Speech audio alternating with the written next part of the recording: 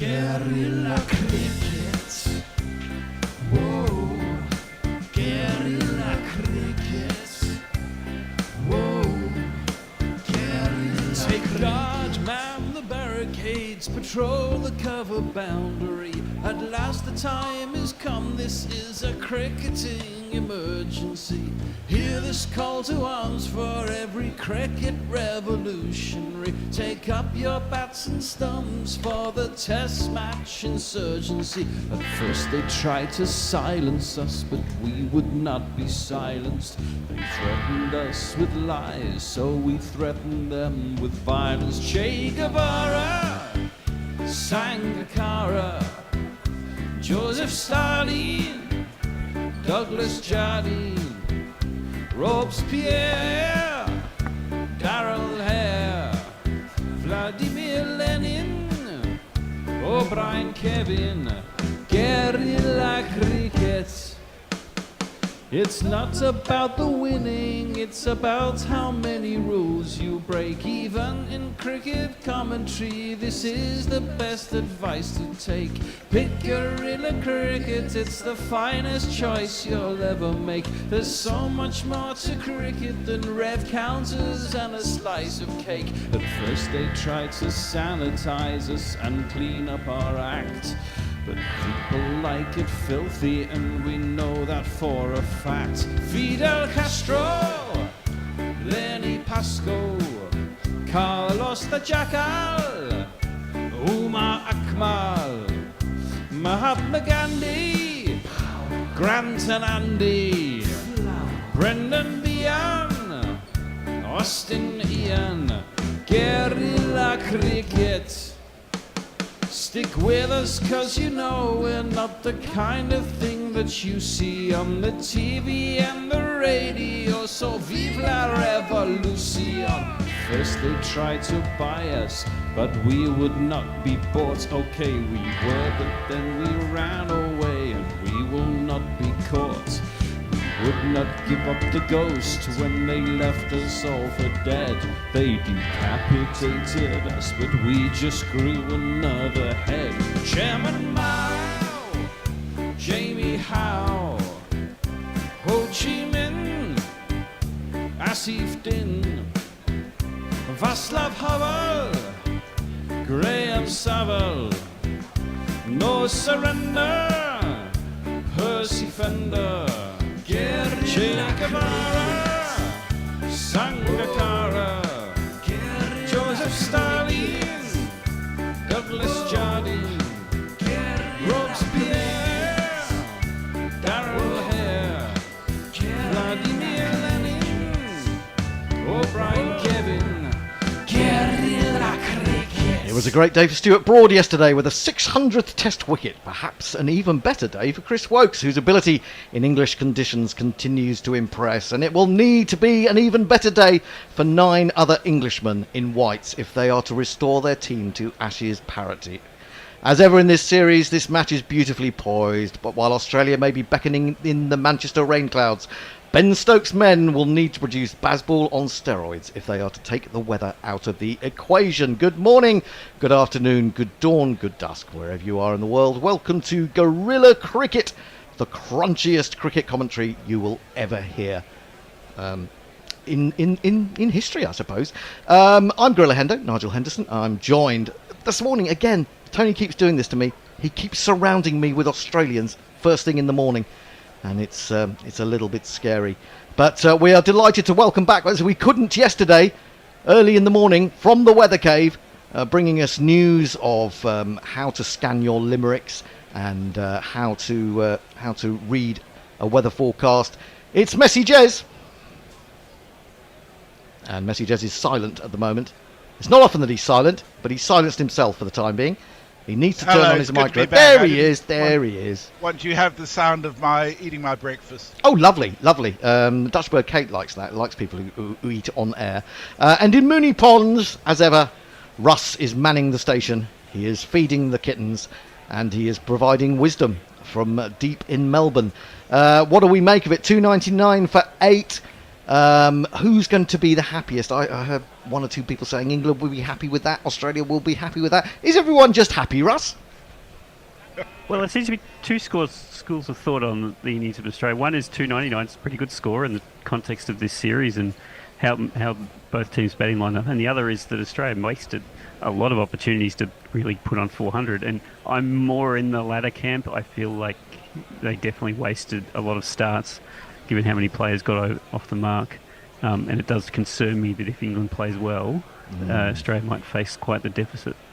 They might, but we do have that horrible, dark, cloudy look on the radar for Saturday in particular. So Ben Stokes has referred to that, Messi, hasn't he, before the start of this Test match, saying that England need to get it done in 3 days. So they're going to have to go some. They need to get rid of these 2 wickets very early this morning and then go absolutely batshit crazy, don't they? Well, they'd be hoping to. They may make 450 off 80 overs, or they may be all up for 130. You never know. Well, that's cheered me up. Thanks a lot. Yeah, they could quite easily be out for 130. That is true. Do you think, as I heard one pundit, I won't name him, saying last night, that part of the reason that we had so many Australians getting in and getting out is that this pitch has enough in it for there to always be a ball with your name on it, Russ? Or do you think that's just making too many excuses for the batsman? Well, not a pundit, but Khawaja seemed to indicate that as well, that he wasn't ever feeling that he was fully in. Not that he was the only one who didn't get in yesterday. Well, yeah.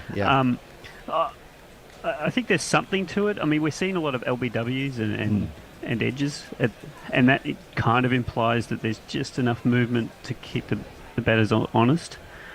Obviously, the LBW's been a little bit easier to get now too than they used to be in the past. Possibly makes a difference as well. Yes, I think 3 of the first 4 went to LBW decisions. There were a couple of reviews yesterday as well. Ben Stokes was being lauded as the king of the reviews last night. But we have 2 men out there. Mitchell Starc has already got some runs on the board. He's 23 not out from 70 deliveries, so he's used up a bit of time. Patrick Cummins is just a single not out from 3 balls. And I shall jingle up those taking part first thing this morning. Paceman Pat, and his baggy green cap. Early in the morning, just before the warm-up, he has to pull out with a dodgy back. Right. And it looks like this man is going to be opening the bowling.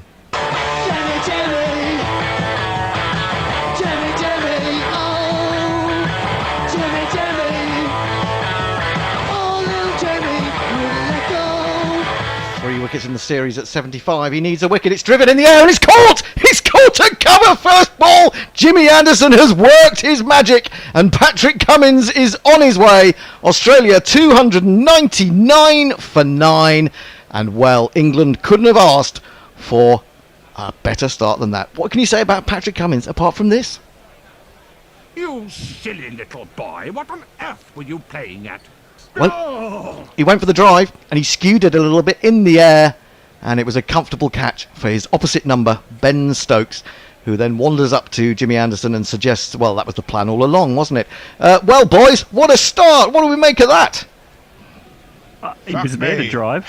I mean, it was full and there to drive, but the problem on the first ball of the day is your feet aren't moving and he wasn't to the pitch of it and all he ended up doing was getting a big, thick outside edge straight to cover, so... Yeah, unfortunate. And Jimmy has a 4th wicket in the series. Yes, you just can't keep him down. He's seen Stuart Broad go to 600 wickets. He thought, he's not having all my glory. And he's picked off the Australian captain. First ball of the morning. Before anyone's even sat down and had the first sip of their morning beer. Or even morning wine. And of course, you could have a morning wine if you were to go to GorillaCricket.com and look at the homepage. You'll see Ricky Ponting is providing us with wine, and he's providing you with wine with a 15% discount. If you go to our website, GorillaCricket.com, follow the instructions, you can get 15% off things like the Mowbray Boy, which is our wine of the morning. I'll tell you a little bit more about that as time goes by, but into the crease comes the Australian last man. It's the walking talking. I'm afraid of Josh Hazelwood. I'm afraid when he bowls. I'm afraid of Josh Hazelwood. I'm afraid. It's not my favourite Josh Hazelwood jingle. I prefer the walking, talking Josh Hazelwood. But he's beaten by this one from Jimmy. It comes back at him, and Bairstow has to dive away to his right to take that. You're rather lucky to get that jingle in, because Hazelwood pretty much just stood there and let it go between his bat and pad. I think he's just woken up, hasn't he? Top of leg stump. Yeah, he's just sort of blinking at the light at the moment. In comes Jimmy again, bowls one that goes across him. Maybe moves away a little bit. Started too wide, and that gives him a chance to have a look at this relatively new ball. It's only 3.3 overs old, so that's good from an England perspective. They will hope that it doesn't get much use and it goes into a box to be brought out in another test match somewhere down the line. 299 for 9. 4 slips. There's an issue, Hendo, with the stream. Apparently the old match is playing in the background at the same time. I will tell the bear. Short, and it hits Hazelwood as he turned away from it. It wasn't a particularly vicious delivery, but he rode it on the body, and it loops up to keeper Bairstow. Let me just shout at the bear. Bear! Apparently the previous match is playing in the background. He's realised. Thanks for that, Messi. Thanks for whoever alerted us to that problem. Bear has managed to turn that off, so you should be hearing just one match now. I mean, we try to provide you with so much content. In comes Anderson to Hazelwood, and this one squeezes away off the outside edge. He's going to get a run. He was rather uncertain whether to take it. Ben Stokes has now found himself at backward point, deep backward point. He's everywhere, is Ben Stokes. 300 up. The Australian fans are applauding. It's 300 for 9. So England have done the first part of the equation. They've got rid of the first wicket. Can they get rid of the second one really early? And then it's going to be fireworks, isn't it? It's going to be fun, that's for sure. There's going to be no shortage of action. So if you're not already listening to us, come and listen to us. Although you won't hear me saying that. If I shout loud enough, will people come in?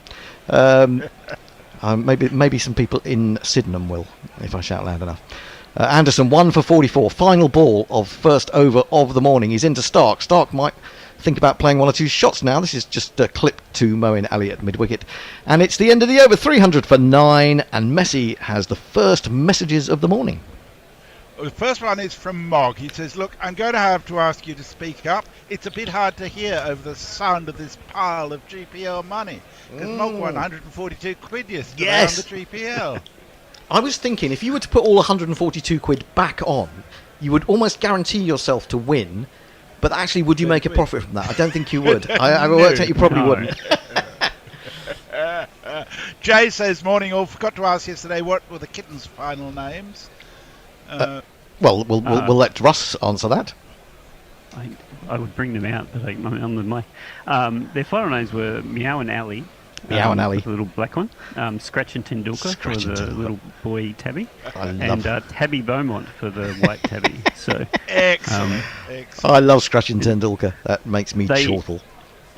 One of the fun things about an Ashes is that it goes long enough that they've gone from tiny little things at the start where we were feeding, and now they're almost ready for dissexing. They're on 800 grams, which is still a smallish cat, but it seems very large when you used to be able to hold them in your hand like this. If I was a little cat and I heard the word desexing, I'd be running. Wokes coming in for his first ball of the morning. Bowls to Hazelwood. Hazelwood presents the full face of the bat, defends it back to him. Chris Wokes bowled really well yesterday, 4 for 52. He's looking for a 5-fer, and I saw that piece yesterday where he was saying, I don't care if I don't play another game abroad. Okay, I'm not very good abroad, but if it prolongs my career in England, for England, then I can live with that. Let's do his jingle.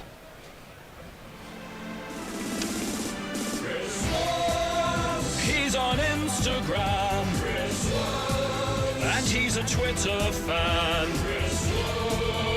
On the Ashes tour, not Ben Stokes, but he'll have to do. Wokes in bowls. Has he edged that one? No, but he's played it and missed it. And Bairstow has taken it. I'm just planning now for the next Ashes in Australia. We didn't manage to pull it off in 2017-18, but I've decided we're all coming. We're all coming to Australia, and we're going to stay at Messi Jez's in the weather cave. He's going to put us up and make us fantastic breakfasts, and then we're going to go to Mooney Ponds to meet the pussycats, and of course 1 or 2 commentators. And And we might go into a few different pubs. set of pussycats by then, but we'll What? You mean because these ones will have found homes? these ones will be ready for homes basically by the end of the 5th test. So Wokes in short, onto the back foot goes Hazelwood, moving a little bit towards the leg side as if he was flinching just a tad. There is no runs. He prods it out into the offside. Been joined by Richard Burton on YouTube, and Messi Jez is saying hello to all of you. Haven't noticed. Phil Schofield, who apparently wanted to meet me yesterday. I hope he's sort of come round from his medically induced coma and is now thinking better of it. He's consuming Ponting wine. Fantastic. Wokes edged and caught, and it's all over for Australia. They've added 1 run this morning. Chris Wokes has a 5-foot, very well deserved. Australia are all out for 300 runs. The crowd says, the crowd says, the crowd says you're out. It's a no ball. Not all out. Oh, fuck me, It's a drunk. no ball. Everyone, forget about that. All come back. It's not all over, which means that Australia will now probably add about 63 for the last wicket.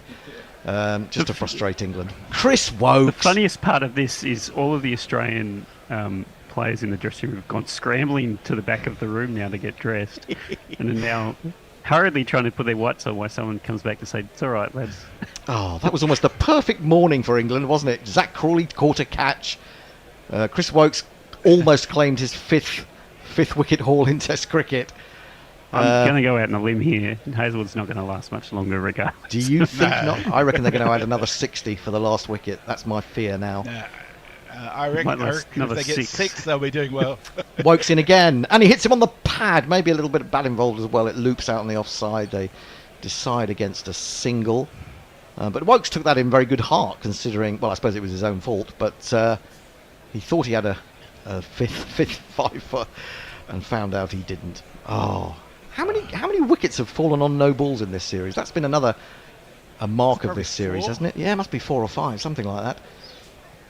So not only do Australia survive, but they get an extra run, 301 for 9. How important will that extra run be in the final analysis? We shall see. The left-handed Josh Hazelwood with arm guard right up to his elbow settles down, waits for Wokes, who bowls just outside the off stump. Maybe a little bit of action coming into the batsman, but nothing more. Left alone through to the keeper. We should say, of course, the GPL is back down at 30 quid, but that doesn't mean you can't get involved, because the more of you that take part, the bigger the pot becomes on the day. So if 1,000 of you were to take part, it would become 530 quid. That's how it works. You go to GorillaCricket.com, competition, and you estimate how many runs you think will be scored in the day for £1 a time. Wokes in, bowls, and defended a straight one, a good length one, and he just flicks it up with his boot. And that is the end of the over. Disappointment for England, but Australia live on. Messi. Okay, lots of tweets. Phil Whistle, early start tomorrow, so it's World Cup, Women's World Cup on the telly and Gorilla Cricket on the headphones. Good way to fall asleep.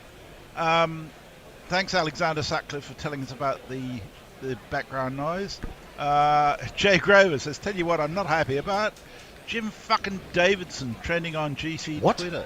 What? I don't Jim know. Davidson? I know nothing. Neither do I. Diana points out Hendo wants to distance himself so much from the Australian. He has 2 of them squeezed into space for 1 and has an empty chair between him and them. I do. I'm left alone. I'm alone in the studio. Would you believe it? I'm alone. Yeah, but what she's saying is that the window on the YouTube screen needs to be changed. Oh, yeah. Bear, come and do your duty. Anderson in, bowls to Mitchell Stark. Mitchell Stark plays this ball on Midland leg into the mid-wicket area. There is no mid-wicket. The screen. There's no... Messi's not on the screen. Look, there's only half a Messi. I mean, half a Messi is better than no Messi. I haven't got time. I've got to do Now the there's half a jingles. bear, I've got to do the GPL. I've got to talk about wine. How can I have time? You're doing nothing. You're just sitting in the green room, bantering away. 301 for 9. Shut up, Bear, and go away. Anderson in to Stark again on middle and leg, and he defends back to the bowl. Bright sunshine at Old Trafford. A lovely day at the moment. It's a shame it's not going to stay lovely in Manchester for the next 3 days. There is some horrible weather reputed to be on its way.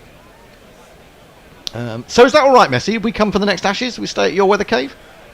Absolutely, I've decided not to move. Good. I'll probably be really old and doddery by then, but hey, who cares? Yeah, who cares? Except for the breakfast, there'll be a rota for cooking breakfast. Oh, well, they've got a man. We've got everyone back on the boundary, allowing a single, apart from people in the slips. But Mitchell Starc decides not to take this one as he drives up to long on, and I feel that Mitchell Starc is not a good enough player to be refusing singles. yes, Josh Hazlewood.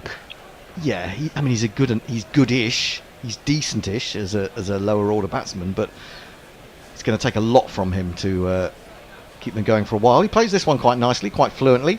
Maybe a hint of thick outside edge out to deep backward point. And again, he refuses the single with 2 balls remaining in Anderson's 19th over. 301 for 9. Hazlewood 1. Starc hasn't added to his overnight 23. He could have done if he chose, but at the moment is turning down all opportunities of a single. He'll be looking for one off this ball or the final one.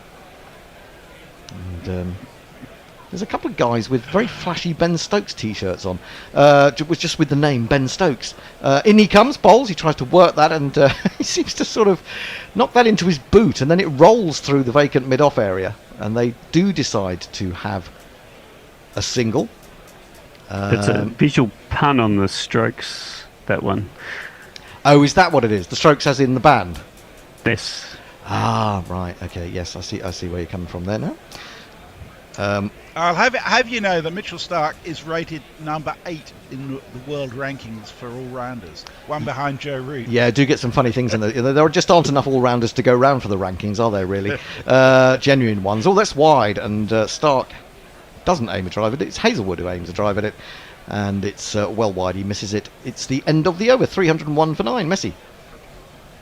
Indeed. I'm Breno Overs this morning, wonderful GC. He's told us. He and Jonathan Shawland also told us about the background stuff.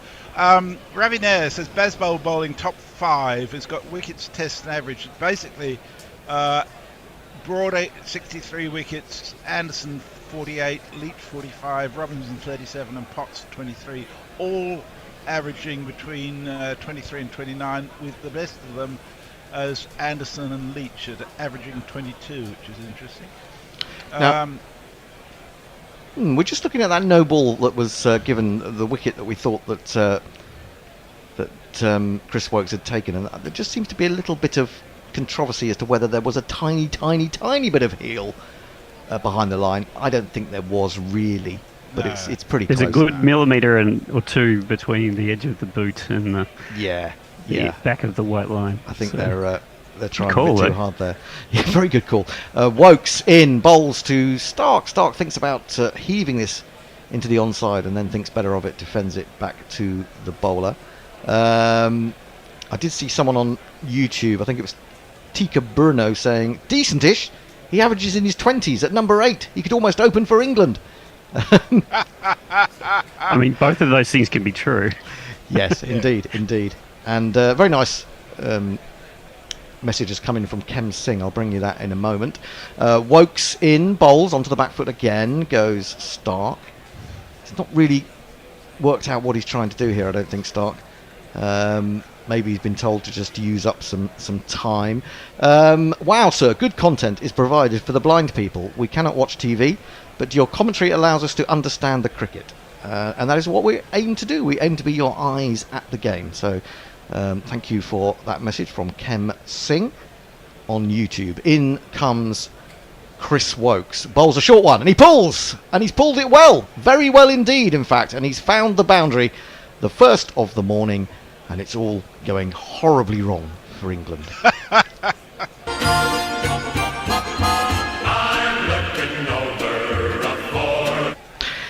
And Rick, that was a decent shot. It was a good shot. He's very good at that shot. I mean, he's good at anything to heaved over mid-wicket or backward a square.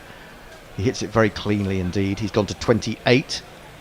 Australia 306 for 9. Frustration for England. Wokes needs to produce another magic ball. And he's in and he bowls and he drives. He drives nicely. He's going to allow Josh Hazlewood to face 3 balls from Chris Wokes as he takes the single up to long off. 2. And that's 307 for 9. Stark to 29. Hazlewood just a single to his name. Stuart Broad has the ball in his hand. He's fielding it mid-off. He's underarmed it back to Chris Wokes, who's putting quite a lot of work on the ball. Is there some sentimentalness going on with the captaincy here to give Anderson and Wokes the ball and not Broad? I wonder, actually. This is short, and Hazlewood backs out of the way of that one, lets it go through to Bairstow. Well, I think it was a kind of sentimental decision to include Anderson anyway. I mean, Old Trafford coming to the end of his career. It's very difficult to leave him out when he's been so fantastic for England. I'm a little bit disappointed Josh Tongue hasn't had a go, but you have to go back to something that Ricky Ponting said. If you've got Jimmy Anderson there, you're bowling him, aren't you? Wokes in again. Bowls. Oh, has he edged that one? No, but he's played very close to it and is beaten by it. And through it goes to the wicketkeeper once more. Yes, but I mean, that said, he has got the wicket this morning, hasn't he, Jimmy Anderson? First ball, and Wokes should have had one. He has, that's true. And Wokes is obviously looking for a 5-foot, but I kind of feel like I'd rather have Broad bowling than either of them. Do you know, I don't know whether you agree with me, but I was saying pretty much all day yesterday that they were underutilising Broad. Hattie on our one of our commentators on the WhatsApp group was saying, well, he was going for quite a few runs, and he did early on, and he did from 1 over later in the day. But generally, I thought he was pretty good, and he always looked to me as if he might get a wicket. So I felt 14 overs seemed like a kind of poor return. I think Ben Stokes was just trying to be a little bit too clever yesterday, taking bowlers off when they just got wickets, which to me is not the best time to do so. Anderson back in, finds the outside edge, and annoyingly, that's probably going to run down to the third man boundary off Mitchell Stark's outside edge for another of these. I told you it would cost us. They've already added 11. We've gone well past the 6 that Messi and I said. Oh yeah, right, yes. They've gone to 11. They've only got another 52, and that will be the 63 that I forecast for the final wicket. The Australians in the crowd enjoying that. They're all signalling for 3 slips. The third man has maybe gone a little bit finer now. We do at least have a third man, as Anderson is in again. Bowls and driven in the air, but driven well past the outstretched hand of Jimmy Anderson. I thought he was going to go for 4, but Broad has just come into camera from long off, and they've picked up another 2. This is going to be annoying England, even if it's just little 2s here and 1s here and there. They're going to be thinking back, oh, we could have had them out for 300. Each run is a dagger in the heart of Chris Wokes and his overstepping front foot. Can you have a dagger in the heart of the front foot? I don't know. Do foots have hearts? Do foots have hearts? That's the question. 3-1-3 for 9. Stark now on to 35. There's Mark Wood, of course, waiting in the wings. As Anderson is in again, bowls, and nicely played by Stark into the offside. There's no one saving the single, but he opts not to take it. So he remains on 35 from 83. Hazlewood just a single from 14. And we've got a really Hazlewood was pretty keen on that with that single. He was told to go back. I think he fancies Anderson more than, well, the potential of Mark Wood or Stuart Broad coming on fairly soon. We've got a really packed studio today, I have to tell you. I think we've got 6 of us in Sydenham. Anderson in, short, too short, and defended back to him quite comfortably by Stark. Into the 88th over of the innings. And what looked like being the perfect morning for England, just growing into a sense of frustration. It's only 13 runs. Yeah, I know, but you know what I'm like. You know what I'm like. 13 runs, it might be 300. Down the leg side. A rolling Johnny Bairstow takes that one. And there is no run. Well, if they're doing it at 1.5 and over, it's going to be a very long 300. It's going to be a very long 300. Yeah, I mean it just set the day up, didn't it? That second wicket, should it have stood, and England would have been running off. They would have had a bit of a momentum with them, and that would have taken them in. Presumably, Ben Duckett and Zach Crawley would have come out all guns blazing. This is angled across the left-handed Mitchell Starc. He leaves it alone, and that is the end of the over. Australia 313 for 9. Hazelwood 1, Starc 35, and Messi has more messages. Joe says, I often have my doubts about the effectiveness of democracy, but the kittens' names have restored my faith in the process. Also, fuck sticks. Yep. Farong says, greetings all, hope everyone is well. State of play day 2. Australia are batting the average... Australia are the batting average of the Don, 99.94, to retain the earn. England would need both wickets, got one inside 10 to 15 minutes, then play T20 with the bat and declare at lunch to try and declare at lunch by Stumps. I think declare at lunch might be a bit early. Maybe tea, maybe an hour after tea. But they're going to have to go absolutely the clappers, and presumably Australia will go very much on the defensive if that should happen. Wokes in to Hazelwood. Hazelwood pushes at that one, but annoyingly fails from Wokes' point of view to get the outside edge through to Bairstow. I mean, they've got to bowl at the stumps surely to Hazelwood. He's not really even protecting them. Yeah, he's not going to get an LBW very easily, though, is he? Unless he swings it back into him. That one's going away. He has got movement off the pitch, Chris Wokes, in this innings. Well, he won't get an LBW to Hazelwood because he's not even standing in front of the stumps. So. Oh, that's true. Well, it'll be going down the leg side, won't it? Yeah, it'll hit him outside. He goes onto the back foot and he crashes this, and he crashes it well. Stuart Broad has got to chase that, and I'm not sure he's going to catch up with it. He possibly will, just about, slides and pulls it back, but Hazelwood is presumably going to get through for a third. Australia moved to 316 for 9, and Hazelwood is on 4 now. Irritating last wicket partnership worth 16 for Australia. That was a bit too short from Wokes, gave him a bit of width, and even Hazelwood, with his limitations, was not going to miss out on that one. Well, he's got his eye in now. Absolutely. He's been out there for about 20 minutes, hasn't he? 20 minutes plus. 3 slips. There's a gap between second and fourth. There's a third man. There's a deep point. Deep, but not completely on the boundary, long off. So they're not expecting Starc to go over the top of long off. In comes Wokes, bowls to him onto the back foot. He tickles it into the onside. Wokes has got to do his own fielding, and that's like playing in the back garden, isn't it? And Starc comes through for a single. I just realised, because my mother's house is about to be sold, and it's the house that I was brought up in. I need to go back out into the back garden, although it's overgrown, and retrace the steps of my run-up that I used to use to bowl the ball against chalked stumps on the bit between the dining room and the kitchen, just for one more go. Gave me a very strange run-up in cricket, to be honest. Very angled. This is short, and Hazelwood backs away. Through it goes to Bairstow. Did you guys, used to bowl on your own in the back garden, the backyard, as you guys tend to call it? I would drag my sisters out to did play you? against me.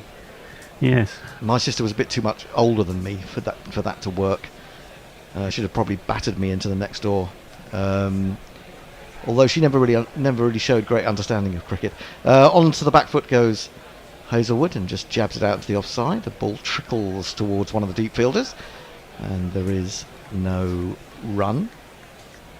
So he used to run on an angle. Who's that? Is it Chahar, the bowler in the IPL, the Indian bowler, who comes in sort of from behind the umpire, but then still bowls right arm? So I had to bowl like that, past the garage, and then towards the back door and the dining room. Wokes in bowls. I'm sure other people on Twitter have got similar stories. It's played out to the onside. There is no run. It's the end of the over. And Australia are 317 for 9. Get in touch and tell us how you used to practice in the back garden, or still do. A few quick ones. Muttley says, Wolf morning primate. Sorry I'm late again. Why aren't England on 100 runs already? I yet? know. Love 'em sausages. I know. Derek Willis says, good morning from coastal North Carolina. Mog wants an update on the Austria versus Jersey T20, which isn't actually in the Cricinfo stuff. Isn't it? Yeah. That's weird. Jay Grover reckons he's ranked number 12 in the all-rounders list. Yes. Leo says, I get the feeling that the bear will devour Hendo this autumn in preparation for his hibernation. Well, I'm just wondering. I'm wondering whether the bear's going to come out with another cracking anecdote like he did late yesterday. Here's an excellent one. Al Armstrong Brown says, feet don't have hearts, but they do have souls. Oh, very good. Very, very good indeed. Well, Brilliant. Austria is 6 for 71 against Jersey after 12 overs. Jersey's a much better side than Austria, so Well, it would. that is. Yes. I mean, Ireland are very much favourites in that tournament, aren't they, to qualify for the World T20? From what I understood, Paul Sterling is going to be Ireland captain, and there's going to be a change in the bowling. Jimmy Anderson is coming off, and into the attack comes this man. Do you know Mark Wood? Yes, he is an England bowler, quite good and pretty quick. So just a normal guy? Of course, except for just one thing. What? He thinks that he's a horse. Right. What? First ball, Stark swings into the onside. Well, looks to swing into the onside, makes no contact, hits him high up on the pad. An appeal from Wood, but I imagine it pitched outside leg, and if not, it was going well over the top of the stumps, because it's hit him above the pad, more on the thigh pad. But Stark is looking to play some shots now. He's on to 36, 317 for 9. Annoying little partnership for England. And Wood turns at the top of his run and approaches past Nitish Men and bowls a short one. But Stark drops his hands and allows that to pass through. 317 for 9. Australia should or could have been out for 300 as England started the morning so well. First ball of the morning, Pat Cummins hit the ball in the air straight to Ben Stokes at cover. Then Josh Hazlewood edged to Zach Crawley, but we had another look at it, and by millimetres he had overstepped the front line, had Chris Wokes, and so England's toil continues on another sunny day with a few dotted clouds at Old Trafford. Wood is in again outside the off stump, nicely stroked by Mitchell Stark, but I don't think they're going to take a run as it rolls out to deep cover. Indeed they're not. And of course it was Wood who got rid of Smith yesterday. And at that point you thought, well, we got through Smith. That's an incredibly good wicket to get. And England would have been full of beans, but they didn't really follow it up. Weren't able to sort of string one or two wickets together until quite late in the day when Wokes got those two in the same over. That brilliant catch by Johnny Bairstow, of course. Wood in again, bowls to Stark, and Stark stands there, a tall man, plays from the crease quite comfortably. Not a lot of pace in this pitch, even though Wood was up at 90 miles an hour there. Still remains. I can't help but think with that Bairstow catch that a better keeper wouldn't have made it look quite so difficult. Well, I've seen people say that, and I think I think it's a bit harsh on poor old Johnny. I mean, he's taken a lot of stick, and I mean, it looked a cracker. I mean, good on him. If he managed to make it look really hard, I think well done. I mean, he's kind of wrong-footed, but I feel like other keepers might not have been wrong-footed. So, anyway. Yeah. Like also, I saw David Gower being quoted in a piece saying, well, this whole thing with Johnny Bairstow, he's making out that Ben Foakes is some sort of wicket-keeping god, and he does drop catches from time to time as well. Well, of course that's true, but he probably doesn't drop as many as Johnny Bairstow. It'd be hard to, wouldn't it? It would be quite hard to, since it's been 30% of the chances in this Ashes. This is just steered off his shoulder really by Stark down to Moeen Ali at long leg. Well, that's very odd, because that was the second last ball of the over, and he's not even going to give Hazlewood one ball. Well, let's see what he can do with Wood. I presume Wood is going to maybe, if he's not going to try and bowl the wicket-taking ball, he's going to bowl a short one that Stark can't get hold of. Fourthie is loitering. He's loitering He's going to be on. Intent. He's going to be on Okay, so- social shortly. Why has England still got a spread field with the last ball of the over? Oh my God, they haven't thought this through, have they? I think they've gone No, to they sleep. haven't. They've gone to sleep. I'm afraid to say. We will have a change at the end of this over. Forthy will be coming in. The Bear will be doing ball by ball. And Anthony. Is Anthony in Mooney Ponds or is he... He is. He is. He's sitting Brilliant. to my right. Okay, excellent stuff. Taking over after this ball. Wood in again to Stark. It's a short one and he decides to leave it. And so it means that Hazelwood will have to face, well, potentially a hole over. But we shall see how that goes. Right, thanks to Russ, thanks to Messi. We'll have a little bit of a change. But also a reminder of how you can help out Guerrilla Cricket, because we have bills to pay. Muttley is next, Forthy. Thank you. There's lots of opportunities to support the Gorillas. Patreon or buy some merch and enter the GPL. We've got the comms, you got the ears.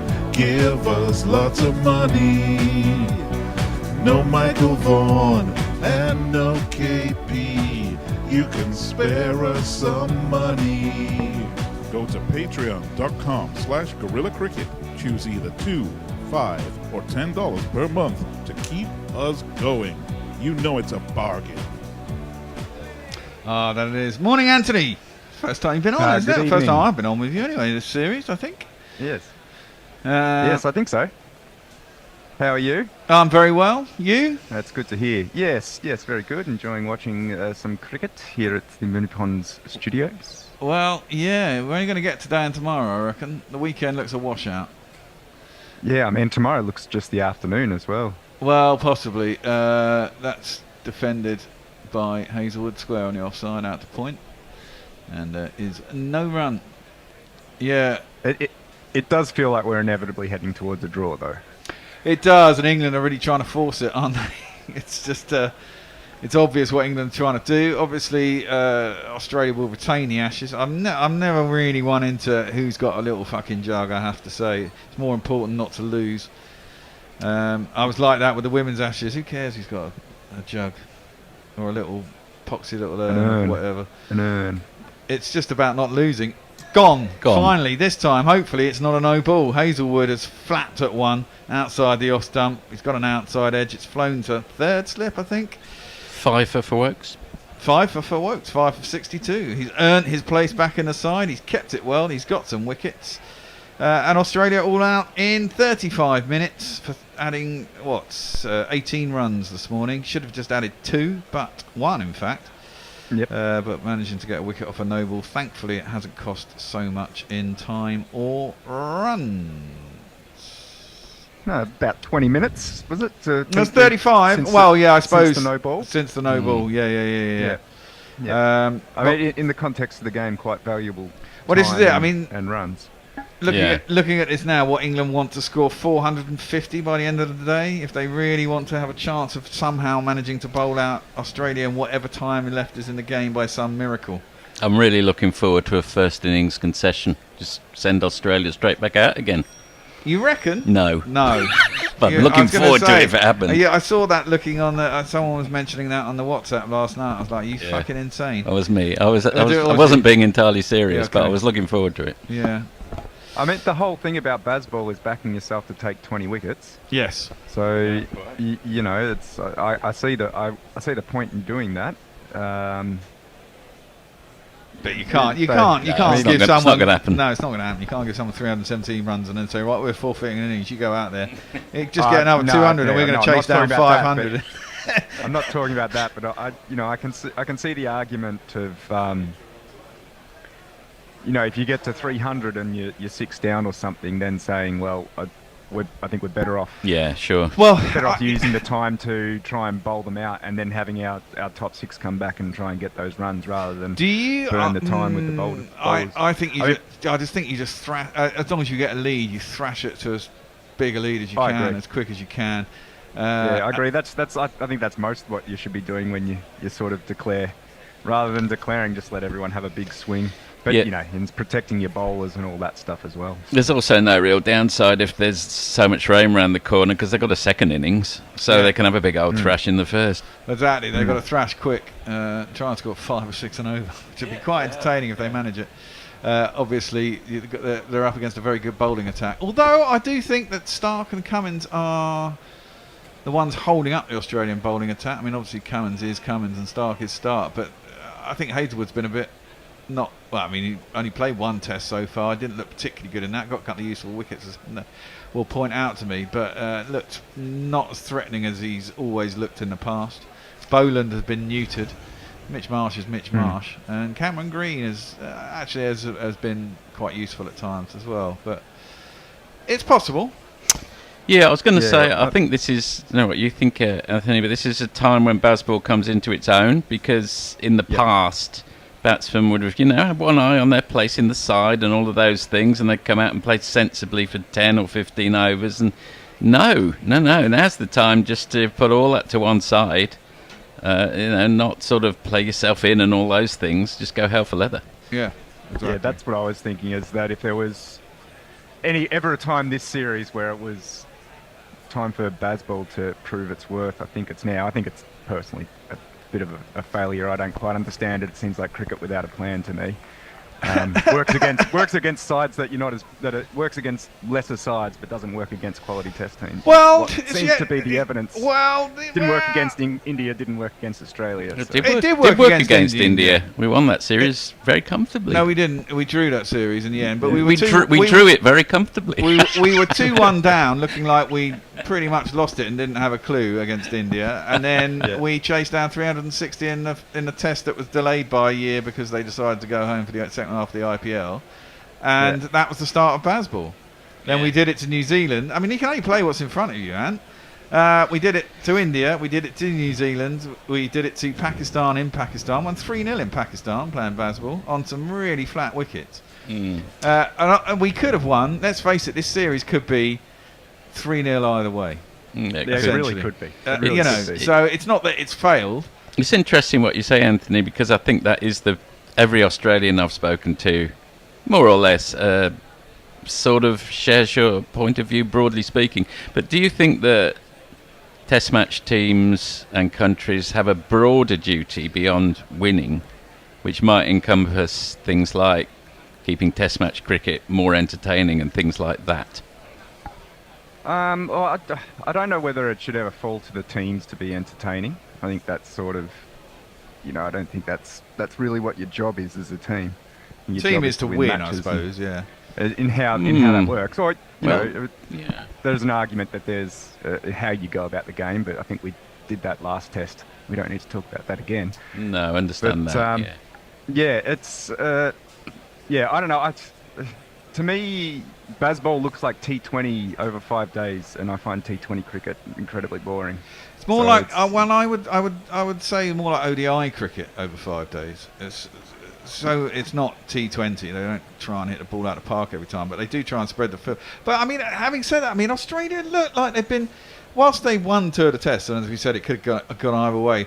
They look a bit flustered by it, and they're very defensive against it, and they always look like they're kind of backs against the wall, trying to figure out what they should do to kind of counteract it. And I guess you can't say results don't lie, because they're 2-1 up. But there is that. I don't know. So this series is my first experience watching it, and most notably for me, this is how it looks like to me. This is what it looks like going on: is that every ball is its own little contained unit of activity, and you're playing every ball on its merit. With your batting, you're trying to hit every ball. If you're bowling, you're trying to take a wicket every ball. And I just don't think that's what Test cricket is about. I think it seems like there's been long periods of time when England have been bowling without plans, and it seems like likewise there's been periods of time where they've been batting without a plan as well. Well, I guess the plan is to score quickly. It just occasionally falls apart, and therefore it looks like no plan at all. Which is fair enough. It's a fair enough comment. I think the plan is more broadly the removal of fear, and I know this has been discussed before. I mean, Zach Crawley's still there, and maybe he'll turn into a competent opening batsman. It's a hell of an investment. But certainly when one thinks back to the 90s, in particular, No, people were so unsure of their place in the side because they were so fearful. I mean, Mark Butcher was captain for one Test match and dropped for the next. Even better example is if you go back to the 50s and particularly the leagues in the 50s. CLR James talks about this in Beyond the Boundary, how because these guys in the 50s are playing in the leagues and they just need their weekly paycheck, a solid 30 not out is better than 50 this week and a 0 next week. Yeah, good point. A 0 will get you dropped, 30 won't get you dropped. Yeah. If you're paying for your place because your place is paying for the gas bill. That's a really good point. I mean, I think this is a sort of triumph of the collective is another way of looking at baseball, which, funnily enough, with Australia's belief in egalitarianism, might in some ways appeal to them. Yeah, I think that's about as mythical as us being late. I better get a couple of tweets in before we kick off. Mog, no backyard play for me. That's what driveways are for. Yeah, this Australian quarter-acre house is very conducive to playing cricket along the side of the house, next to the wall. We used to do it when we were kids. Furlong, with Saturday looking as if we washed out, the only option for England is to declare at lunch. 16 overs to face, try and get to 160 to 200, declare and try to bowl Australia out by stumps. This lunch declaration's a popular theme, isn't it? He's also imploring me to renounce the motherland or wear a bucket hat. Well, maybe. I'll wear a bucket hat if England win this Test match. Jay Grover, everyone has a plan until they get punched in the face. Well, yes, indeed. That's the old Mike Tyson quote, isn't it? That's if I missed any. Oh yes, Leah. Teams don't have a duty to keep Test cricket entertaining. I would happily watch 2 teams made up of 11 Shaper Jaras each.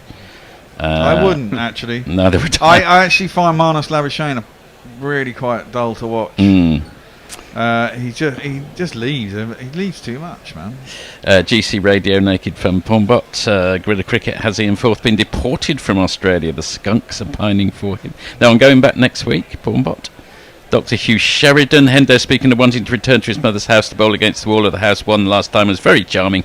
Made me recall my elderly father asking me to park on Falmouth seafront so he could use a public toilet he visited as a child. That's brilliant.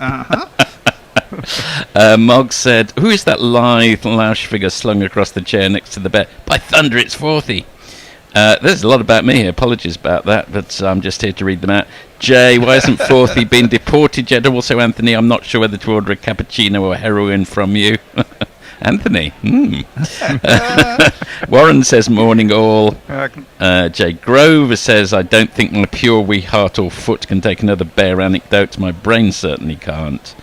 I didn't tell it very well. You have to listen to it on the... Do I? I'll have a listen, it's quite funny, though. And finally, Mog, unless I've done this one before. No backyard play for me. That's what driveways are for. Oh, and finally, Muttley von Eric. Is it too soon to point out that it was a good thing the opening match for the Women's Football World Cup didn't end in a shootout? Well, it was 1-0, wasn't it, to the Black Ferns, or whatever they're called? First game they've won in the World Cup. Yeah, and they beat Norway, which is not a shit side. That's for sure. Exactly. It starts at like 7:30 in the morning here. It's all right actually. I get up and it took over for the news, which was quite handy. I'll play you some jingles after the first ball. The first ball is going to be bowled by an unnamed left arm swing bowler who goes down the leg side, comes off the hip. I think. Has it gone for 4? Oh dear! When it must have come. It's gone for 4. It's gone for 4. So I didn't come off the glove. I thought it came off. Sorry, it must have come off the glove. I thought it came off the hip of Crawley, but it's gone for 4. 4 on the floor. And it was. More 4 than the 4 before. That's what 4s are for. To get funky on the dance floor. Fine margins in this game because that could have been a strangle down the leg side by.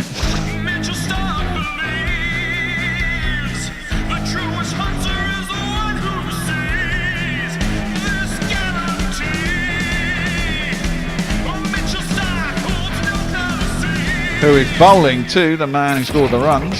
Zach Crawley was a cricket player, a damn good cricket player. But he was moved. He's facing up to the second ball. Swings into him again. He clips that sweetly square down towards Hazelwood, who's a long leg, and probably get back for 2. Wicked amount of swing on that. Yeah. he does tend to get that, doesn't he? If he gets it right, it's bloody lethal. That's the problem with Mitch Stark. And the other batsman is...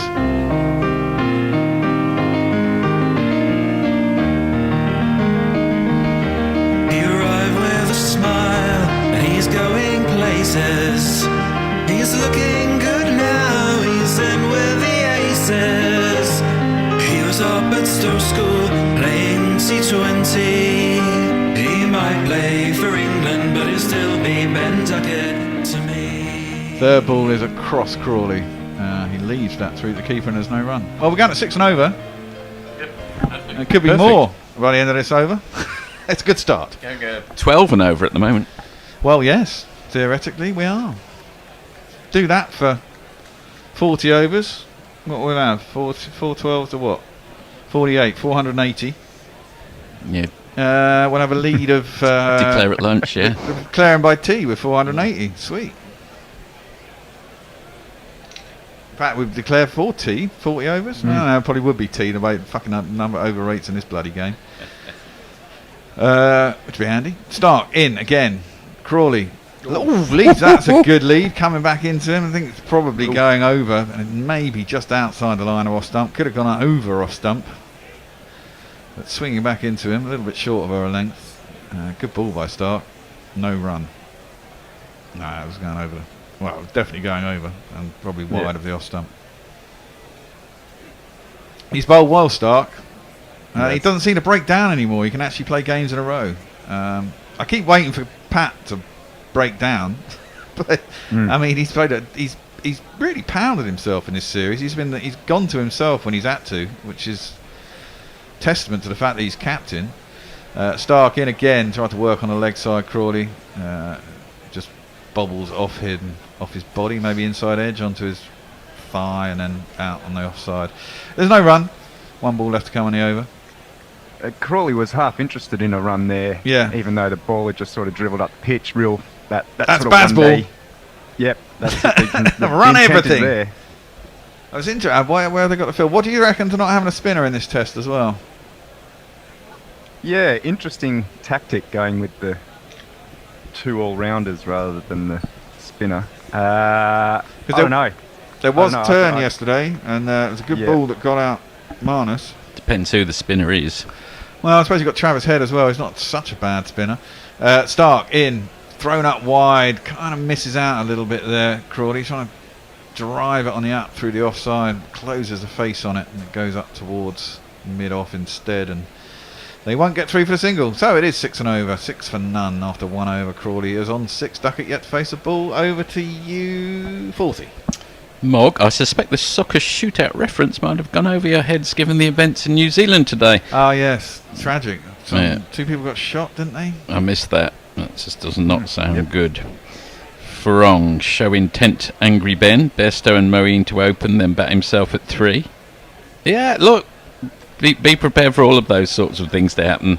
I think expect surprises here. David Barrett, after much consideration, I believe that England should go harder. And he's always wanting them to go harder. He always wants to go harder. Go harder! And Jay Grove, a serious cricket question. Why do many commentators consider strangle down the leg side an unlucky dismissal? Also, 40, I'm pretty sure I did not type a heroin. I think it's unlucky because generally it's quite a bad ball. I know they kind of bowl for it now, but I mean, if it's on your hip, on the leg side, I mean, more often than not, you're actually going to get something on it to get it wide enough for the keeper and generally get 4 runs. It's a pretty bad ball, especially if it's length. Hazelwood bowls his first ball to Duckett and there's no run. What's the origin of the word strangle? I mean, it doesn't look like a strangle. Well, maybe we should speak to our cricket historian down in Australia. Where does strangle come from? The strangling down the leg side or strangling itself? No, strangling down the... Obviously. Not back to the Romans. Strangling down the leg side. I don't know. I don't know. That's not something... I think it's a newer thing, definitely. It's not something I've come across, but it's also... I don't think it's something you would write either. No. Well, we all know it. Defended rather late by... Duckett goes into the ground. He looks behind him, looking to see if it's going to go back from his stance. We should have a jingle for the new man. We managed to get Hendo's favourite, although I can't stand it. He's a walking, talking Josh Hazelwood. Walking, talking Josh Hazelwood. Walking, talking Josh Hazelwood. Yeah. Anthony, do you think Australia should have appealed there for Duckett picking the ball up? Maybe. I do. I don't think that's okay to do that. That would have not gone down well. Yeah. Hazelwood in, worked into the leg side, thinks about a run, Duckett, but it's not there. Very straight. I mean, Hazelwood. it wasn't going near the wickets, so that's fine. Oh, yeah, but also his Best wasn't looking for a run either. his reaction was one of worry and concern. It wasn't. Yeah, I don't know. I don't think that's okay to do that. But yeah. No. Do you appeal okay. it? I don't know. No, definitely not. Yeah, okay.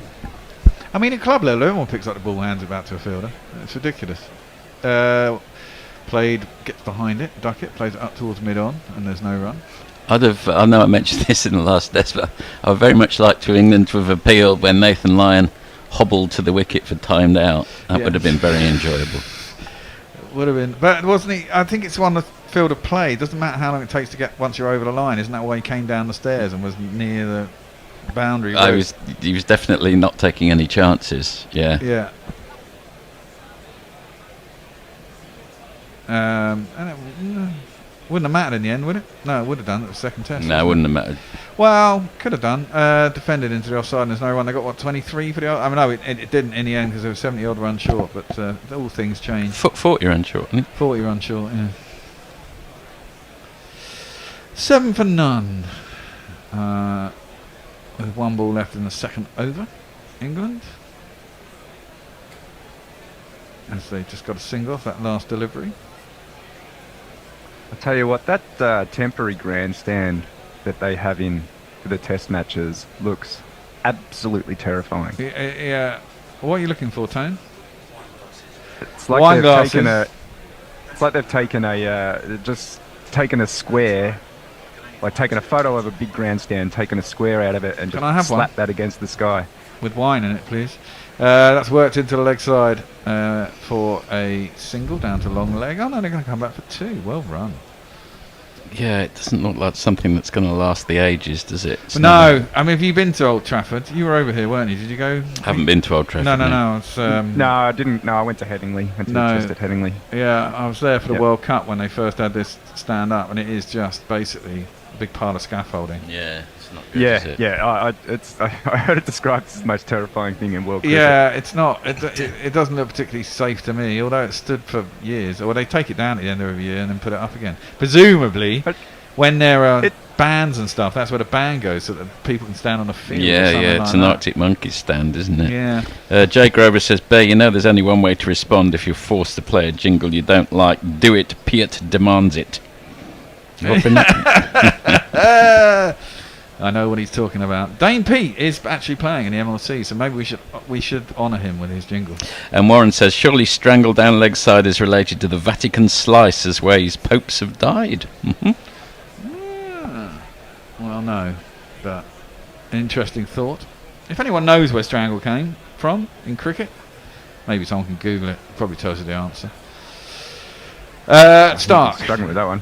He's going to come in for his second over. Oh, into Duckett. Is he gone? I think he's gone. He must have gone. That's out. Yep. It is out. I don't think he got anything on it. I thought he missed it. But swing, and Duckett, just prodded at it. And probably didn't need to prod at it because it was swinging away. It was outside the line. It was off stump. Which means that Moeen's going to come in against a really big swinging ball left-hander. I thought he was late on the shot. I didn't think he was anywhere near it, but clearly he was. They all heard something. They all went up. It was very obvious. And, England, they're certainly basballing it. The crowd says, the crowd says, the crowd says you're out. One down. Lovely. Thank you, Tone. What's today's wine? It's Mowbray Boy today. This is one of my favourites, actually, Mowbray Boy. It's Pinot Noir, and it's very, very, very tasty. What valley? I love a good Pinot. Tamar Valley. It's very good. It's almost like blackcurrant. You can just keep drinking it and drinking it. It's very tasty. Yum. Right, so, first use of strangled down the leg side I can find is from 1993 in Scotland. Really? As late as that? Yeah, like it's quite an. Well, firstly, I mean, this is a limited amount of information that I have. It's like I said, like I was saying, it doesn't sound like something you would write. It's more of something you'd say. Yes, they often say that Shakespeare invented words, whereas he probably didn't. Yes. He was just the first recorded version of it, wasn't he? Yeah. So, yeah, there's a lot of things about Shakespeare that are dodgy. Oh yeah, you reckon it wasn't Shakespeare? You're one of those. When East Kilbride had to bat, the only failure came as Kenny Badcock suffered the embarrassment of being out first ball, strangled down the leg side. I'm not sure that's embarrassing, being strangled down the leg side. Wasn't that what we were just talking about? Yeah, well, yeah. You know, is it an embarrassing way to go out? It's not embarrassing. It's an annoying way to go out. It's not. Yeah, it's not embarrassing. It is annoying. I mean, it should be runs every time, really. I mean, I know both of them would always say, "It's perfectly legitimate. No problem at all. Perfectly legitimate way to get a man out." Yeah. Well, that's both of them for you. Turned into a fat tub of lard. He's really annoying, selling foot massages or something. Stark in. First ball down to Moeen, who comes in at 3, of course, his new pace in the side. He's batted here before for England. I don't think he was particularly successful. I think he was 3 on an Ashes tour in Australia, in fact. I think that was the experiment with him at 3. They've tried everybody in Australia at 3. Why can't I find Moeen? It's got to be here somewhere, because we played him loads. Mog wants you to play the fucking wine jingles, by the way. Oh, right. Moeen jingle. Here's a Moeen jingle. So no history of using strangled down the leg side in print in Australia either. No. Oh. I'm begging of you, please don't take third man. Moeen defends his second ball. There's no run. Apparently he's been having a lot of nets facing up to new balls. We'll see if it's worked. It's a good idea to have nets before you go out in a test match. Well, yeah, in between the tests, I think he's had quite a few nets with against the new ball, as I said. So getting used to a shiny ball that does a little bit more, comes on a bit quicker, probably. I mean, he used to bat 3. He got an average at 3 in first-class cricket, 48. So, you know, that's on to his pads. Tries to work it on the leg side. Doesn't get anything real on it. It just clunks off his bat down past where short leg would be. It's fielded by the bowler, and there ain't no run.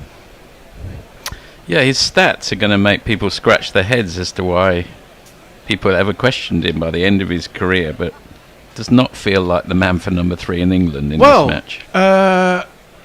Apparently, if he scores, I think 12 runs today, or 18 runs, he gets 3,000 runs and 2,200 wickets. And I think there's only like 6 or 7 all-rounders who have got stats as good as that. Very, very ahead few. of him. So, yeah, flashed at. It was there, but it was moving away, and he seemed a little bit late on it. It was a length ball outside off stump, a little bit wide, and it was shaping away as Stark want to do. And Moeen went for it, missed it. So, Anthony, you could probably join in on this. I'm going to go for ahead of him, Botham, Flintoff. No! Not Flintoff. Flintoff. Well, Flintoff might be ahead of him, but he's quicker to this mark than Flintoff. Stokes. Ooh, I don't know. Well, Stokes got 200 wickets. I'm not sure he has. Greg. Illingworth. Well, probably Imran Khan. Oh, I see. Beyond England. Oh, yeah, right. yeah. Beyond England. Okay, right. That's okay. onto the legs of... I'll broaden my search field. Yes, you should do. Capel Dev. Jack Gregory was a down to long leg for a single. Oh, Jack Gregory. That's good to Yeah. Is that the end of the over? Are we out? From the 20s, so discovered real interesting story, Jack Gregory, which you can read about in my book, From Darkness into Light. Oh. The war heroes who's helped save cricket from oblivion. Yeah, no, so the Gregorys are a famous cricketing family, and he didn't really want to have a part of cricket. And then Plum Warner found him. Convinced him. The war, and said, "You're a Gregory. You've got to be playing. What are you doing?" Fair and enough. Went on to have become one of the greatest all-rounders of the 20s. We're due a change, Anth. I think we are. Is that what we're doing that now? We're doing that now. Messers is supposed to come in and take your place. Ooh. Hazelwood starts a new over and beats Moeen on the outside edge, 10 for 1. Hello, Grubby here. How are you? I'm very well, thanks. How are you? You're wearing a bucket hat. Hang on. Oh no, here he is. Messers is. I've had this for years and it's just become fashionable, so I've dug it out.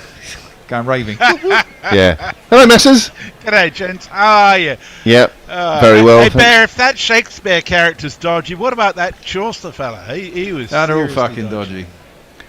Writers and poets. Yeah.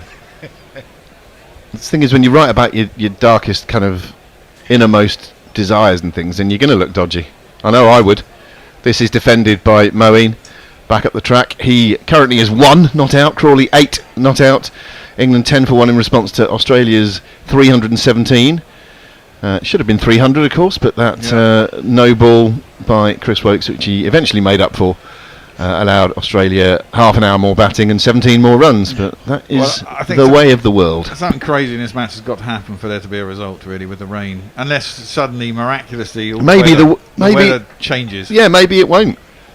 Another ball outside the off stick, which Moeen just watches through to the keeper this time. Yeah, maybe it's maybe the weather forecast for Saturday isn't accurate. We're still a couple of days away from it. Messers, have you got your weather app working again? Yeah. Occasional showers tomorrow. Sunday's going to be a write-off, Saturday's going to be a write-off. Sunday's going to be a bit pretty damp the way things are looking. I still hold out hope that it's not accurate for Saturday. We're still far enough away for it to be able to change. Like last weekend when we all went to Swanage, me and my family and friends, defended by Moeen, no run. Because people were getting in a bit of a tizzy that we were going to have 50-mile-an-hour winds and, can we do the barbecue and it's going to rain. And as it turned out, it was quite windy, but sunny both days and we're on the beach both days. So screw you, weather. Yes. But it can blow through quicker. That's true. Looks like a good day to bat today. I think we can get on it. Yeah, it started relatively quietly. Zach Crawley went off at a rate of knots via a slightly sketchy glove down to long leg off the first ball for 4, but fairly quiet since then as Moeen drives to mid-wicket and can't get a run. Is this the day that we see Moeen in Gower mode?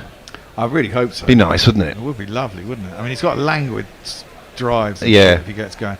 But by the same token, there, Moeen's at number 3. He's averaging 16 the last 5 years. But as I was just saying, his first class average at number 3 is 48. He's only had 8 innings at number 3 over all that period of time. He's been up and down. Well, that's enough to get an average, and the average is 16. Yeah, true. Hazelwood over the wicket to the left-handed Moeen, who defends from the crease back to the bowler. And admittedly, one of those series was in Australia against the team he is now playing with a lot of the same bowlers. So, yeah, there is something in that. But I've always had faith in Mo. Good. Someone has to. So I think you're right, Messers. It looks a decent track. I wouldn't say it's one of those flat roads at all. I think there's a little bit of grip in it, and it's not necessarily the sort of pitch that you can drive with gay abandon through the line, because you might get unstuck and get caught at cover or something. That said, I think there are runs to be had, and with the weather as it is right now, these next few hours might be the best time to bat in the match. Curtailed as it may be. Anyway, you got anything on socials there, Messers? Well, I'm not entirely sure where Forthy got up to, but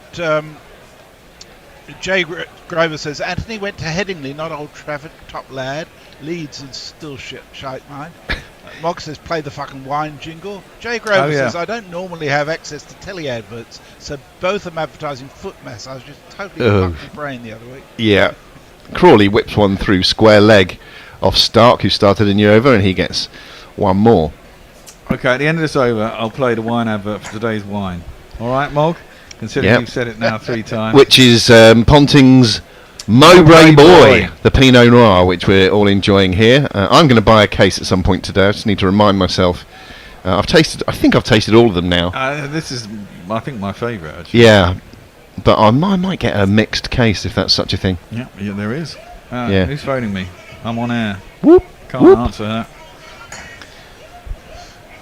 Stark, who has the one wicket for Australia, that of Ben Duckett, who he got driving, well, not even driving, just sort of indeterminately fending outside, often being caught behind. This is defended from the crease by Moeen to point, and there's no run for him. It was a classic Mitch Stark delivery, really, that away swinger to the left-hander. And unusual, he doesn't leave many, famously, does he, Duckett? He just slightly away from his body, didn't do a right lot wrong. With hindsight, he could have left it, but we know he doesn't leave. But he wasn't looking to score either, and that doesn't really fit with the outlook, strategy, and approach of England. Here comes Stark again, gambling into the wicket, left arm over. Moeen drives with no timing to mid-off. There's no run. I never thought of him as a lamb gambling into the wicket, I must admit. Yeah, he's more. Nice description. He's more equine, I think. He's more like a sort of a big old colt. Perhaps in a canter as opposed to a gallop. A rhythmic canter. We're seeing pictures of that huge sort of communist state-style stand that they've got at Old Trafford. There's no fuss about it. It's just a massive old slab of real estate. This is driven by Moeen aerially. Possibly would have been caught by Gully if they had such a thing, but it's going to run away to third for one of these.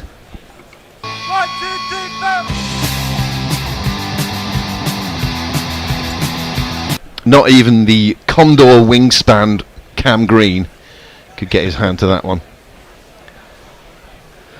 Very welcome runs for Moeen and for England, as they've started, for them, relatively circumspectly this innings. A very important innings. Every day of this series has been fascinating and crucial. Every hour of every session has been crucial, just before we get to that cliche. But one feels that this innings is particularly significant in the context of this series. 3 slips and a sort of a 5th slip, or Gully, as he's up on his toes defending this one, is Moeen. And the score currently is 15 for 1. Yeah, after going 6 and over in the first innings, we've slowed down a bit. Yeah, there's plenty of time. You would think that Moeen will look to play positively, but some good disciplined lines and lengths being bowled by Stark in particular at the moment. Close up of Steve Smith spitting through his teeth and then spitting on his hands and rubbing them together. Disgusting boy. Stark cantering into the wicket, and it's outside the off stump, driven slightly airily, fielded at backward point. That completes the over. It remains 15 for 1, and we shall have, what should we have? We'll have a wine jingle and some messages, possibly? Oh yes, let's have a wine jingle, because I've been told to play. Yeah, because you've been told, and you always do what you're told. If you want a Pinot Noir, sucked on the main streets of Moeen, strawberry and cherry, have a go. I'm salivating.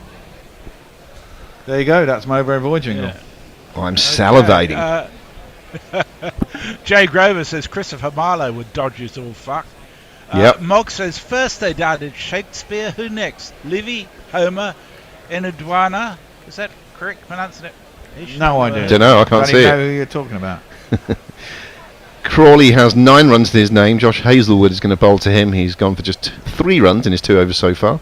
3 slips spaced apart there, but he gets a ball on middle and leg, and again he whips it through square leg and gets another single. Feed him there. I suppose if he misses one, he's elbowed up. Yeah, it's too full. It's too full, and it's too much on that. Like, I mean, he's looking for that ball, I suppose, by bowling that length that sort of starts middle and leg, and maybe it does a bit through the air if you give it the chance to, but it didn't on that occasion, and he's going to clip you all day long. It wasn't even the Steve Smith clip it straight off middle stump, was it? It was genuinely there for the shot. It was more on leg stump than middle. Moeen is going to face up. Hasn't quite got going yet. 5 off 16. Gets the ball outside the off stump and just drops some runs into the offside here. Nice bit of batting. The field was fairly deep set there. And an easy run to Moeen. That's what they got to do. They just got to drop and run. If they're going to put everyone out, you've got to just manipulate the field, haven't you? Yeah, like 6 singles and over. Like Crawley and Duckett did that first morning. Yeah. Famously 54 singles, I think it was, which is a record in all of Test cricket. Travis Head has already got his stubble back, having accidentally shaved his tash off. Yeah, it's true. But he's a very swarthy, hairy, testosterone-filled individual. Yeah. Smith again spitting on his hands, just for good order. Thought I'd better report that to you. Here comes Hazelwood into the crease now. And it's defended to mid-on by Crawley. No run. The lead is exactly 300. Lovely sunny day there in Manchester, and indeed here in Sydenham, if you're interested. What's the weather been like in Perth there, Messrs? Wet and cold. Oh, jeez, mate. And I had no power for 11 hours yesterday, so I was freezing my ass off listening to you Oh, guys. no. Rubbing sticks together. Yeah, absolutely. What's the Fremantle doctor called in the winter? It doesn't exist. Oh, right. The Just outside the off-stump, reason defended back summer to the bowler. Yeah, it's go driven on. by the difference in temperature between the land mass and the sea. Ah. As the day wears on, the land gets hotter, and the convection currents bring in the sea breeze. I feel like I'm doing some geography homework with Freddie, my eldest. Can you turn yourself up a fraction, Messi? Yeah, I shall do that. I hope that's a bit better now. Yeah. There we go, perfect. We're seeing quite a lot of the experienced Australian Test players with their baggy greens, and they're very worn. The shabby green, I called it next door. It's a straight ball, which Crawley is able to work into the leg side for another single. Takes him on to 11, or is it 10? Thought we already had 10. England 18 for 1. 1 ball left in the 6th over of the innings. There's Daniel Vittori sitting with the Australia team. He must be thinking, what the fuck am I doing here? No spinner for me to mentor. Exactly. Oh, Travis Head has no doubt been getting a workout from him, along with Smith and Labuschagne. God, imagine if we see all of those spinners desperately trying to take the last few wickets on day 3, 4, or indeed 5. Moeen ducks under a short ball that completes the over. 18 for 1. What have we got anywhere in the social sphere? And follows up by saying an early cricketing strangling, talking about field placings, featuring none other than the aforementioned Jack Gregory, and sends us a link to a document from the National Library of Australia, a newspaper article headed "Decay in English Batting." Andy Ward says, "I'll be on Guerrilla Cricket from 1:40 today." Yes. I have a feeling England's one collapse in the series might be today. We've had some mini collapses, haven't we? I think both teams have. Yeah, I think Australia's had the worst collapse, hasn't it? Jay says, I have as much faith in Mo as I have that all of Shakespeare's plays were written by Ben Jonson.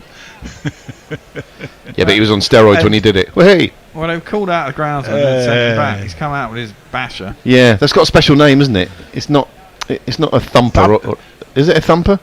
A thumper or a tamper? Tamper. That's probably a tamping. Yes, that would be what it is. We've had $4.99 by the Naked Fun Ball on our super chat. Thank you, super chatters. What? You've had some cash? Excellent. Yes, that's what the green thing is. And the grubby bucket hat might have to be burned on Cha-ching. live on the air. Shut your face, whoever said that. Stark bowls an absolute ripper, threatened to shape in, which is his normal shape, and then just held its line off the pitch and beat Crawley on the outside edge. Genuine player missed their excellent delivery from Mitchell Stark. Alright. Interesting that Pat hasn't opened up with himself. He's got trust in Cummins. Cummins has bowled a lot better today than he did. Mind you, I suppose he bowled in that second test on that really turgid fucking wicket. It's extraordinary to think that they were so well stocked, are they, with seam bowlers, that they were able to leave Mitchell Stark out of the first test. I know. Amazing. Quite mad. He's been. Well, this is Cummins' 5th test on the trot, isn't it? Stark again, and a leading edge this time from Crawley. Really turned him round, and the ball runs to a backward point where Mitchell Marsh does the fielding, and through for a rather fortunate single. Crawley to 12, Moeen on 6, 19 for 1 is the score. Duckett the man to go, of course, for just 1. He's not done much since his heroic second test. Heroic, say. Hey. Even though they're allowed to fail and there's supposed to be no fear of failure, he's got to play on their minds, hasn't it?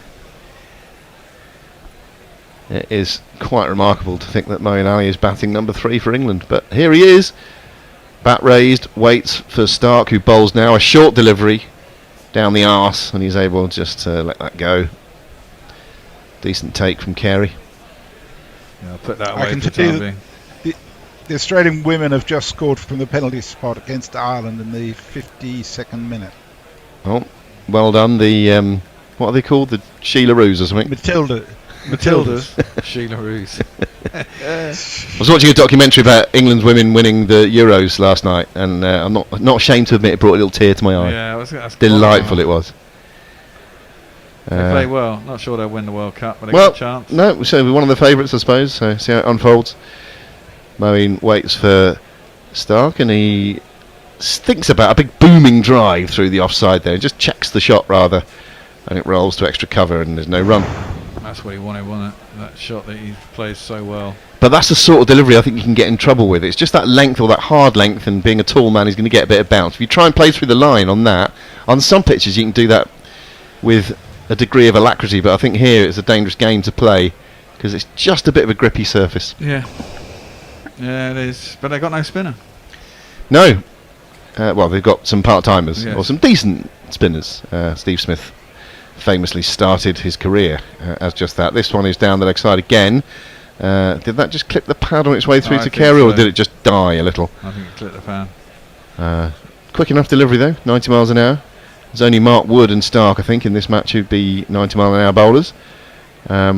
And unsurprisingly, we were watching Woody bowl yesterday, like frisson whenever he comes on. He's not quite hit the 95, 96 mark that he did in that first spell in the last game. But that's not surprising, really. No. Quick enough. Good delivery to get Piggy out. Yeah. Yeah, and the Usman Khawaja one in the previous test was terrific. Yeah. Stark to complete the over. It's on leg stump again and flicked rather aerially through that mid-wicket region, but there's no fielder there as Cummins runs round from mid-on to do the fielding. Moeen's going to retain the strike. It's 20 for 1 at the end of the over. Anthony Condon says, I was in Leeds for 4 months and rather liked it. A nice little town. I know the English like to say it's grim in the north, but the whole country is equally grim to me. It just gets prettier the further north you go. It gets very pretty out west too, I think, Ant. Yeah, the south east, if you go, Kent's very pretty. Basically, London's just London. If you want pretty, you should go to Chipping Camden in the Cotswolds. There you go. That's very twee. Chocolate boxy. Yeah. Loads of pretty places around, yes. Warren has tweeted a YouTube clip in which he claims that I pulled back the curtain. I haven't had a chance to look at it.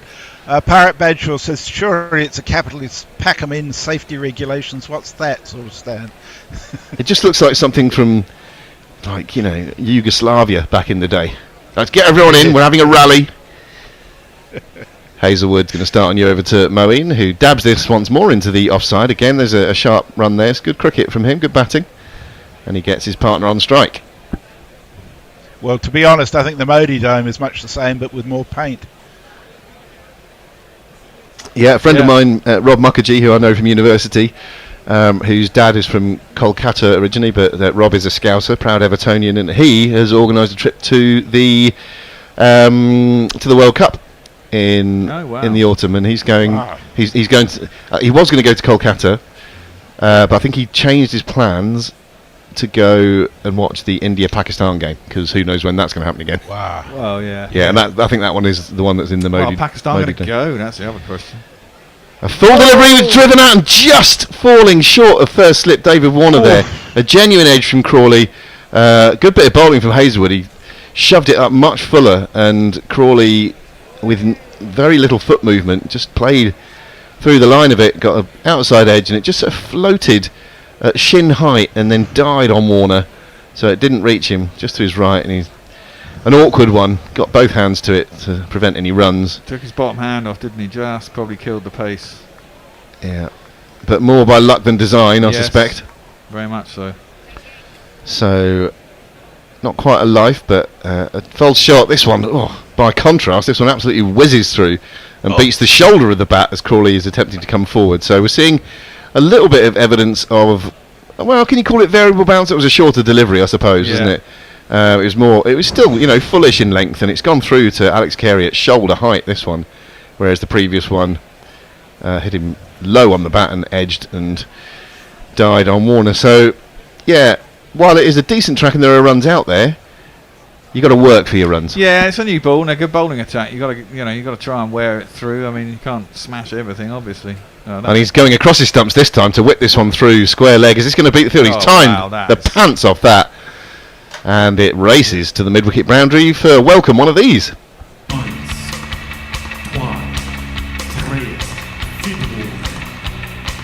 That's the sort of shot that he played a lot of when he got that 260 odd against Pakistan a few years ago on this ground, I think it was, wasn't it? Yeah. Well, this is the thing. I mean, that is baseball, isn't it? You're walking at the bowler, trying to stop the movement. Yeah. Well, it's intelligent batting in a way, because the previous two deliveries he was all at sea, really, trying to fish and fend outside the off stumps. He thought, right, I'm going to take that out of the equation, step down and across, and whipping it through square leg. This is more of a false shot, looking to play it through extra cover, but getting an inside edge towards mid-wicket, and they come through for another single. 26 for 1 is the score. 1 ball left in the 8th over of the innings. The lead currently 2-9-1. We think England are going to have possibly the best conditions for batting between now and the end of the match over the next few hours. So yeah, well, yesterday was pretty good actually. Yeah, yesterday was okay. Yeah, it was very good. Yeah, it was similar to this. A little bit overcast early doors, but then it burnt off quite quickly. Yeah. And England really had to work for their wickets, but did so valiantly, as they have done throughout the series, really. Australia scored pretty quickly as well. They scored roughly about 4 and over. But no one got above 51, did they? So I think they'll feel a missed opportunity. Mog won the GPL. Well done, Moggers. Meow. A non-threatening short ball outside Moeen's off stump. He allows it to pass through. It's the end of the over, 26 for 1. And in fact, the GPL is open today. Only one entry. Simi 123. That's 287, 301 and 322. So that's actually 3 entries. But you can join the GPL. You win the pot. The pot is 30 quid. The more people who join, the bigger it gets. Yeah, and whoever gets it on the button at the end of the day wins the pot. If no one gets it, it rolls over to the next day, and so on and so on. Get in. It's quite a bit of fun. Creates a bit of drama at the end of the day. Mogger's got the 400-day rollover or whatever it was. Yeah, exactly. Jay Grover says, what I love about the bear is he normally sounds sane, if a bit low-key buzzed. Then he'll drop something like, yeah, the moon landings were fucking dodgy, though. Moeen, this is for wrong. Moeen on the verge of 3,000 runs and 200 wickets. There is a current player in the English team who could achieve this feat. He will definitely pass 3,000 runs. Well, Broad's done it. 200 wickets. Yeah, Bold Duckett, angry Ben. This is driven by Crawley on the up, but not much timing. And the ball fetches up at mid-off. There's no run. This is Stark, who started his 5th over. He has figures of 1 for 14, having taken the wicket of Duckett, caught behind for just 1. And that was 9 for 1 at the time for England. Score's moved on to 26 for 1 now. Again, Crawley's taking his bottom hand off the bat there. It was a bit uppish, wasn't it? Yeah, just didn't time it. It's one of those that judders in your hands and makes waves through your arms and gives you a bit of a jolt. Stark in again. This is another drive, and he must have been perilously close to that, beating him on the outside edge. Again, he's up around 90 miles an hour. Stark, he's bowled really well. Yeah. As I say, he didn't play in that first Test match, but he's almost undroppable at the moment, I'd say. And he handy runs with the bat as well today. Well, he got 30 odd, 36, 38, something like that. I mean, the other thing is, how many overs does he get? This is his 5th. Yeah, I'd say this might be the last in his spell. Maybe one more, if he's going so well. Yeah, he's going well. If he picks up a wicket here, then he'd be demanding one more, I'd have thought. But and then comes Pat, and then after that... Yeah, there's very little respite. It's a fantastic bowling lineup. And then we've got the 2 all-rounders to come as well, and they'll be asking questions. So, see how England go. This is down the arse a little bit. Does it, in fact, clip his arse or his upper thigh and rolls down towards long leg, where Joshy does the fielding? And we are going to see the leg by signal by umpire Wilson. Or should that be Joel Wilson? Yeah, that's his middle name. It was interesting yesterday on the LBWs actually, because the 3 LBWs I think were all given out by the other guy. Not given out by the other. The 2 that were overturned were not given out by the other guy. Okay, yeah. And then the one that Wokes got green with, yeah, which was marginal. Really marginal. He gave out, and it was just clipping. Yeah, I know. Clipping. Well, you can't say it's a bad decision because it was clipping. It was clipping, true. But if I don't know, I'll come back to that in a sec. This is on the pads of Crawley again, and it rolls behind square on the leg side. Carey rushes round to do the fielding, and they're through for one more to the total.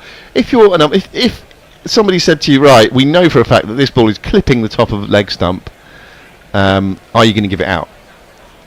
Do you think, as an umpire, you'd want only to give it if it's smacking into the stump, or do you think you would allow yourself to give it if you knew it was just clipping, or would discretion be the better part of valour if it's just clipping? Well, that's the thing, isn't it? I mean, that's it. He gave it out yesterday, and I mean, when I looked at it, I was quite surprised he gave it out. I mean, it turns out it was just clipping, but when you looked at it, it looked like it was going down and possibly over. Yeah. Each of them had one review overturned yesterday. The Labuschagne one was Joel Wilson. Oh, okay. Moeen faces up to Stark and just steers him to cover point off the back foot for one more. 30 for one now, England. In, modest pursuit of this 317 that Australia have posted. They were talking a lot yesterday about 400 being around about a par score. I think 386 is something like the average first innings score. And 278 or something. It's like a 112 run difference between average first innings score and average second innings score. Right. So, definitely, marginally England's day yesterday. Kept just chipping away at those wickets. Wrapped it up fairly quickly this morning. Here's Crawley on 17, facing up to Stark. Aiming a big booming drive, and once again being beaten on the outside edge and grinning like a idiot schoolboy. And that's the end of that over. 30 for one after 9. Messers, what you got? Jay Grover says, yes, Tampa. Also, nice Canadian drug abuser reference. I live opposite a New Zealand-owned coffee shop called Tampa. None of the owners know why they called it that, or at least they're not saying. Probably drugs. Do you remember that song from a few years ago that went, "What's she gonna look like with the chimney on her"? Remember that one? No. That was by the Tamperer. No.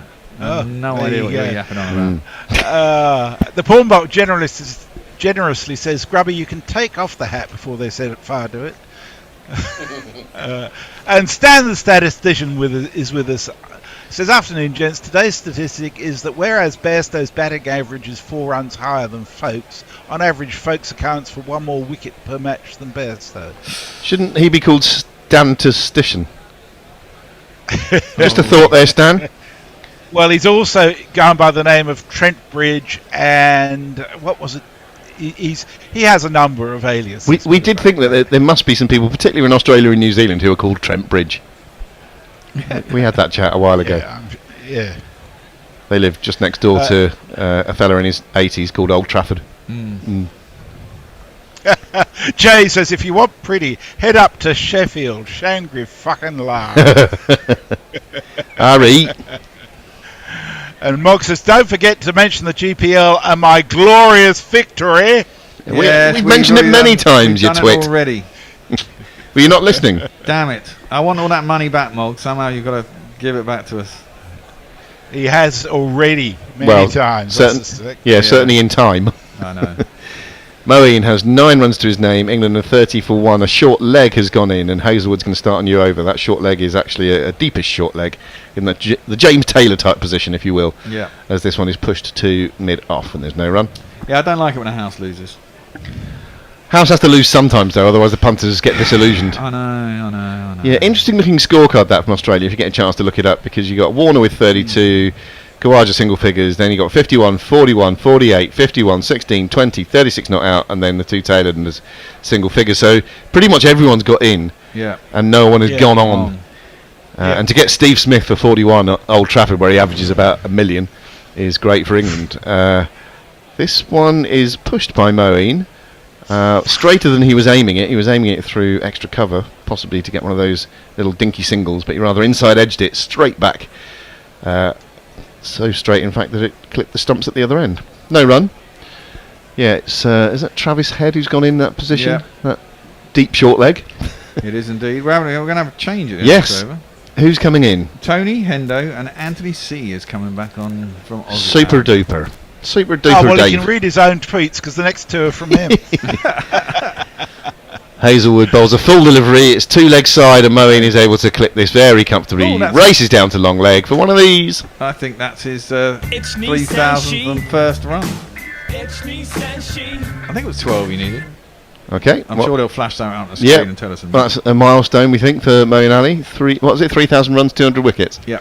Yeah, so only Stuart Broad in this team will have done that, I suspect. Because I think Stokes is a bit short of his 200 wickets.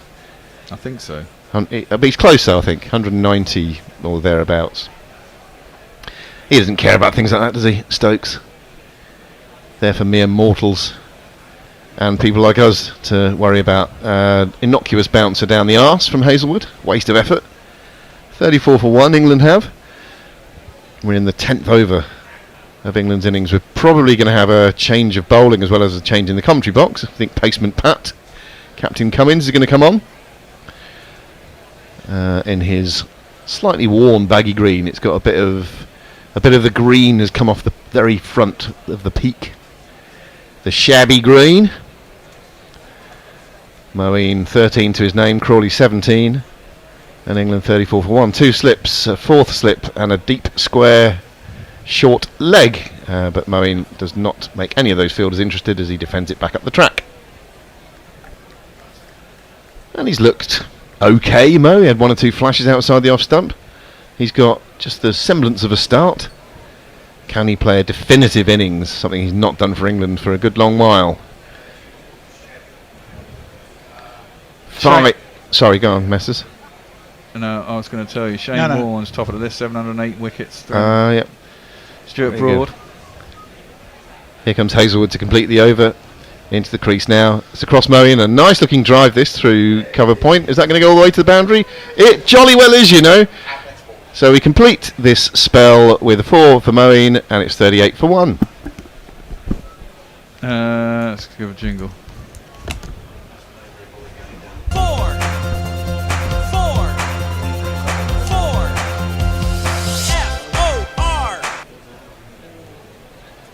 F-O-R. Hi everyone, Ricky Ponting here. Just wishing you all the best for the Ponting Wines tasting event.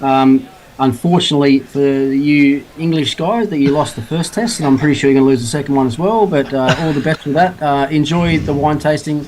I'm sure you'll enjoy what Ponting Wines can bring to you in that bottle, and all the best for the remaining test matches in the summer. Have a good.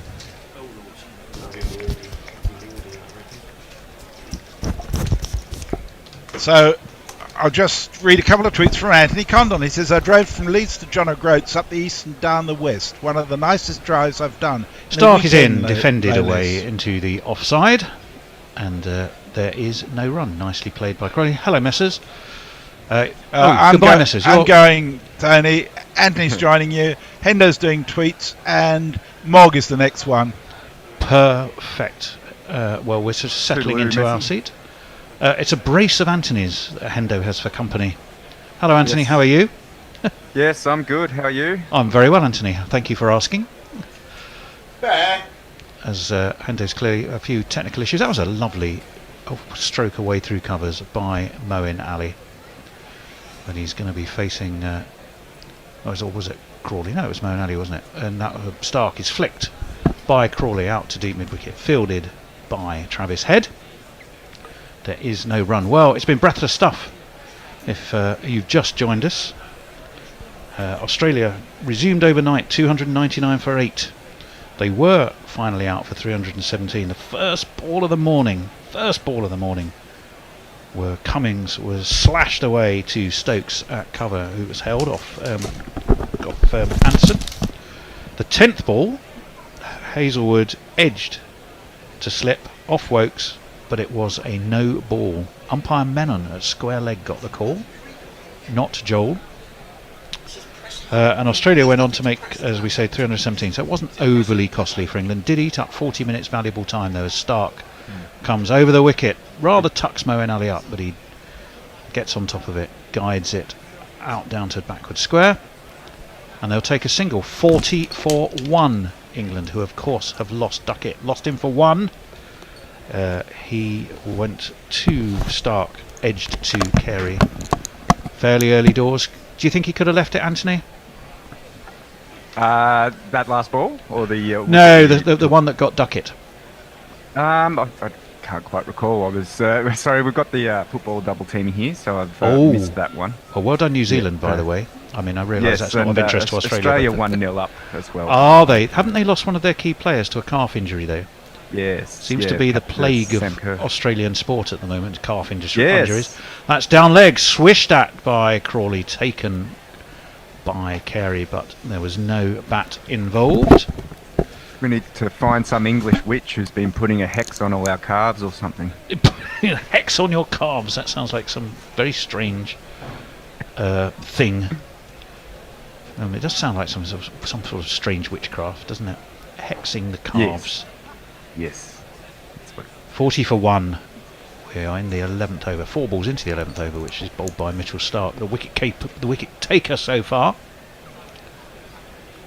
And he's bowling to Zach Crawley,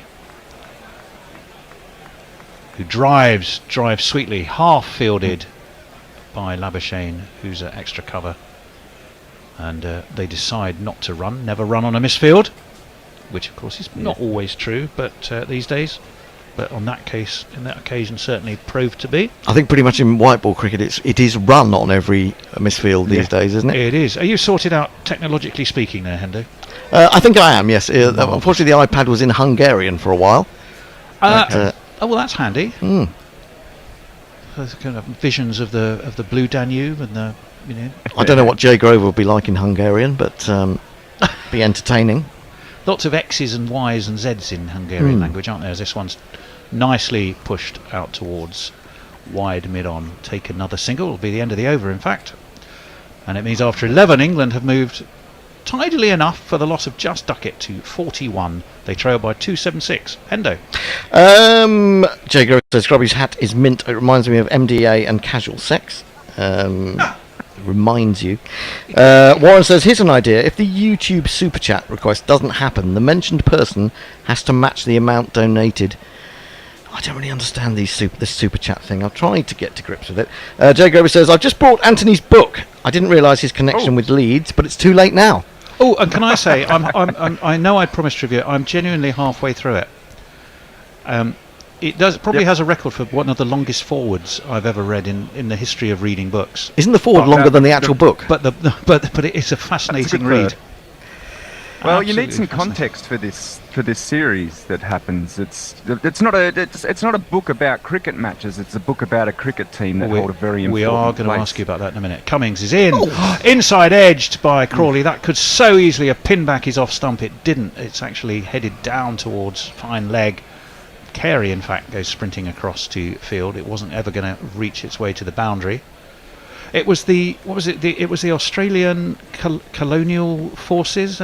Remind me of the Australian Imperial Force. Imperial forces. Yep. So and immediately after the war, and without their efforts, effectively, in times of such strife, to get that team out, the whole future of England and Australia cricket may have looked very different. Was that the book you were planning to work on when you first came into Guerrilla all those years ago? Yes. That's what I was writing then. Yep. Well, in a moment, I'm going to ask you. I've written that book and a thesis since then. I read some of the thesis as well. This one's nicely played by Moeen Ali, who's been playing, shall we say, within himself.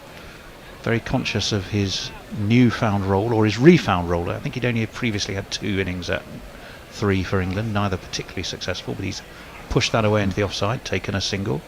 43 for 1. Remind us of the title, Anthony. So it's Darkness into Light, the war heroes who helped save cricket from oblivion. Oh, so I didn't choose the title. I think it's Darkness into Light, the war heroes that save cricket from oblivion. You can find it at all good online bookstores. As this one, that swung back in. Was there a hint of an inside edge? To me, that looked pretty close. Otherwise, no one seems interested. Then, what did you see, Anthony, there? Yes, it was very, very close. Very, very close. I was giving that. Somehow, it can be a little bit... I'm getting the slow-mo now, which is a little bit easier to see. He's a tall man, and it hits him well above that's hit the top of the pad. And I think he's just got slightly outside off as well there, hasn't he? Might have been outside the line. Height. moved in off the pitch, didn't it? Came in a long way. It did. Sort of caught him upper thigh, bordering on groin, which would be very hard to give for a tall man. Cummins in, left, quite studiously outside of his off stump by Crawley. Again, there is no run. So darkness into light. Yes. And presumably I can find it as Amazon and so the Waterstones cheapest and place any of to those? buy it is Amazon. If you want the cheap, it's not that it's 20 quid on Amazon, so it's not the cheapest book, but it is a hardback because it's first edition. Yep.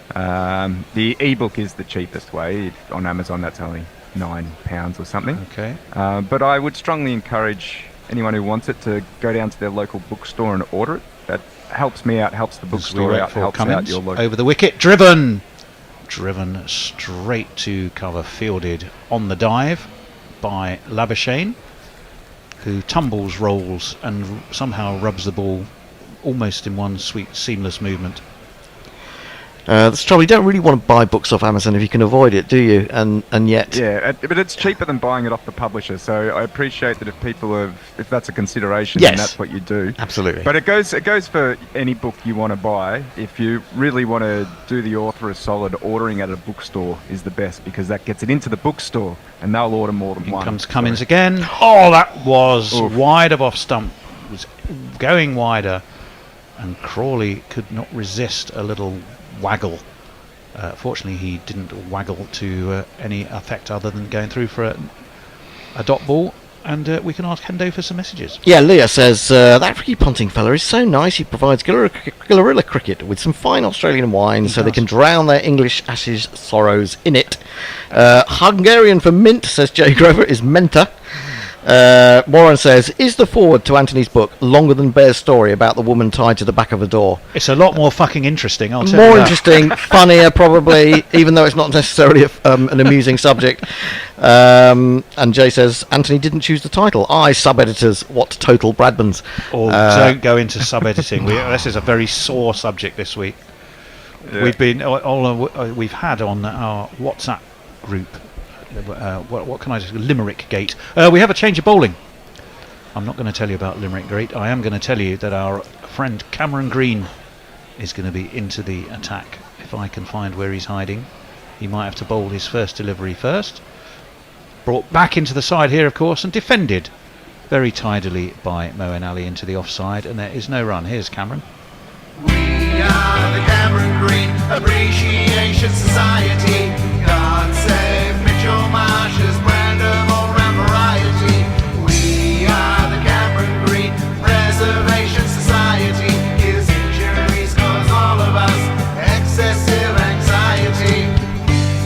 Operating from the Statham end, his first introduction into the attack, and he's carved by Moeen Ali down to deep backward point. Travis Head, whose head is growing more facial hair after his what would you call not barbaric, what's the word I'm looking for? It's not tonsorial.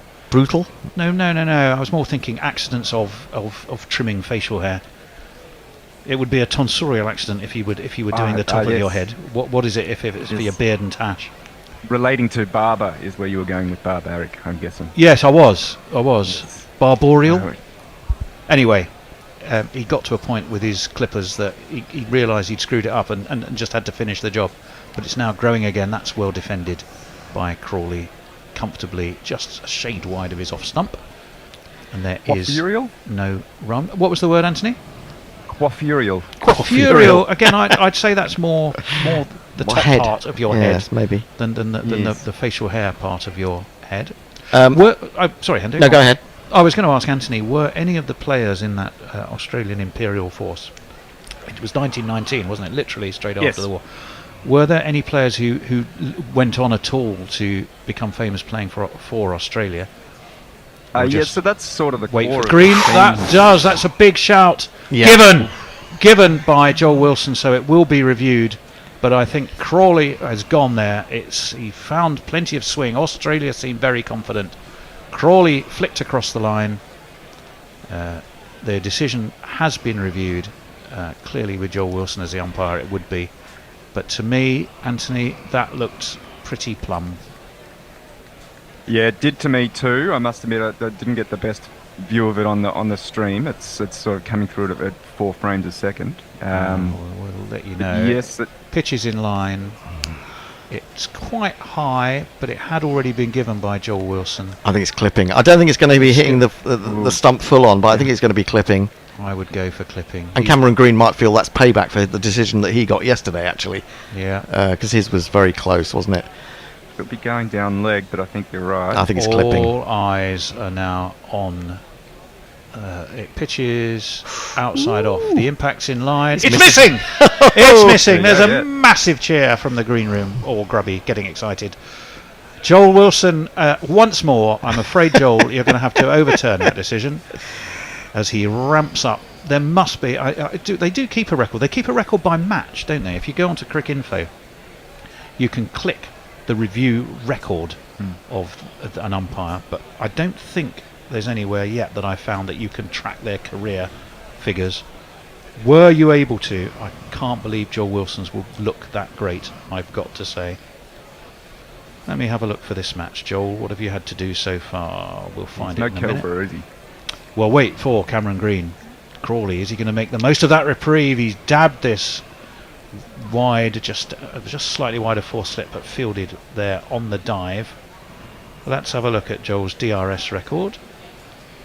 How do you find that, the DRS record of Joel Wilson? 2 successful, 2 unsuccessful reviews against him, so he's working at 50%. You go onto the scorecard of Cricinfo, you go down to the umpires' names. Oh, and they've got that now, have they? And next to it there's a little button saying DRS. Oh, right. And it will tell you how they have performed. Green in, he's probing away is Green, he's accurate, he's keeping tight lines, and this is defended away into the onside by Crawley after 13 overs. England are 44 for 1. Mog says, if you object to Amazon use booko.com.au to search for alternatives. That sounds very Australian, doesn't it? Booko.com. Jay Grover says that green jingle seems oddly prescient. And Leanne Canson adopted Sandgroper, which is a fantastic Twitter handle. I have no idea what it means. Yes. Says, I'm trying to decipher the indecipherable sport of cricket by listening to a bunch of randos hunched over their laptops chatting. It's been the greatest challenge of my summer so far. Bunch of randos? Randos? Please, can we just be called randoms? Not randos. Who was this?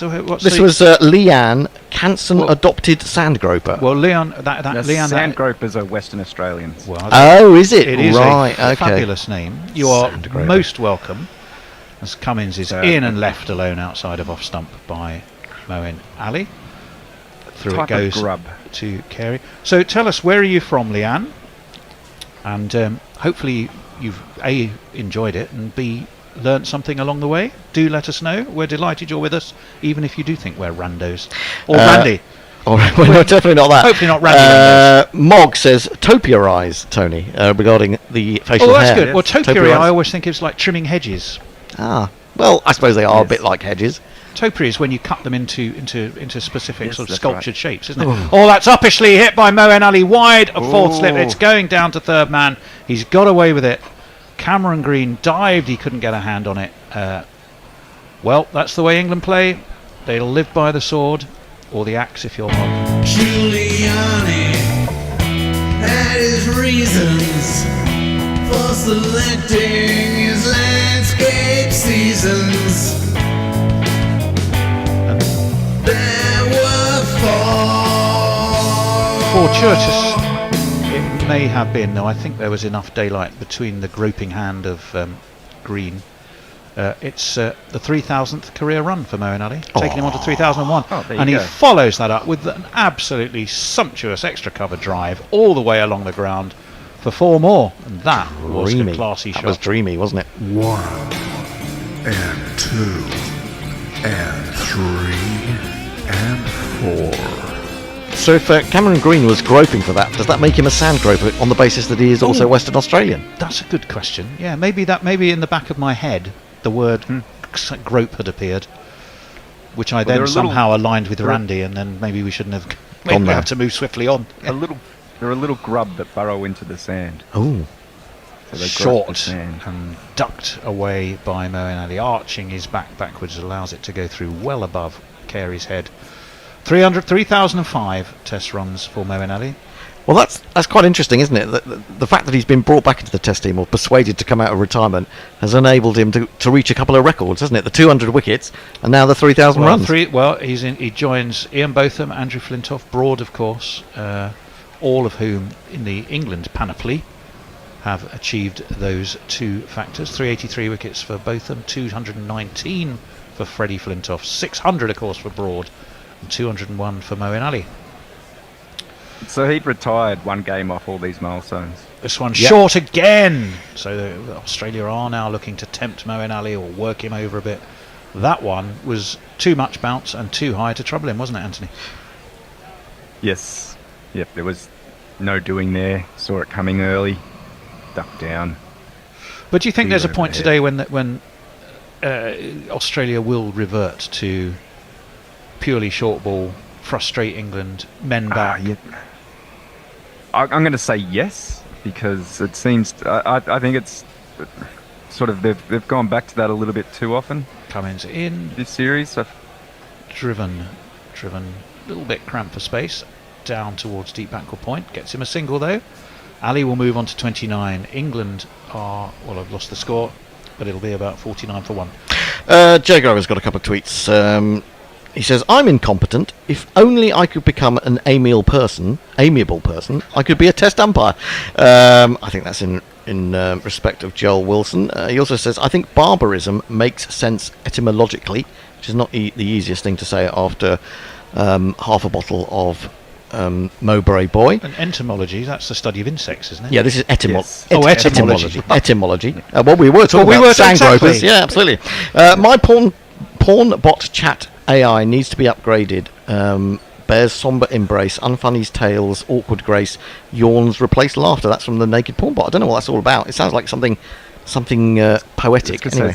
It sounds AI generated. Yeah, I think so. It definitely does. Green around the wicket. Moeen Ali just arches his back and watches it through. Well done, Moeen Ali. Don't be tempted. Just to go to your barber etymology again, it's of course coming from barbarian, which of course is how the Romans thought that everyone who wasn't speaking Latin sounded. They're all just going. And will also have had probably plenty of hair.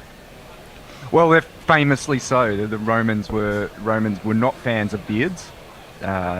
Various times, I think it was illegal to have beard in Rome. Hence also the name Barber then, as this one is guided by Moeen Ali. It's quite close to him, but guided down to third man, where Travis Head runs around from backward point to field. What was their objection to beards then? That's uncivilized. That's just the kind of thing that dirty Germans and Persians have. Oh right, okay. Well, they wouldn't like. I believe so. Much. I'm not a Roman historian. I can be correct on that, but that is my understanding. Yes. Well, there we are. So obviously the phrase barber then comes ultimately from barbarian, linked to lots of hair and hirsuteness. Well, there we are. I believe so, yes. Green over the wicket to the right-handed Crawley, who flicks him wristily backward of square. Will just get a single. They're working the ones and twos well, England here, while also picking up the boundary. 46 runs this partnership has yielded from the 74 balls they have faced. England are 55 for 1 halfway through the 15th over. What's the run rate? Well, it's under 4. It's on the upper end of 3. I don't think they should be overly concerned by that at this stage. Well, so much has been made, though, hasn't it, of it's going to rain on Saturday, therefore you've got to pile the runs on fast. Round the wicket comes Green to the left-handed Ali, who again just guides him out towards point. They'll take a single.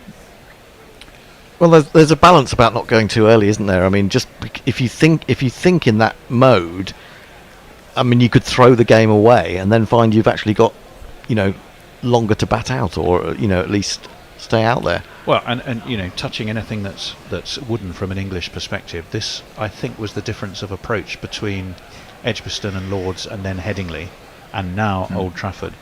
I wouldn't say that it's not. They've certainly not forsaken the principles of Bazball. No doubt that those are very much there. They might possibly moderated them. Oh, have they though? As that's a wild flash outside of his off stump by Crawley. He doesn't get any bat on it. It goes through to Carey. It doesn't really. There's no run. It doesn't really matter how good Crawley looks. He's always only a sort of a second away from a terrible shot. It seems to me. And He is the James Vince of his generation. No, I don't think James Vince played such bad shots. I mean, he was actually better looking when he got out. James Vince, if that makes sense. I do know what you mean. Yes. But with Crawley, he's frustrated. He goes from with himself there. looking a world beater to looking very, very poor indeed. Well, he defends that nicely, but the defensive push out towards wide mid-on is enough to get him a single. Means after 15 overs, England trail by 260. They are 57 for 1. Hendo. Joe Grover says, we need Forthy back. I'm sure the Sandgropers were an 80s post-punk band from Perth. They sound like a folk band to me, wearing cable knit jumpers. Oh yeah, that was the Sandpipers, wasn't it? There was a band called the Sandpipers who were like that. Mog and Jay pick Anthony up on one or two things. Just a minor correction: Barbarian is from the Greeks, and once Hadrian grew a beard, every fucking Roman wanted one. Jay Grover says much the same. Not wishing to disagree with the doctor, but I think it were the Greeks, not the Romans. Yes, no, that is a good call. Yes. And always feel Cummins is going to be in to Crawley, who defends into the offside. Sorry, Anthony. That's away to extra cover. 86 miles an hour from Cummins. Yes, back to your point, Anthony. I was just saying you should always feel okay to disagree with doctors if you if you feel you're right. I'm a big fan of it. There are lots of hoax doctors out there as well, aren't there? Well, there are doctors. Also, just with your medical doctors as well. It's don't trust them. I trust them. Plenty of old Tommy Cooper jokes about doctors. Yes. We'll wait for. We'll wait for Bear to tell those. We'll wait for Cummins now. As this one's left alone by Crawley through to Carey. One of them being, I'm sorry to tell you, you've only got 3 minutes to live. Oh no, there must be something you can do for me. And the answer was, well, I could boil you an egg. Yeah, I think I've got a Tommy Cooper joke book at home on my shelves. I think I somewhere. might nicked it from you. Yeah, either that or we've got the same book. I think we probably have. My partner's a big Tommy Cooper fan. Is she good for her? Loves Tommy Cooper. Done her. I'm not aware of who Tommy Cooper is. Good Lord! Well, not the cricketer. Cummins is going to be in to Crawley, who drives that magnificently away through cover. That's going to go all the way for 4. That was an absolutely gorgeous shot by Zach Crawley, and it gets him one of these, or possibly one of these. Well, that's the two sides of Crawley, isn't it? There was that awful shot to green in the previous over, and then that is an apps. I mean, he's not just played it and timed it beautifully. He's really struck it hard. Yep. Beautiful He's shot. hitting the absolute bejesus out of the ball. Yeah. The two sides of Crawley, both reached by the M23. Ooh. Oh, that was an attempted pull away. He was looking to hike that high over mid-wicket, and just really bottom-edged it down onto his toes. I have news back from the adopted sandgroper. Leanne Kansan, adopted sandgroper, says, I've always lived in Kansas City currently, hence the Kansan, I suppose, but found a wonderful online community upon starting to watch Australian rules football. These kind people have gradually convinced me to become interested also in cricket, and here we are. A strange journey. Indeed, well, here you are. Delighted. Kansas City, here I come. And this is... I might take a train, I might take a plane. If I have to walk, I will get there just the same. Cummins is running in, though. And that is short and wide and quite high and taken above his shoulder by Carey. No run. Wilbert Harrison, I think. Kansas City. Was it? Going to Kansas City. Kansas City, here I come. What's that come from? Is it from a musical? No. It's an old blues number. Okay. Messages, courtesy of Dr. Google. The word barber comes from the Latin barba, meaning beard. It may surprise you to know that the earliest records of barbers show that they were the foremost men of their tribe. They were the medicine men and the priests. But there again, that implies the more hair you have, the sort of the stronger you are. It's sort of a Samson thing, yeah. Samson kind of thing. Cummings in, defended by Crawley towards mid-on. There is no run. They're really interesting, this from England. They by and large, not overly taken risks. But they've hit the balls that are there to be hit. It means, anyway, we've reached the end of the 17th over, and it's 61 for 1. 16th over, I beg your pardon. 61 for 1. Hendo. Yeah, well, it's also lunch. Oh, it's lunch. They're wandering off. That's what I was trying to point out to you. I was having so much fun. Yeah, well, that's been. Sorry, go on, Anthony. I was just going to say we're almost at the final whistle at the football. Oh, right. What's the update? 1-0. 1-0. We are 6 minutes and 45 seconds into a 6-minute penalty injury time. This is Australia playing. Who are they playing? Ireland. Ireland and Australia are winning, I presume. Yes, and who did New Zealand beat? New Zealand. Norway, wasn't it? Norway. Well, that was a surprise result. That was an 89th minute penalty, wasn't it? That one. Yeah. Well, there you go. Norway, of course. This was penalty as well. Oh, was it? Elbow to the back. Oh, right. Norway got stuffed by England in the Euros, didn't they? It was about 8-0 last summer. Was that last summer? I can't remember. Oh, really? Yes. GC Radio Naked Fun Pornbot says, I searched for bush trimming, but I didn't find much about topiary. Yeah. Jogo says, I don't want to search on. I don't want to disagree with Anthony too much. I've just spent 20 bar on his book. Gutted if it's all bobbins. I'm sure it isn't. It isn't. I can, from what I've read so far, I can assure you it's not. It's a fascinating read, and I don't say that. I think it's lightly. pretty good. I read a little bit the other day, and you can definitely tell that I was very deep in 19th century newspapers when I wrote it. There's some sentences that probably need a little bit more punctuation in it. So, well, we know a good sub-editor. No, you don't. No, you don't. I was going to say actually, there are a few more rewarding things than being buried in 19th century newspapers, especially if you're looking up about sport. It's really entertaining. Do you want to carry on with social messages? I will. I'll just say, I'll do. Jay Gover comes back and says, first experience of cricket, and she listens to Gorilla Cricket. Of course. That would be kill or cure. It might well be. But I'm glad you're with us, and whoever recommended us to you. YouTube? Have you got YouTube there, or do you need me to do a quick hello? You can do some YouTube. I'm a bit distant. You're a bit distant. My eyes won't reach that Easy far. Ollie, see you in 40 minutes for more of this Moeen and Crawley batting masterclass. James Armstrong says Crawley and Eddie Redmayne, same person. Oh, that's interesting. Frank Rockefeller, no one goes to Kansas City. A little rough. Well, I'm sure Leanne doesn't necessarily agree, but that's Frank's point of view. Weren't a couple of the Fargo TV series set in Kansas City? Or they may in well that have been. area. And loads more of you, as ever, again on YouTube today. We're thrilled that you are with us. So anyway, let me see. We are at lunch, and it has been an extraordinary morning. Australia resuming 299 for 8. Wicket off the first ball. The loss of Cummings slashing to Stokes at cover off Jimmy Anderson for his 1 wicket. We thought there was a wicket off the 10th ball. Caught in the slips, but it was a no ball. Interestingly enough, it was umpire Menon who then gave it, and he was at square leg, so he must have heard Dharmasena, I think is the third umpire. He must have heard his whispery voice. They didn't add many more. 317 took about 40 minutes. Did Australia? Duckett, the one man to go for England. Again, outside edge to a ball he possibly could and should have left, but that's just not the Duckett way. And it means that at lunch, after 16 overs, England are 61 for 1, trailing by 256. Now we're going to find you some lunchtime entertainment, I think. I hope so. Are we going to call for the bear? The bear, do you want to join us and find us some entertainment? He will. The bear's come in with a big smile, going, absolutely, it will be entirely my pleasure, and we'll see you after lunch. Thanks, everyone.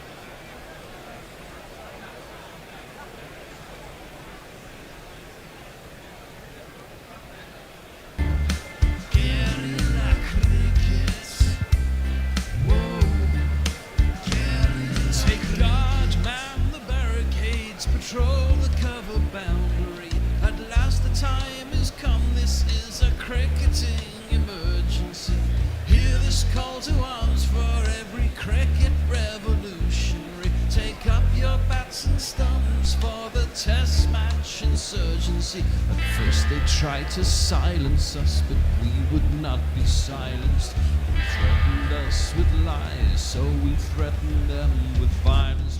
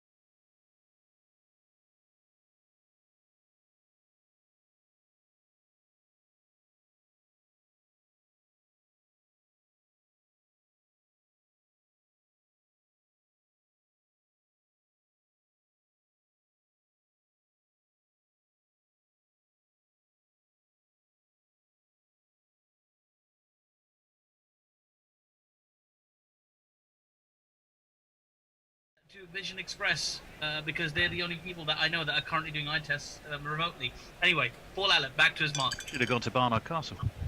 Yeah, of course. Azariddin has got. He has indeed. He should have 3 to his name. Oh, was that the next ball? Sorry, did That's we the miss next the ball? ball. Yeah. Oh, sorry. Oh, we nearly missed a ball because but that one. Oh, look at that! It's gone to the boundary in the leg side. We don't know quite how it happened. Probably flicked it. What a lovely flick he has. 4 more to Lou Vincent. It's Lou Vincent. Sorry, it's Lou Vincent. It's Azariddin. It's Azariddin. Oh, sorry, he took 3 at the end of the last over. Oh my word, I'm being racist all over again. I didn't even know. 4 runs to Azariddin. Sorry. 2 plus 2 is a member. Very good. In comes Paul Allett again for the next delivery now, and he bowls, and this time we do see what happens. He's just flicked that wristy shot through the leg side, races away to the boundary. Another one for Mohammad Azariddin, who moves into double figures. He's on to 11 now, and he's building up with the team here as we move swiftly on. In comes Paul Allett with a comeback delivery. What's he gonna do this time? He bowls, and oh, that was close, but just a thicker chance. I just guided to the third man region. Take a single and have a little chat. I wonder what they're discussing. Probably the Tiger Hunter. I can mouth the words Carol Baskin. Next delivery, in comes Paul Allett, and this time another single to that third man region. They seem to be happy to take these singles and keep the conversation going. Azariddin took a single, and then Vincent took a single as well. Right, Azariddin back on strike now. As in comes Allett, and there's a big appeal. It struck him quite pretty close. It is LBW. Yes, it's been given. Well. Just as Azariddin was starting to look good, Paul Allett has followed Devon Malcolm's lead and taken another wicket very, very quickly. Azariddin is out. I won't look back, 'cause by the time that I do, you'll be gone.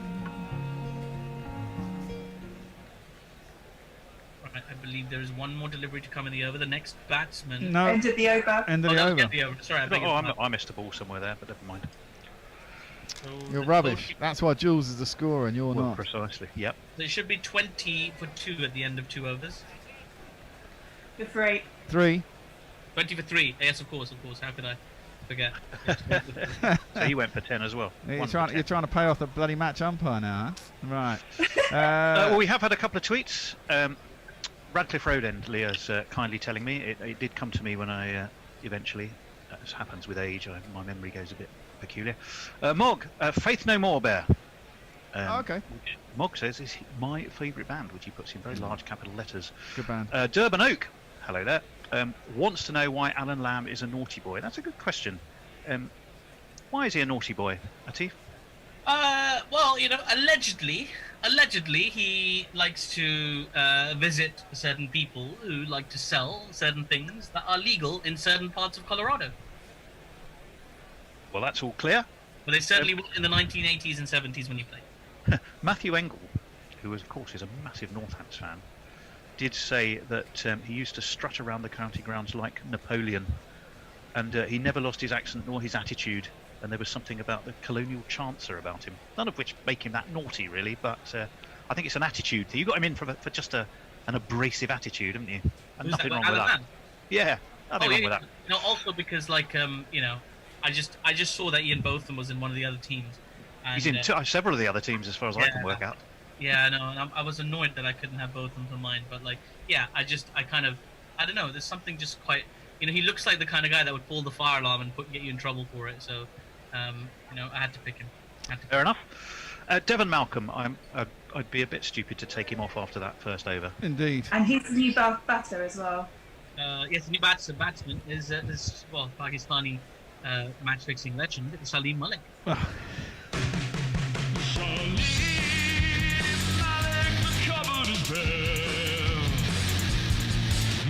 claim poverty brought you despair.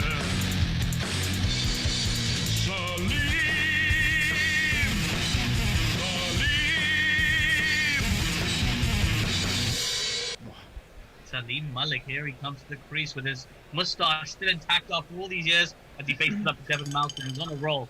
What's going to happen? In he comes, and oh my word, that screen has gone really small, so I can't see it. Wait, hold on a second. Yeah, three runs for Salim Malik, who's off the mark immediately. Right. If I just click on it, that shan't happen again. Very good. Paul Vincent back on strike now. Malcolm, what's he Malik doing? on strike. It's Malik on strike. Oh, so Vincent took the 3. Sorry, I beg your pardon. Now Malik's got 3. Oh, there we go. It all kind of worked out, didn't it? 3 for Vincent, 3 for Malik in identical fashion. Thank you very much, Jules. I appreciate it. Vincent is now back on strike? Yes. Of course he is. Of course, I can't tell the difference. I don't see race. Anyway, oh my word, there's a big appeal for LBW. My word, what's going to happen now? He's been stumped. Well, for the first time in his career, Devin Malcolm has got somebody out-stumped. Unbelievable. How did Lou Vincent make that happen? I've got a couple of theories. I'll tell you after his jingle.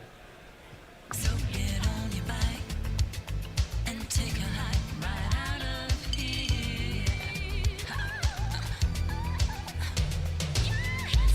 Your history, no good for me. Your history, nah. Did I just see the bear checking the no ball thing was working there while we were away? No, not at all. Man. That's pretty. You know, this is pretty. So who's the wicketkeeper? I didn't notice the wicketkeeper there. You wouldn't. Who was it? Enlighten me. My wicketkeeper is Dick Young. Look at that. Well, what a dick. Great performance there behind the stumps. From He's about 107 now. So Oh, he's doing pretty well. He's doing pretty. This is just a great name. It doesn't seem to fit him from any perspective, but wonderful. Okay. Yeah, there you go. So that's a 4th wicket to fall, and it brings to the crease PlayStation fan, great eater, and current cricket bannee, Mr. Umar Akmal. Cool. I thought you were going to go for someone else. Now I've got to go and find him now. Oh, really? Who did you think it was going to be? I thought it was going to be Shaki. Carlos the Jackal, Umar Akmal. Basby just ripped a bit out of the theme tune. It's fine. Right then. Right. Umar Akmal is now on strike. Devin Malcolm is a bag of tricks today, and he's got immediately another big appeal. And what's going to happen now? We're marked out. Umar Akmal spared his blushes. We thought we might have another stumping there. Devin Malcolm, bizarrely, is bowling leggies out the back of his hand. Nobody's seen this before. He's taking the P's. In comes Devin Malcolm again to Umar Akmal once more, and this time, and wow, well, that was streaky. That was very, very streaky. Umar Akmal going for a drive, edges it, and it goes between the 1st and 3rd slip. Why is there not a 2nd slip? Well, I don't know. Like, why? They probably didn't see it with I can't make jokes about spectacled people, especially when there's. I think all 3 of you are wearing glasses. So okay, so we're not gonna do that. So anyway, right. One to come. One to come. Thank you so much. One more delivery from Devin Malcolm, and Umar Akmal will retain the strike as he guides this with a little bit more control to 3rd man. Very slowly. Oh, there's a fumble out there in the deep, and the fielder has thrown it to another fielder. Oh, they run for another one. Okay, they've got 3 in the end. And that is the end of the over, which should take the total to 10 plus 11 plus 12. 33 for 4. 33 for 4. Okie dokie. Well, I suppose, again, Paul Allett got off to a pretty good start with that LBW of Azruddin. So we're going to keep him on. From what we have established, of course, is the Radcliffe Road end, thanks to next Leah's help. Dave Wood, by the way, says, I can see Hansi gesturing to the umpires from the balcony. Cameras don't miss anything. Oh, in fact, Mog, there's quite a few. I'm going to jump in with these. Mog says, did you not know Lamb was done for fleecing the RAMS mortgage group? Very good, Mog. We love a pun or two. The next Leah says, was expecting something like suffocation. A bit disappointed, not going to lie. I'm not quite sure if that relates to Mog's thing or not. Not Fred Titmus. The new pet batsman is the Pakistani match-fixing legend. Narrow it down a bit, Atif Nawaz. Durban Oak says, isn't Srinath in the Naughty Boys squad? That was definitely one for you to answer. Is he or isn't he? I can't remember. Well, we did consider Javagal Srinath, but he was just slightly too honourable to join the list. So. Wow, mind you, that's not saying a lot, is it? No, just a little bit too much honour, sadly. So, in any case, shall we proceed? Right, who's going to continue? Allett. Paul Allett, yes. Paul Allett to continue, and he's bowling to Umar Akmal. And that's been smashed. My word. Well, that was a very pedestrian pace, very extraordinary shot. Over mid-wicket, humongous 6. Look at that, he's flexing there a little bit, Umar Akmal. He's the first Yeah, cool. Yeah, it was 6. It was 6. Omar Akmal on strike now. What's Alec going to reply with? And he comes and there's a big appeal immediately. Is that going to be given? Yes, it is. The stumping. My word, Dick Young is on fire. Yeah, you can make sure you get those words in the right order. So that's right. He's got a stumping. Paul Allen takes the 5th wicket. All of the dreams that I dreamed were mine are going, gone.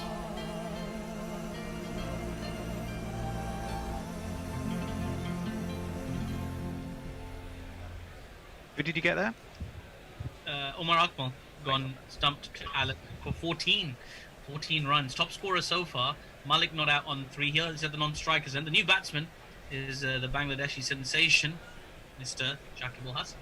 Shakib, Shakib, Shakib, Shakib, Shakib, Shakib, Shakib, Shakib, Shakib, Shakib Al Hasan played for Worcester. Shakib, Shakib, Shakib, Shakib, Shakib, Shakib, Shakib, Shakib Al Hasan played for Worcester. He did. He did indeed. He's on strike now to Paul Allen. And immediately there's a big appeal. My word, what is going on today? Oh, he's been given not out. Big appeal there from Dick Young, who was spreading his arms, just trying to make as much noise as possible, but given not out in the end. Anyway, Shakib is still on strike. Another appeal. What is going on here? And this time again, another not out. My word, the balls are doing very peculiar things today, I must say. In comes Shakib. In comes Paul Allen, and he's been hit for 3 down the ground. Didn't quite have enough power on it from Shakib to get the boundary, but he'll take 3. He'll be glad to get off strike because Paul Allen is all over him like a cheap suit. In comes Allen once again. One more, this time 3 for Salim Malik, who is trying to get a little bit more control on this game for the Naughty Boy Nets, who've lost way too many wickets very quickly. 5 down now. Trying to recover. Another 3 to the score. Is that the end of the over? Yeah, it is Yes, indeed. it is. Okay. The score is... I'll tell you exactly what the score is because I'm very good at doing maths while I speak. 37 plus 3 is 40. Plus 6 is 46 for 5, right? Is that right, Jules? Close, but no cigar. It's 45 for 5 or 4 overs. Oh, gosh. You're not very good. You just leave it to Jules, man. Yeah, that's... You got the score. Exactly. We have a score. She will tell us the score. While you compose yourself. Linux Leah says, Umar's nephew, very aware of his family reputation in this picture. She sent a picture of what looks like someone holding a baby, which I presume is Umar. But his nephew has a very strange look on his face. Mog says, underrated tweet. I'm not sure which one that refers to. Knuckle Pandy says, Srinath, not Srinath. Very different, overly intense Indian fast bowlers, presumably, well, I can't say what this. Tony Bishop, tone, beard, and new haircut. Someone told me I look like Alistair Cook the other day. I can see that. Linux Leah says, gonorrhea young. Oh, Lord. There we go. He'll be getting the clap from the crowd. Ooh. Next bowler, please. The next bowler, well, I suppose in theory, shall I continue with Devon? He's had 2 pretty good overs. I think I might just hold him back. So I think it is time for the man who took a hat-trick last time out. Yes, indeed, the only hat-trick of the tournament so far, the man from our theme tune, the Maverick from Surrey, Percy Fender. No surrender, Percy Fender. No surrender, Percy Fender. It's even on a T-shirt, that one. Yes, it is indeed. You can get that from the Gorilla Cricket website. You can indeed. Yeah. Right, here. He's going to face up then. And he comes now, and he's bowling to Malik. He is bowling to Malik. Yes, it is. And then he comes, and his first delivery's been smashed. Look at that. Look at Salim Malik rolling back the years with that beautiful lofted straight drive. Percy Fender with a little loosener there. Just loosening those shoulders. I think he's distracted by his own theme music. 6 runs.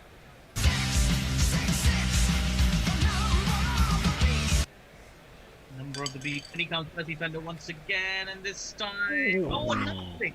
Another humongous 6 from Percy, from Sully Mullick down the ground, fantastic. He's in control. He likes this length here from Percy Fender, and he's going after him. Another 6. 2 6s in a row. 2 6s in a row. 2 6s in a row. Nicely done. Percy Fender, what can he do with his third delivery? And he's been hit for 4 this time. Similar sort of shot, but just one bounce into the fence this time. Trafford is a big ground to clear, and Sully Mullick is of advanced years, so he gets it well, but just for a 4.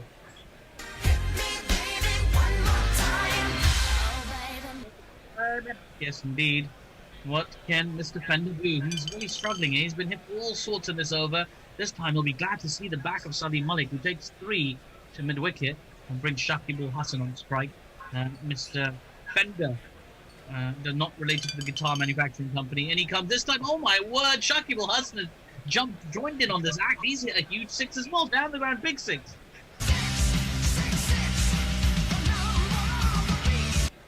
Yeah, well, he might have to look into stake into buying the guitar salesmanship or something, because he's really struggling here. Mr. Fender, he's been smacked all over the place, and he ends his over with a 3 runs to Shakib Ul Hassan this time. Let's just say he went for a reverse sweep and got 3. And I believe that is the end of the over. Should have started with What did that Devon go for? tone. Yeah, how many did that go for, Jules? That over? Way too So many. that over went for 28. The score is currently 73 for 5 off 5 overs. Well, I and think that Malik was- is on 25 off 6 balls. Wow, not a good tactical switch on my part there, or rather on the part of Clive Lloyd, who's channeling my thoughts for the fielding. So I think it's time for a bit of slow left arm wizardry. The man immortalised by Lord Beginner in the Victory Calypso. It's going to be Alf Valentine. Coming up, Mr. Time, the image of a man aging like fine wine.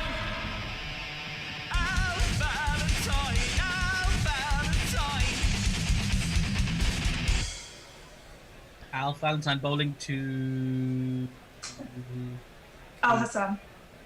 Yeah, Shakib Ul Hassan on strike to Alf Valentine. Alf to Al Hassan. I like it. It sounds like a radio message as that first ball has been hit for 2 runs, 2 into the covers. Shakib will keep the strike, and Alf will run in, and this time the ball has been hit for 4. Oh God, so close. It was aerial. It was very aerial as it went through the covers, and there was a big diving effort from one of the chaps in the bespectacled 11, but he dived the wrong way, and it went for 4 more runs. It's Nissan she. It's Nissan she. In comes Alf once more, and this time it has been hit for another 4 in identical fashion, this time going the other side of that point fielder. My word, he's playing games with him right now, Shakib. 1, 2, 3, 4. And in comes the bottom one, and another boundary. Oh, boundaries are raining for Al Hassan. The number of the day. Who could ask for more? The number of the day is 4. It is indeed Shakib Ul Hassan. Look at that, bringing his team back into action. In comes Alf once again, and there's a big appeal this time. This is the first time for a while, and it's been caught. Oh, well, finally, that fielder at point dives in the right direction, and he manages to catch it in his armpit. Oh, my word, extraordinary teams. But after all that pounding, Alf has taken the wicket, and Al Hassan has to go. Oh, is it? On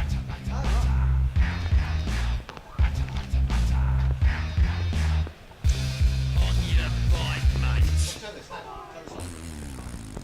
I mean, I'll talk while. Oh, sorry, I thought the jingle was still going. Who's Sorry. come into that? Shakib is gone, yeah, no, it was a good innings. Welcome back. We're just waiting for our ball-by-baller, Andy Ward. He's just arrived. He's just literally come through the door, up the stairs, and seamlessly into the central missionary position.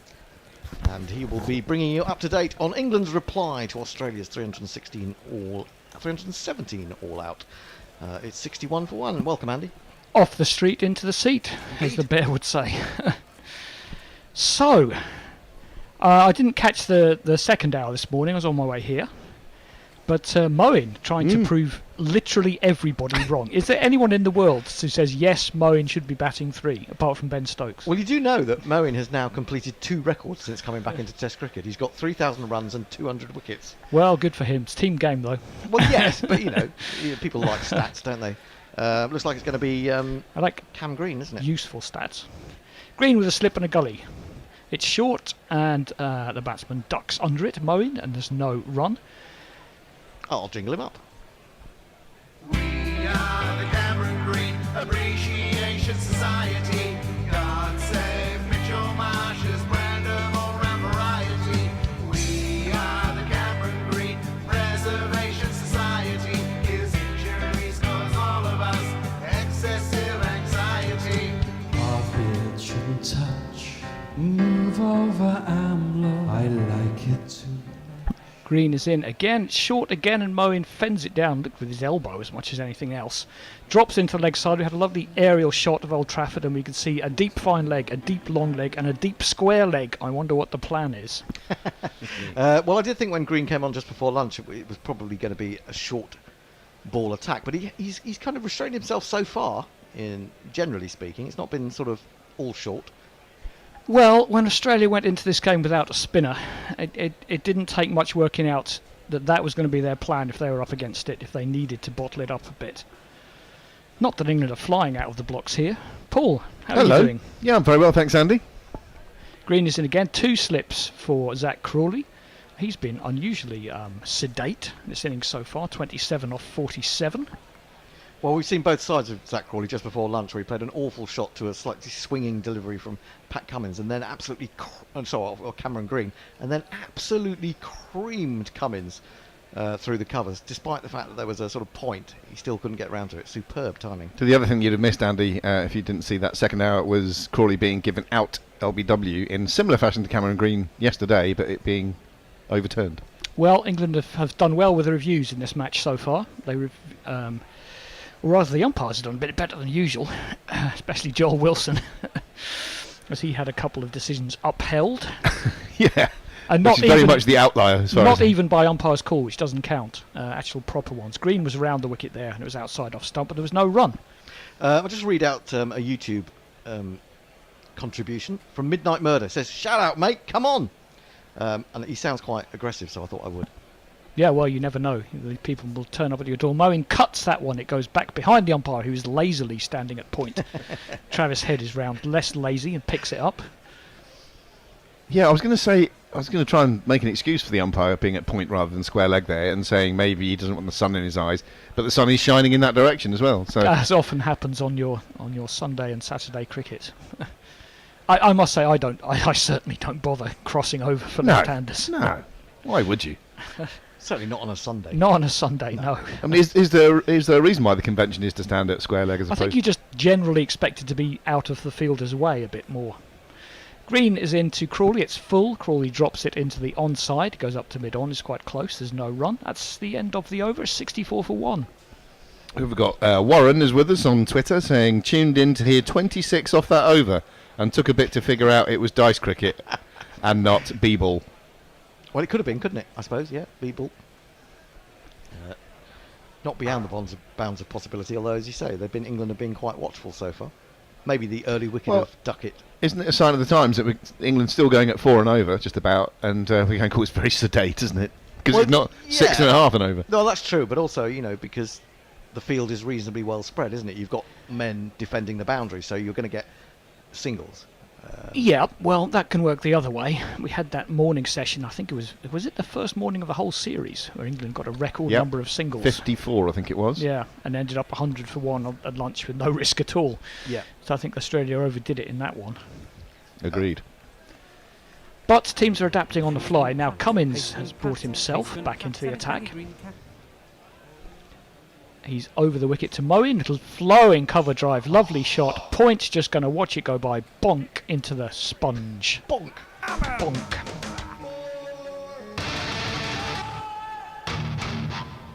Can I do a bit of Mark Nicholas? Because that really was the very best of Moeen Ali. And to add insult to injury, it's a no ball.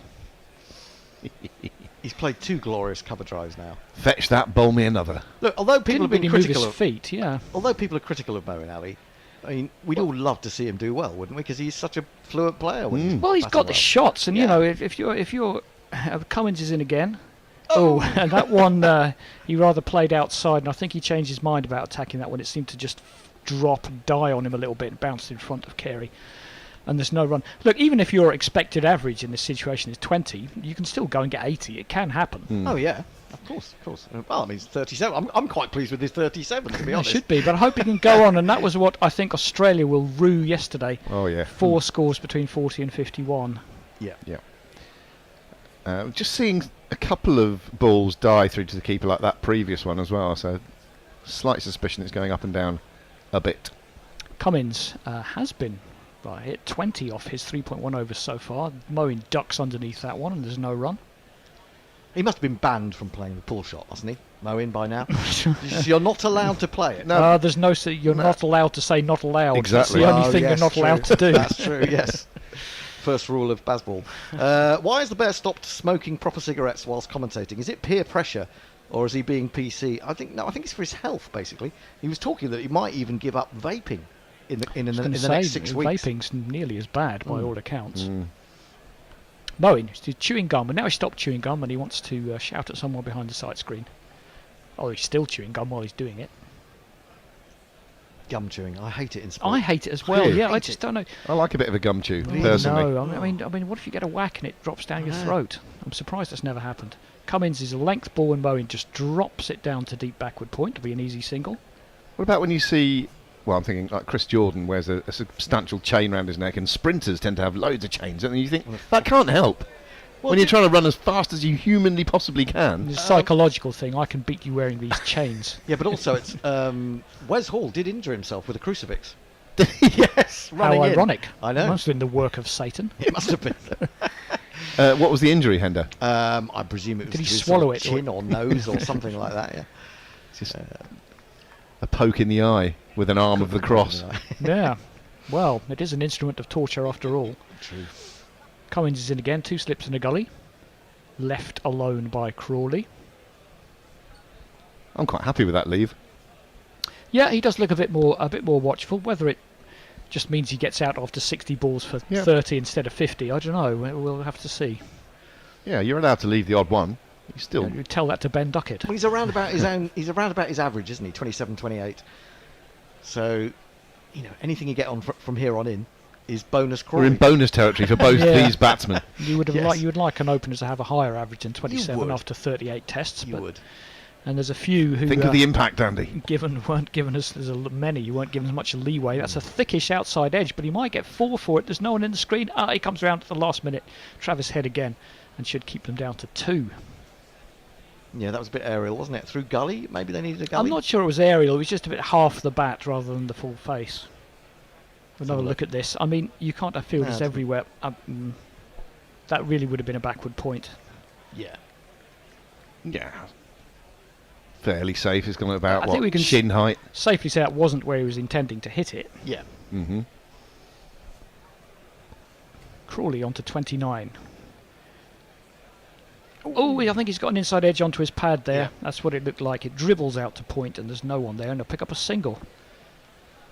Yep. Farong is with us. No declaration at lunch. Perfect opportunity to send Australia in and Duckett to bag his maiden 5 before Stumps. What on earth is going on? I don't know, but I want some of your drugs, Farong. Jay Grover, talking to drugs.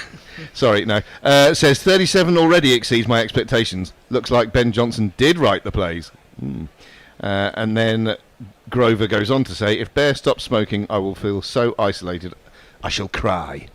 It's funny he starts talking about Ben Johnson when we were talking about sprinters. Not that Ben Johnson. Yeah, I know. It's quite circular. It got me thinking about Upstart Crow, that situation. Saw the stage play. It was quite good. Oh, was it good on the stage? Yeah, it was quite good. I should imagine it is. Same cast? Pretty much, yeah. Green lets it go through. Crawley. I'm a big fan of Lisa Tarbuck. And if you look at her sitcom acting credentials... she plays the wife, doesn't she? She plays the wife. She isn't in it very much. No, she wasn't in the stage one, no. Okay. Well, she's one of the central characters in the TV show, and she's also been in extras in the show within a show, When the Whistle Blows. One of the first Nepo babies. Yeah, and she's also in Saxondale, one episode. Don't know what that is. Ooh, Crawley didn't know what that one was. Bit of lift from Green, and Crawley gave us the old, I left that, but nah, you didn't, bro. Lisa, while I'm on Lisa Tarbuck, let me just finish on it. She's comfortable. She's also in a very good thing written by Bridget Christie, and been on Channel 4 recently, called The Change, about a woman going through the menopause who just sort of fucks off and leaves her family and ends up in the Forest of Dean with lots of weird people, and Lisa Tarbuck plays her sister. So that's a bit like a modern day Butterflies then. I'm sure Carla Lane was quite some... Oh, and that's flashed away by Crawley, more serious business, as Gully was definitely in play there, and Green will wish he himself had been at Gully, or his twin, because it was actually Kawaja, and Green's about a foot taller than Kawaja and might have had more of a chance at that one. It's gone for 4. Why wasn't Mitchell Marsh in there? I'm going to say. When you've got 2 6'7" all-rounders, and one of them can span about 3 different positions in the slip cordon there, why not have the other one there when you're bowling? Well, yeah, I mean, that is where Green fields, and that's the thinking behind that. I don't know, Marsh maybe just not a particularly experienced gully fielder. Greenfields. Greenfields. That one's full. That's a lovely drive. That's the best of Crawley. Midoff's got no chance with that one, and it goes bang into the sponge that time. That was a bang more than a bonk. That's 4. You ask where I live, is the address I give, the phone. Well, that's a new one. Yeah, that's nice, I like that. Yeah. Very gentle. Who is that singing? It sounds familiar. I don't know, Matt Munro. It could be. It sounds like Matt Monroe from my hospital radio experience. Did you do hospital Could have been radio? Jim Reeves. Or you were just in hospital listening to the radio? No, I did it. That's my training ground.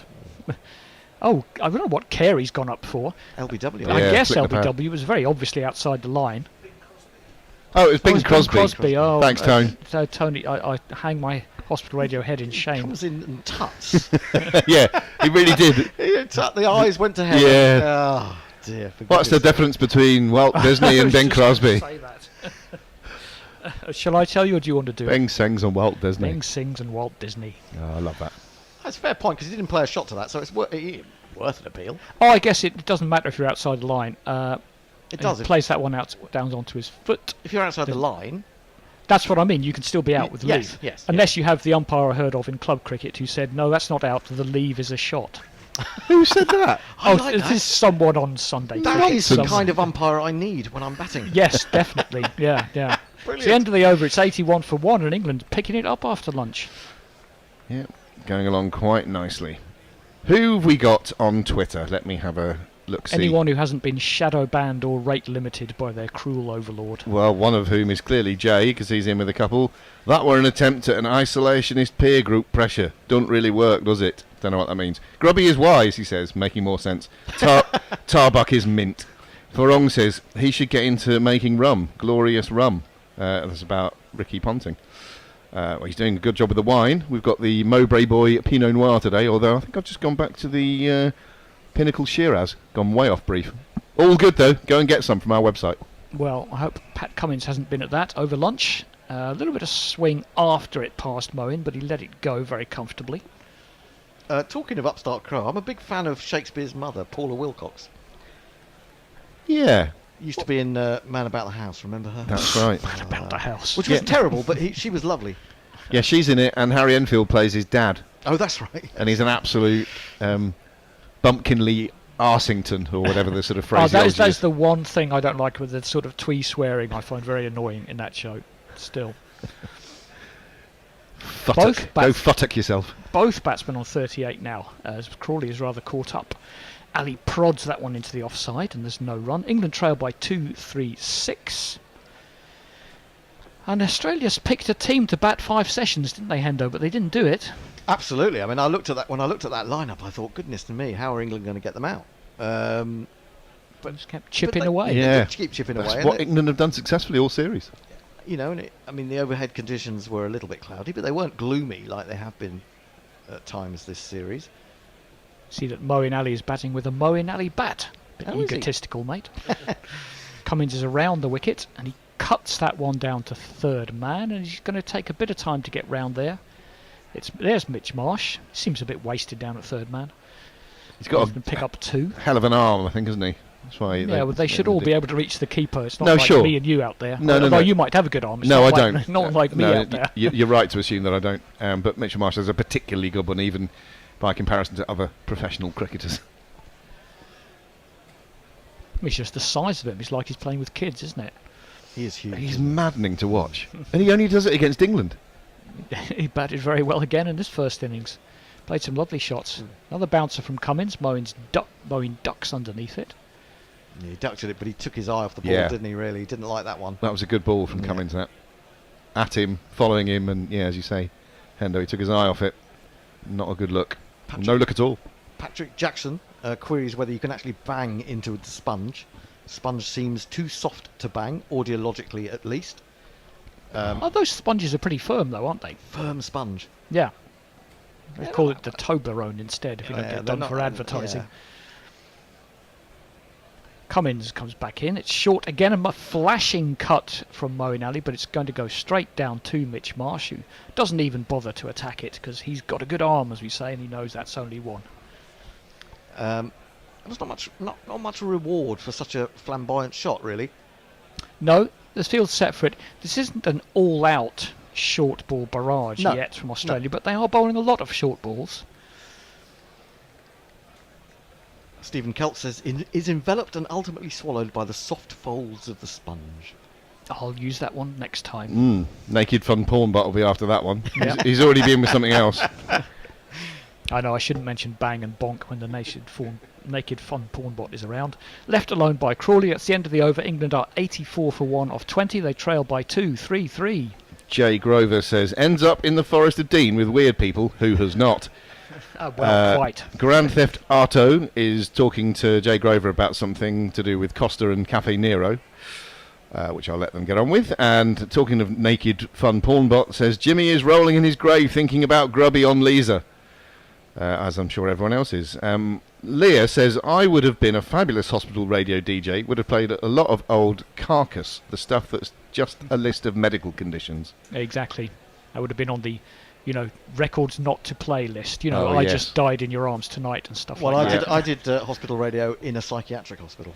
Oh, blimey! So you couldn't play Queen, I'm Going Slightly Mad. Well, I did have a copy of a Madness song, which I did play on one occasion. Without mentioning the artist. No one was actually sort of supervising me. Let's put it that way. Get out of my dreams. Get into my car. I did feel a little bit worried when I had to come out of the studio and wander dark corridors. Did you go and collect requests from the criminally No, insane? I never did. No, I never did that. I wasn't. I suppose I wasn't confident enough to talk to slightly depressed people. Well, it could be a challenge at times. Yes. But sometimes it's very nice. Green comes in and Moeen drops it down in front. Always nice to go into the maternity wards. Everyone was happy. Andy, Jay wants to know what your hospital radio training was for. Good question. Yeah. Well, like I say, talking to ill people. What was it training you for? Yes, that. Okay. Can you name the hospital? Or are you not allowed to? It was in Chelmsford. Okay. We've covered 2 hospitals, Broomfield and St John's. It made it sound like you were asking him to go and cut the ribbon at the grand opening. Yeah. I believe St John's is no longer there. Moeen rather very awkwardly pulls that one. Didn't really get anywhere, but it's sort of dropped to wide mid-on. It'll get a single. He almost pulled out of the shot there. He did. Yeah, do you think it was he suddenly realised he shouldn't be playing that shot? He got there told not and to. went, remember last time? And just sort of quit halfway through. Yeah. Well, which obviously makes it worse. In fact, he just really kind of shied away from that one. He doesn't look super confident in front of the short ball. At least he got on top of that one, though. Give him credit for that. Yeah, he did well. Hit it down. Yeah. It would have been less of a tennis shot than a table tennis shot. Eyeing up the ramp over the slips by the look of it, just to piss everyone off. But fortunately, he's at the non-striker's end now. Full from Green, whipped away by Crawley. He does that quite well. Whips that off middle and off down to deep square for a single. Got Ross McD with us. Evening from Korea, Gorillas.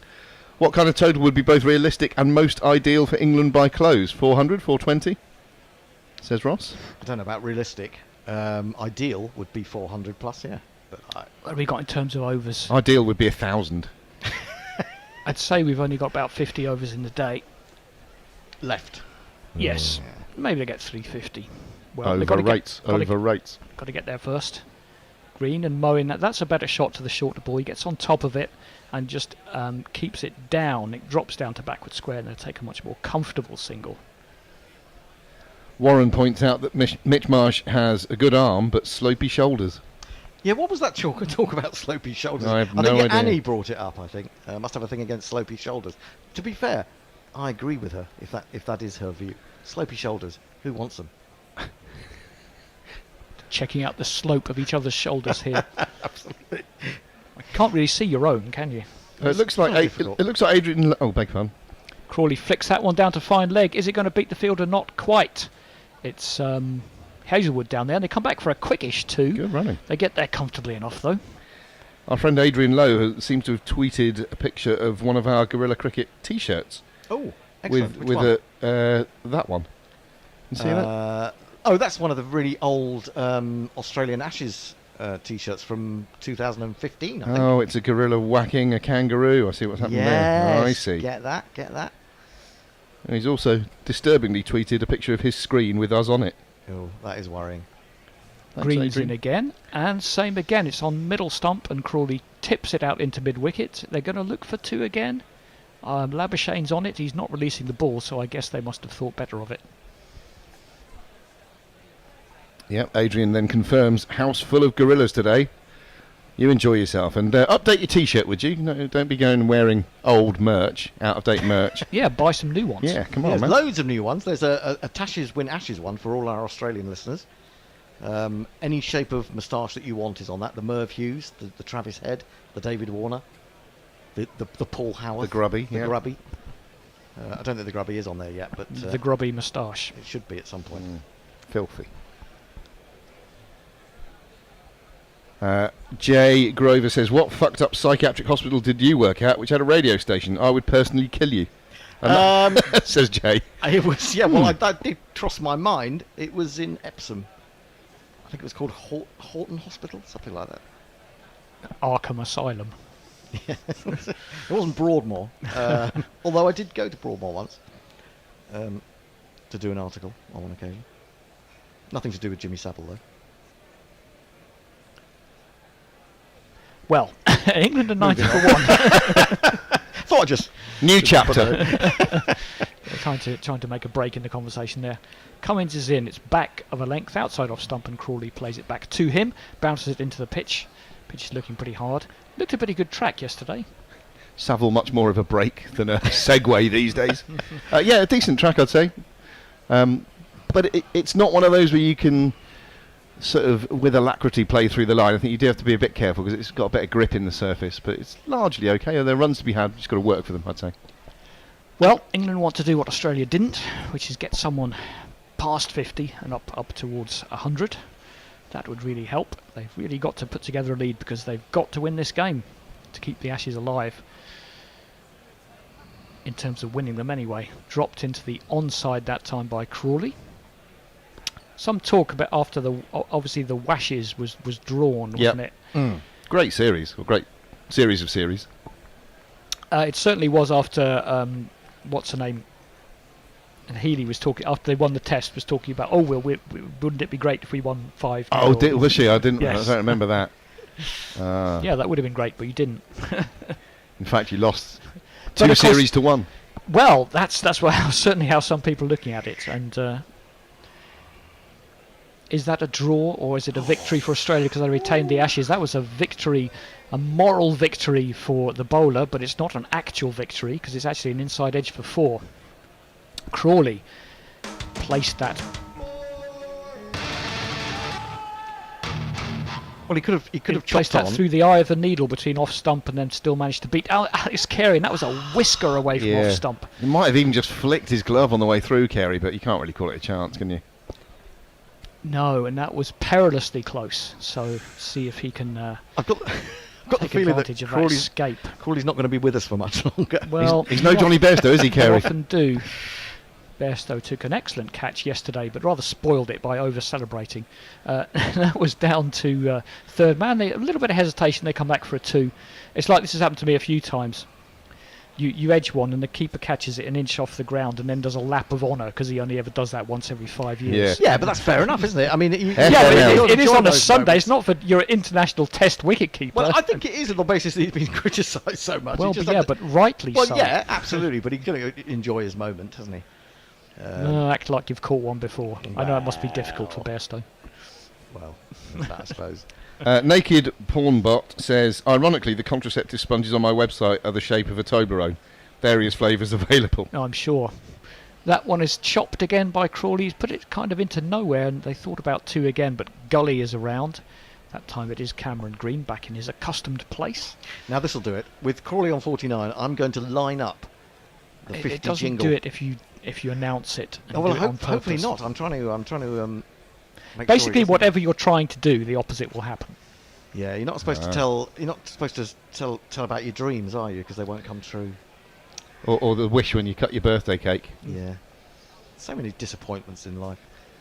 Well, you're disappointed not to be able to announce your... Just disappointed in not having a birthday cake. Absolutely. Moeen is still not too happy about some action behind the bowler's arm. Finally settles in. Cummins is in, and it's gone. I'm not sure what that came off exactly. Might have been arm guard, might have been handle of the bat, but it bounced just in front of second slip. He's got away with it either way. Will be interesting to see what that came off. I think it might have been his arm. I thought it came off his breast, his manly breast, his man boot. I thought it came off the shoulder of the bat. Could have been. There we are. We'll have to see it again. Three different takes on that. Hot takes. Adrian Lowe reckons he only bought that T-shirt 2 weeks. Well, I say reckons. Why should I doubt him? Bought it 2 weeks ago. Haha.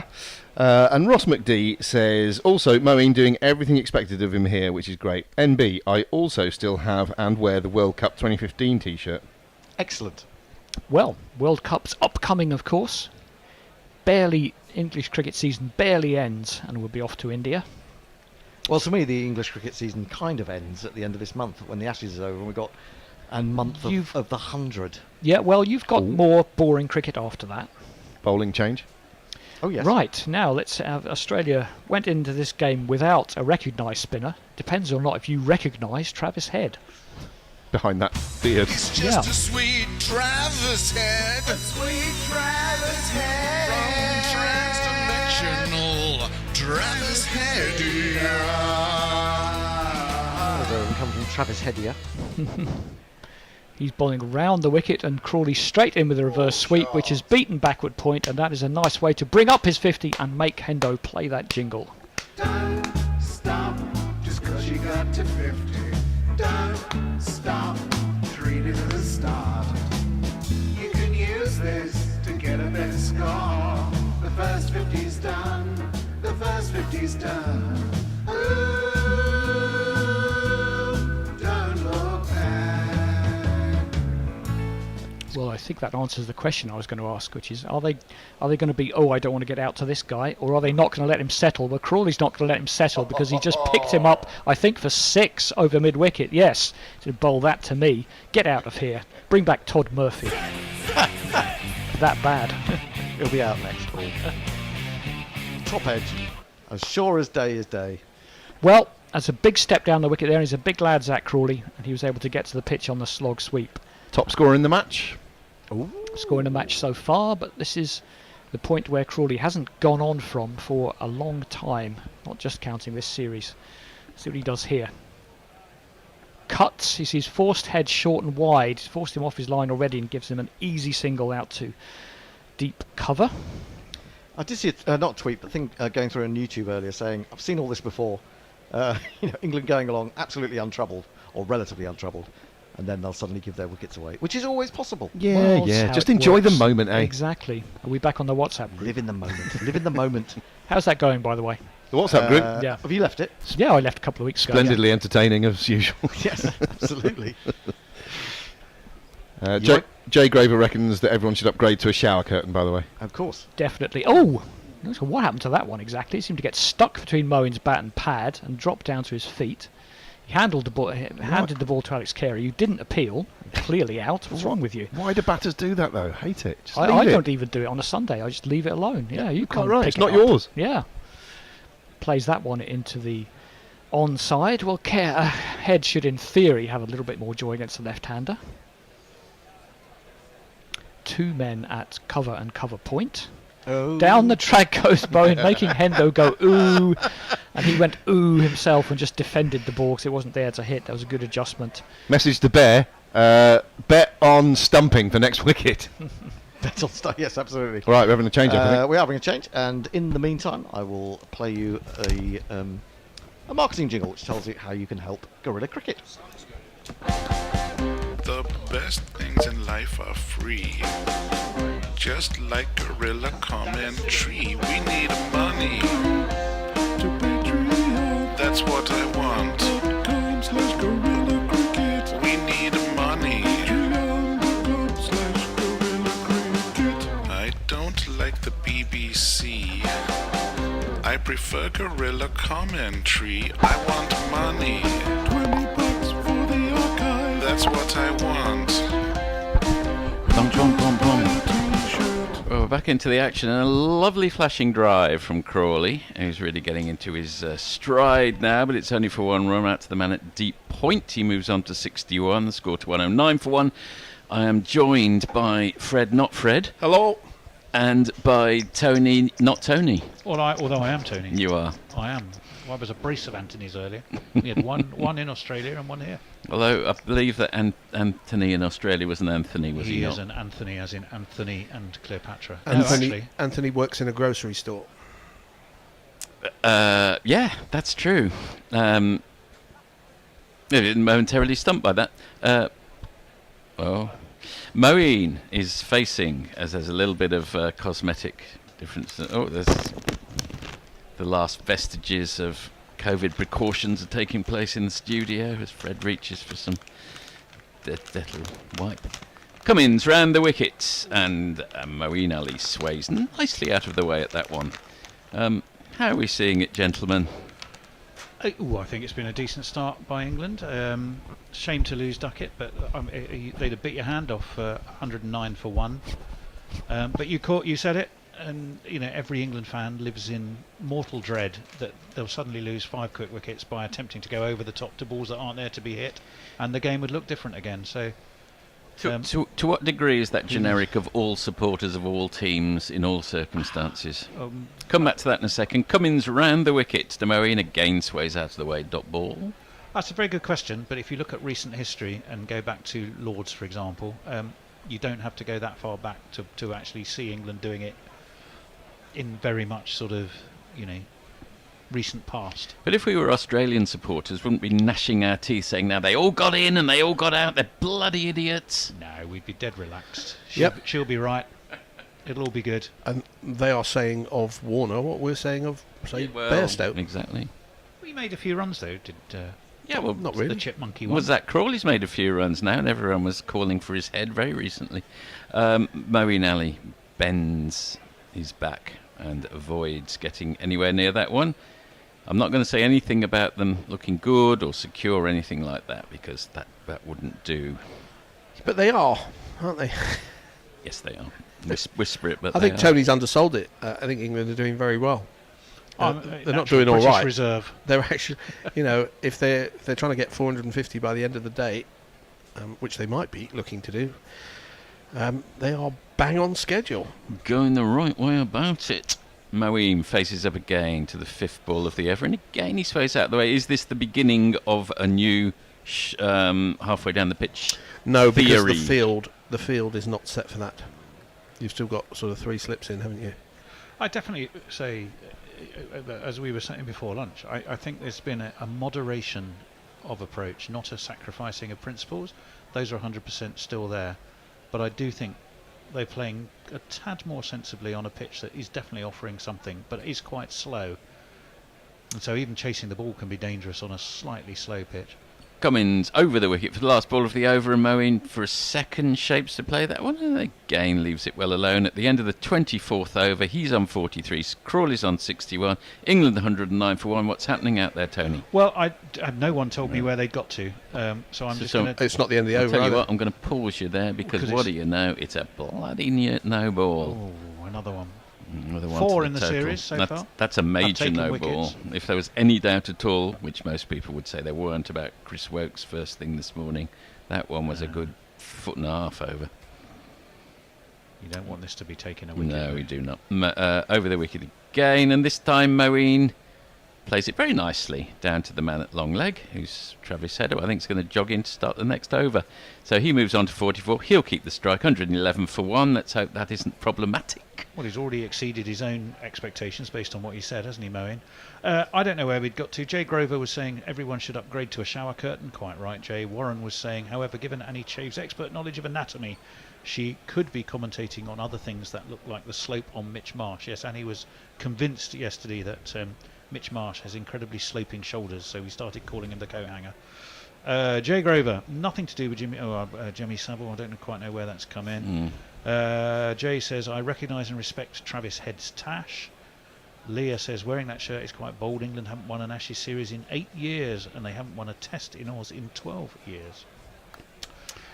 Mark Zip says, I just saw the Duckett wicket. Is there any way they could have net sessions? I'll just wait for Travis. Travis round the wicket, first ball of the over. It's a straight break to Moeen, who flicks it through the vacant mid-wicket area for 1. The wide mid-on fields it. Moves off the 111 to 112. Yeah, Mark was just basically making the point that Duckett should have net sessions where he's basically forced to leave the ball.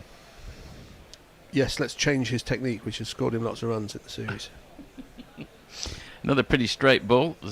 Zach momentarily hesitates, goes through to the man wide at gully, but they've come through for 1. You're feeling pretty positive there, Fred. You know, if England would have set themselves a game plan, it would have looked something like this, wouldn't it?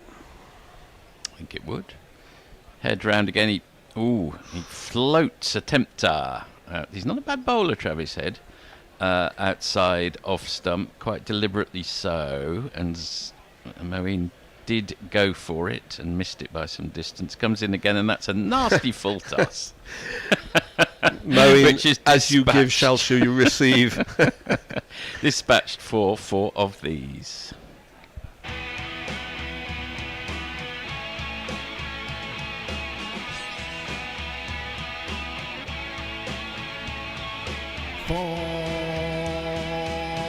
I guess that's what you get with your occasional bowlers. That's called returning the compliment. Head in again. And that's a half-tracker, which Moeen... It's quite hard to describe that one. He smeared it wide of the man at mid-on in the most ungainly manner. An ugly bit of cricket all round, and he comes back for 2, and that gives him his 50. Well done, Moeen. Well, that is a fantastic effort. Well done, Mo. One of these. It's 50, and you know that can't be bad. Yeah, it's 50, and you know you should be glad. Do we say, we'll come back to this in a second, do we say well done to the selectors? Head comes in again, and that's a classic forward defensive. I think we have to, don't we? Well done to the selectors. No, we don't judge them. Well, it's a bit of a complicated point, so let me think about it. Come back to that. Okay, over to Tony. See if anything's happening out there. Oh, sorry. Was that the end of the over? I think it is. Good Lord, Sorry, I was lost on the selectors question because I'm Yeah. not sure we have them. There's basically only That's all right. Key, Taylor, and Stokes and McCullum. Okay, so if anyone wants to pick up the selection No, it's not. query. It's Key, Luke Wright. Oh, Luke Wright. Some bloke Yeah. whose name sounds like Bob Donut or something, which nobody's ever heard of, and somebody who is the chief vet or something of the England team who nobody's ever heard of, who played a few games for Devon in the 90s. I'm not joking. Well, someone's got to do it. These are the people responsible. These are the people who will be hanged in Trafalgar Square at the end of the series.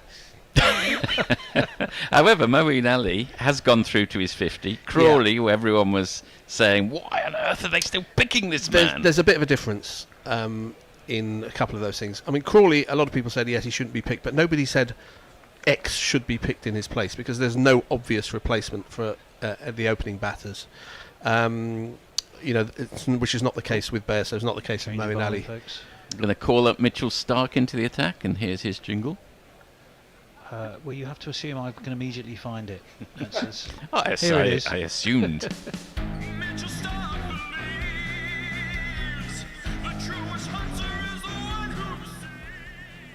Starc over the wicket. Probably look at the most threatening of the bowlers, and that's a Harrow cut, a Vatican cut, a French cut. Call it what you will. A Surrey cut. A Surrey cut, if you like, and it's gone for 1 run. Whoa. Well, anyway. The point I was going to make, Andy would make it much better than I would, so I might leave it till he's next on. It's to do with results-orientated thinking. When you make decisions, you can't justify them or for better or for worse after what's happened. You have to judge whether the decision was the correct decision when you made it. Yeah, I agree with that. So, if you make a terrible decision to drive the wrong way down the motorway, it's not correct to say, well, actually, I got to the other end and I got there 2 minutes quicker because, So, anyway, that's the point I was making about Moeen. There's also, there's no such thing as free will anyway, I suppose. There's Moeen facing up to face Mitchell Starc, comes in over the wicket and just plays that defensively out into the covers. I'm not sure Kierkegaard, Wittgenstein and Nietzsche go with Ponting's wines, to be honest. Well, they're on next, those three, on the commentary. Yes. So we'll be reading your tweets, it'll be Ludwig Wittgenstein. It's a film about a whale, wasn't it? I've seen one of those. Who's the one that's buried in the Danish Copenhagen graveyard? I've seen his, not Hans Christian Andersen, one of the philosophers. Kierkegaard, wasn't it? It was Kierkegaard. The Little Mermaid? Søren Kierkegaard. That is one very disappointing statue, I have to tell you. It's not as bad as the Mannequin Piss. I don't know, it's right up there. And that's a horrible ball from sprayed down the leg side by Starc. It's so bad that Moeen couldn't get a bat on it. Would have been a wide, obviously, in one-day cricket. The mannequin piece is all right. What's wrong with the mannequin piece? It's a little boy having a piss. Yes. It's but it symbolises what he actually did when Brussels was invaded, I think. Well, he stuck his finger in the dike. Anything's better than Little Mermaid. Countries there as well, they're so close together. What, Denmark and Belgium? No, Belgium and Holland. We moved on to Belgium and Holland. If you keep up, Dorothy, come on.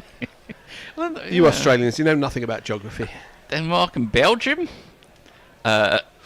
Half stump, a leg stump rather, half volley, clipped away by Moeen. I think it was slightly half stopped by the man at mid-wicket. Travis Head does the honours. They come back for a couple.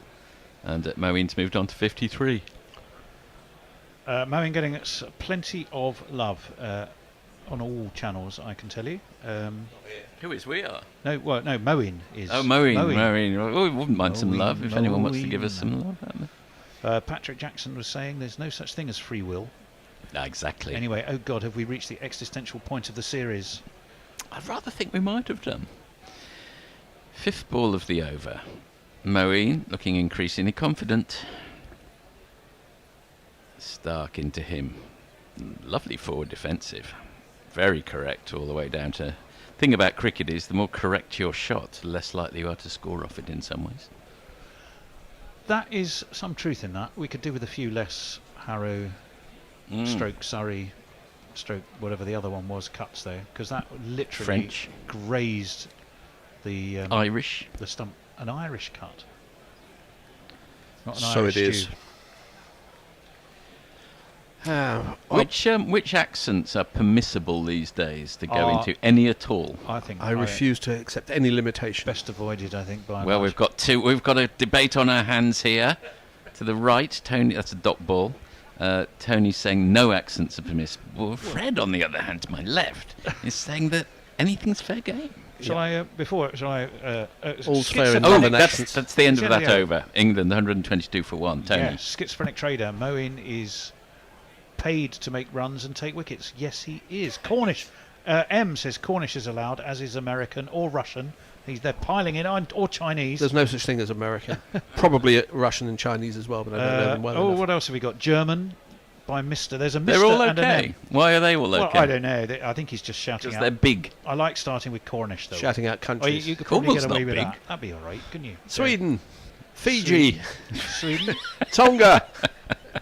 The Marshall Islands. I would St. like Vincent and the Swedish. Grenadines. Swedish, the only one I know is the chemist shop joke, which you must know. No, but there's a Swedish chef in the Muppets. I would like to Really buy a good. deodorant.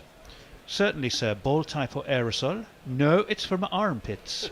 Yeah. That's quite a good joke. Quite better than bears, to be honest. But then again, that's a very, very, very low bar. It is, yeah. Schizophrenic Trader says Moeen is paid to make. Oh, I already said that. And we have a change of bowling, which is more important. It's Josh Hazelwood time. Where is the lad? Oh, I found him straight away. I'm afraid of Josh Hazelwood. I'm afraid when he bowls. I'm afraid of Josh Hazelwood.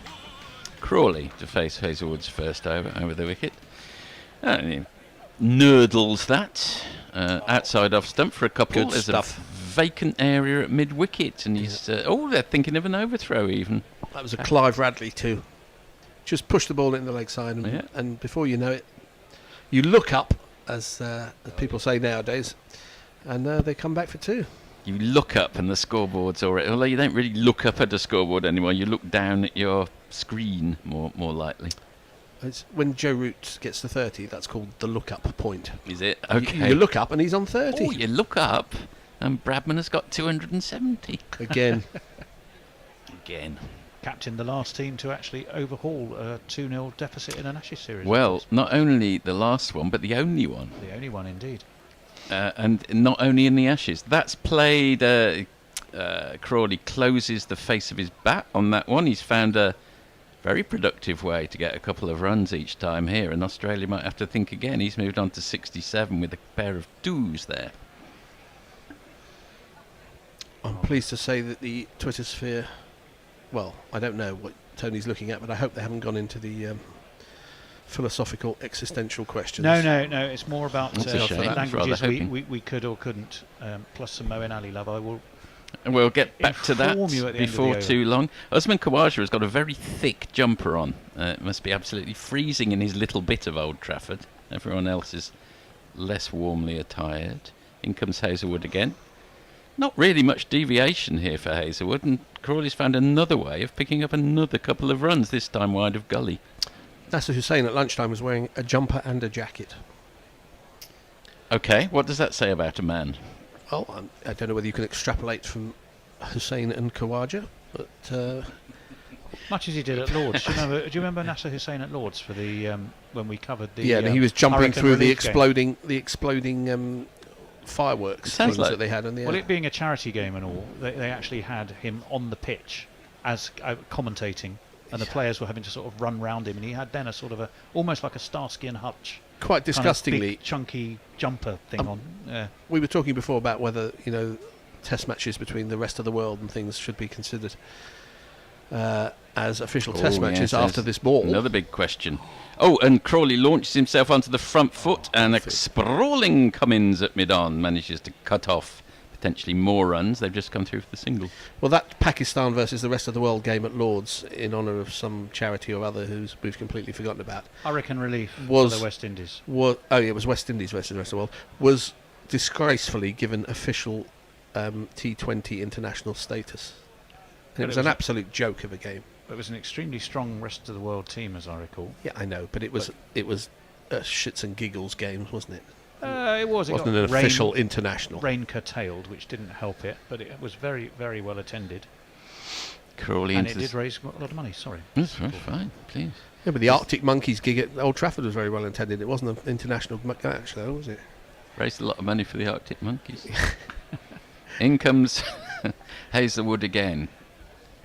Round the wicket this time. New line of attack. And Moeen pulls. Oh, and just for a second it was in the air for a while. And Pat Cummins at mid-wicket leapt towards it like a salmon, but was unable to snaffle it. It's always a salmon, isn't it? Always. But, well, that is what salmon... It's fairly accurate, though. There must be other... Well, not really. They're the fauna that leap.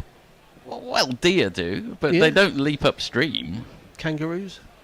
Kangaroos bound, I would say, rather than leap. That's how I describe them. Leapy Lee. Yeah. One for the teenagers there from Tony. Actually, looking at that again, there's an argument that maybe he should have done a little bit better there. He should have caught that. I think he should have caught that one. Yeah. He will be disappointed. That's how bad it was. Hazelwood in again, and on the back foot this time. Zach defends at the end of the 27th. He's on 70. Ali on 54. 174 on Tony. Right, yes. Jan071 says dropped. Yes, I'm with you, Jan. It was. Nihil Panchal says, is there any Aussies here? We have a partnership with our friends in Melbourne, Mooney Ponds Studio, and they will be on, and most of them have been on all of this series. Just not in this trio, I have to say. On Daniel Keppel Australian. Music. The game and others like it definitely shouldn't be included in the stats. So he's with you, Fred. Easy Ollie, let Crawley get his 100 and declare. Ticker Bruno, Spartacus F, it's Hairy Nose Wombat season now. Kangaroo next month. I really have no idea what that's about. Nickel Panchal wants England to win this test for the 5th test. Yeah, there's a lot of people feel that way, I think. Spartacus for life. I think we're talking about different kinds of edible meat. Alex the Worm King. Well, it seems...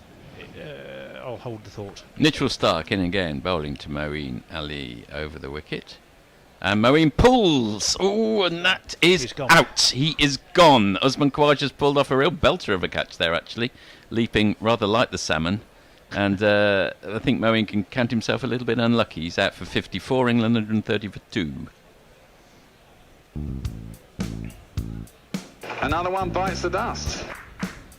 I think that is going to be out, Fred. Another one bites the dust. Well, I've been using my time productively by Googling animals that leap. Frogs, kangaroos, rabbits, jumping spiders, hares. Khawajas. Cricket, oddly enough. Yes, yeah. Leaping like a cricket. I don't think that would work on cricket commentary, would it? What do we think of Moeen's innings there? 54 should have pressed on, but 54 is 54, isn't it? I think timing, the time he spent at the crease, and his very clearly stated low level of aspiration before he came in at number 3. Yeah, it's not as low as other people's aspirations. I think you'd have to take that. You definitely would. That's certainly good would. Result. I will bite his arm off. Yeah. The next man in, I think, could be pivotal in how this game ultimately shapes up. And it is this man. It is. You've done it to me again, haven't you? Here he is. It is this man. Ginger hair like a pick, but massive runs he has hit. So there's that. Introduce yourself. Joe Root. Introduce yourself. Joe Root. Introduce yourself. Joe Root, actually. Now, do you bite your arm off or do you bite your hand off? This is one of the more bizarre sporting cliches that have emerged in the last decade or so. People are always biting arms off, biting hands off. I blame Mike Atherton. He's a massive bite your hand off guy. Is he? Practically speaking, you'd be better off starting with a hand and sort of working your way up the arm. It's kind of physically harder to do it the other way around. What would Mike Tyson do? He'd start with the ear. Start with the ear. Yeah, make his way down. Joe. Via the shoulder. Yeah. Friends, Romans, countrymen, let me bite your ear. There was... actually, I don't think I'll tell that anecdote. It's slightly unpleasant. From King John's reign. You can probably look it up. Mitchell Stark. Into the new batsman, who of course is Joe. Hang on a minute. Is that Joe? He's had a very open stance. Anyway, he's pulled his first ball for 4 of these. 4 of these? 1 of these? One of these. For one of is a 4. There's 4 of these. 4 of 4s? Well, it's a statement of intent, isn't there? I'll tell you why I was slightly thrown. Joe Root seems to have adopted a rather more open stance to my eye. I might get a commentary on that to start coming over the wicket than I was used to. I thought, is that Joe Root? Yes, it is. But I'll get a commentary from our cricket intelligentsia experts in a minute. And he pulls that one again, not very successfully, straight to mid-wicket. What do you think about his stance here? He's been tucked up a couple of times, edging to slip, hasn't he? And I think Stark, is it Stark or Cummins who's got Joe Root 11 times? One of them has. I'll look that up for you. But I think certainly he's thinking about the ball that might swing at him. That was a great catch by the terrific catch. Salmon-like Khawaja. Yep. Similar shot in the area to well, no, he hit this better than the one that Cummins dropped in the previous over. He did, yeah. But it was the same they've obviously Cummins took himself out and put Khawaja in instead. And Root has, he's played 3 shots, 3 pulls so far. Only one of them's yielded any runs. And that one's gone straight to, how would you describe, I suppose, sort of... Short backward square leg. Well summed up. Steve Smith at short backward square.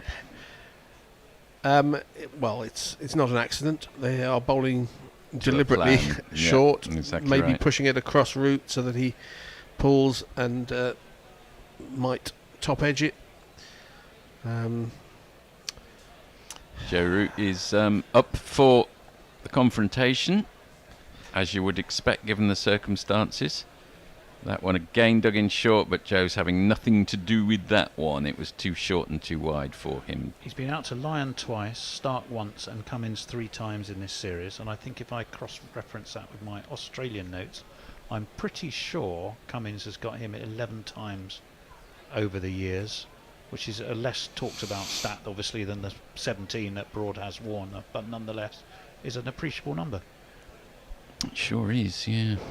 He's not had, since his century, I haven't got his stats to hand, but he's not had the best series, Joe. I can tell you those in a minute. Let me just check. Mitchell start. It's a very nice late cut, I suppose you'd call it. And I think that's gone all the way. Yep. Yes, it has.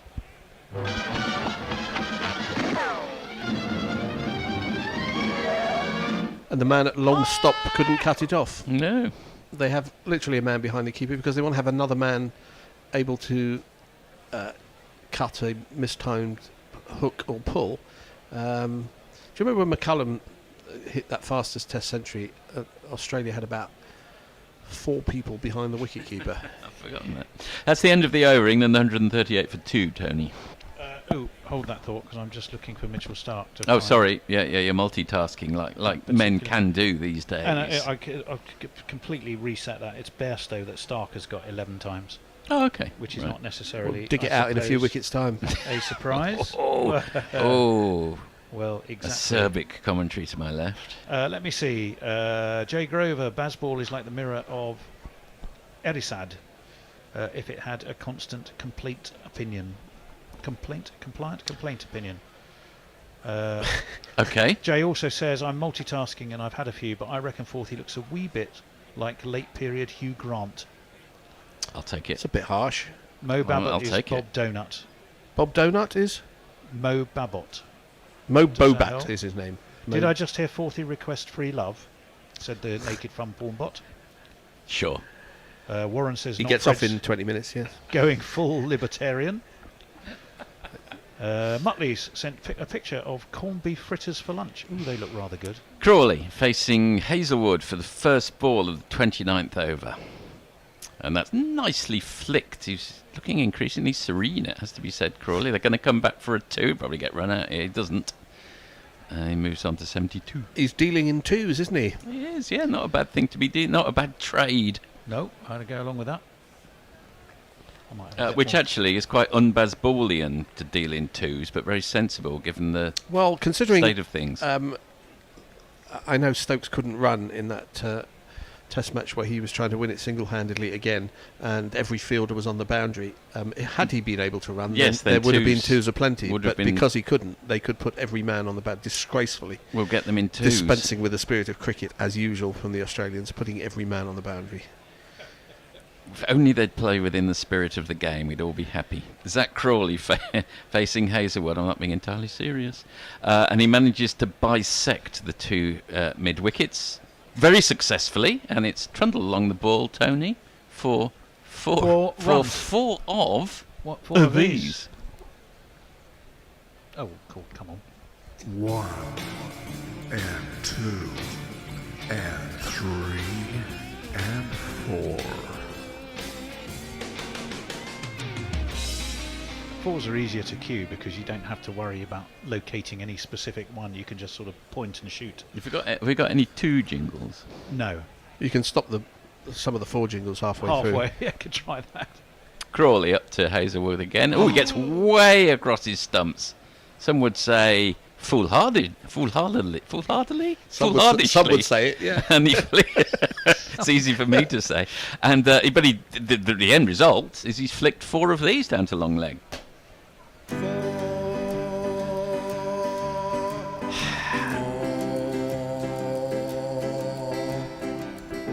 That's a terrific shot. I'm more concerned that Forthy is subverting every convention of guerrilla cricket. Am I? Yes. It was always one of these, not 4 of these, because we don't play a jingle which says a run, and therefore it would be 4 runs. We play a jingle which says a 4, so if it's one of those... It'd be fabulous for the run rate, wouldn't it? If they could advance in increments of 16. But the language is constantly evolving. But that doesn't mean that all language is correct, does it? No, but there's no such thing as correct language. Yeah, you're wrong, Forthy. It's an abstract concept. 4 of these, and then we play a jingle which says 4. We didn't get 16 runs. We my got 4 runs. There's my foot. There's my shoe. But language is abstract, isn't it? It's just like a bloody Australians. fiction. Does the bear looming spirit of language mean that we're due a change after this? I'd rather think it does. So we've got 3 balls to go. I assume that we're going to go through as convention dictates to the end of the over. Why are you looking at me? Unless something happens that we don't want to talk about. Hazelwood in again. And that's a very nice looking drive wide of the man at long on, who scurries after it in the most determined fashion. They'll probably come back for 3, I would imagine. Is that David Warner? 3 of these. 3 of 3. We got Tony's right hand twitching there, but he didn't. Cummins, by the way, has dismissed route 11 times over the years. The 150's up, but I sense that something more significant is being celebrated in the crowd. What might that be? Beer o'clock. I suppose maybe it is just the 150. Anyway, it's got a last 50 and 40 balls. This is what we want. This is what the man on the Clapham omnibus wants. As he waits at his temporary traffic lights and his rail replacement service. Probably going at a compulsory 20 miles an hour. I waited in Hampstead for about 40 minutes for a replacement Did you meet anyone bus in the on end? Sunday. Back of Jack Straw's castle. Expensive shot from at the George Michael bench. the George Michael commemorative bench. It was here that George Michael sat for many. So he did his community service. He loved this place. He loved a bit of community servicing. 151 for 2 before we better get out of here. No, because we've got 1 ball to go. Oh, have we? Yeah. Oh, yeah. So we're talking about George Michael still. Oh, right, okay. Do I move Chair Bear? The Chair Bears. It's the Chair Bear bunch. Okay, that's one glided quite nicely down to 2nd slip, 3rd slip. The end of the 29th over. England 151 for 2. Changing of the guard. I think I'm staying where I am. Am I summarising to... Andy is BBB. No, I'm He's tweet, and Bear is taking over on BBB. We wait for Tony to exit. Mic drop from Tony in the modern idiom. And Bear is moving into place. You're not missing anything, don't worry. Well, you're missing an ad for Crunchy Nut cornflakes, which doesn't seem to have changed very much since I was last in England. The trouble is they taste too good, in case you're wondering. They do, but I can't have them anymore because I'm too much sugar. Diabetic, too much sugar. Yeah, they are ridiculously sugary breakfast cereals. Lots of things are really. Actually, you do notice when you try and cut sugar out how much sugar is in everything. 43 grams per 100 grams of sugar in those bloody things. It's absurd. And they tell you it's good for you. It's breakfast. Yeah, right. Kind of thing that made me like I am now. Fuckers, they lied to me. It's reversible though, Bear, so that's good news. Breakfast means breakfast. I've reversed it twice, but the problem is when you realise that you can reverse it, you reverse it, and then you go, then you unreverse it. That's really easy. Then you forward it. It's like a double bluff that Andy's so keen on. Right, we've got a break for drinks. Oh, so right, okay. what was the last tweet that was done, do we think? That's a very good question. Did we do Jay saying Wittgenstein wore a jumper and a jacket? No. As does Messi Jez. Bear knows of the conspiracy. I have a question. Wittgenstein. Well, we did get briefly onto Wittgenstein. Stan the statistician gives us some statistics. Oh, yeah. Only one team won the Ashes from 2-0 down. Another one squared them at 2-2 Australia in 1972. Jay No, says well, kangaroos do not hmm. frantically leap upstream towards their spawning grounds. Well, I don't know. Sorry to interrupt, Andy, but that isn't the sequence of scores in the 2-2 1972 Ashes. It goes England 1-0, Australia 1-all, England 2-1, Australia 2-all, with a draw in between, which is not the same thing as coming back from 2-0 No, he does down. actually say that, to be fair. He said squared the series at 2-all from 2-1 down. I don't know From why. 2-1 down is Yeah, correct. I don't know Yeah, why that's yeah. so relevant, though. Jay also says if you can bite the top of the arm, pit area, you incapacitate the limb and then can snack at your leisure.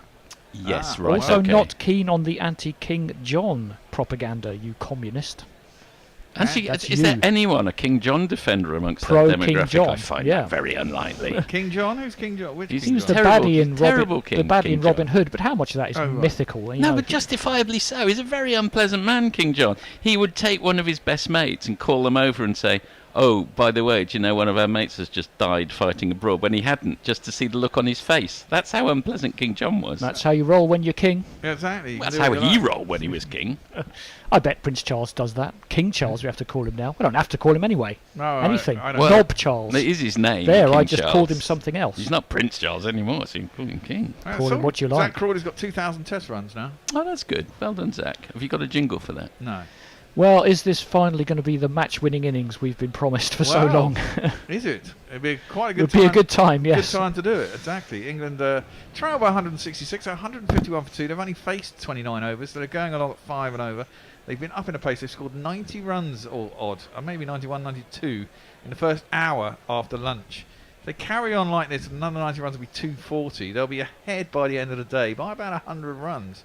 Then it's going to rain for 3 days. No, it's not going to rain all day tomorrow, so they might well just declare at that point and see if they can roll Australia for 100 tomorrow in 2 sessions, because that's probably all they'll get, and that'll be it for the rest of the game. Stark is in, thrown up wide of off stump. Crawley has a big drive. Cameraman loses it, even though it goes straight back to the bowler. And there ain't no run. Yeah, that's is it my imagination, or has there been some poor camera work during this series, more so than normal? It does seem to be. Maybe they've got the newbies on who don't know about cricket. I think you've got to be a You do a have to know. cricket person Yes, to you know do. what's going on. Like with darts, they've got to zoom in on the right one. Yes. Yeah, that's right. Are And you they a- have spotters, don't they? They have ex-players telling them what to zoom in on. Now I think about it. Right. Are you Keith Deller is a spotter. Are you a darts man? Not really, no. But You a darts man? I'm Not quite, really. I know things. I'm I well used to read. watch it when I was on the BBC and I had Jockey Wilson, and they're all pissed. That was when I was a kid, though. Stark in, hit. Really, don't know what to call that. Was it a drive? Not really. It was a kind of punch into the offside, out towards deepish set mid off, and it's quite wide. And there's no run.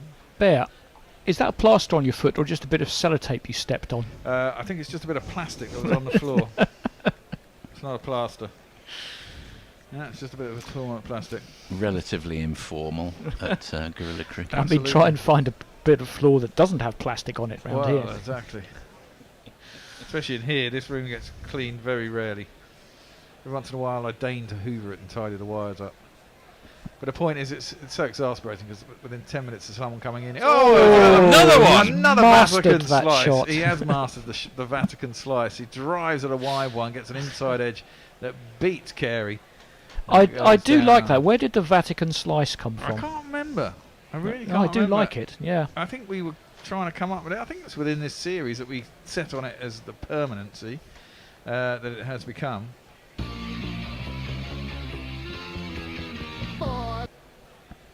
I mean, he's got a lot of runs that way. He has. We were At least ber- 12. He's an expert at it.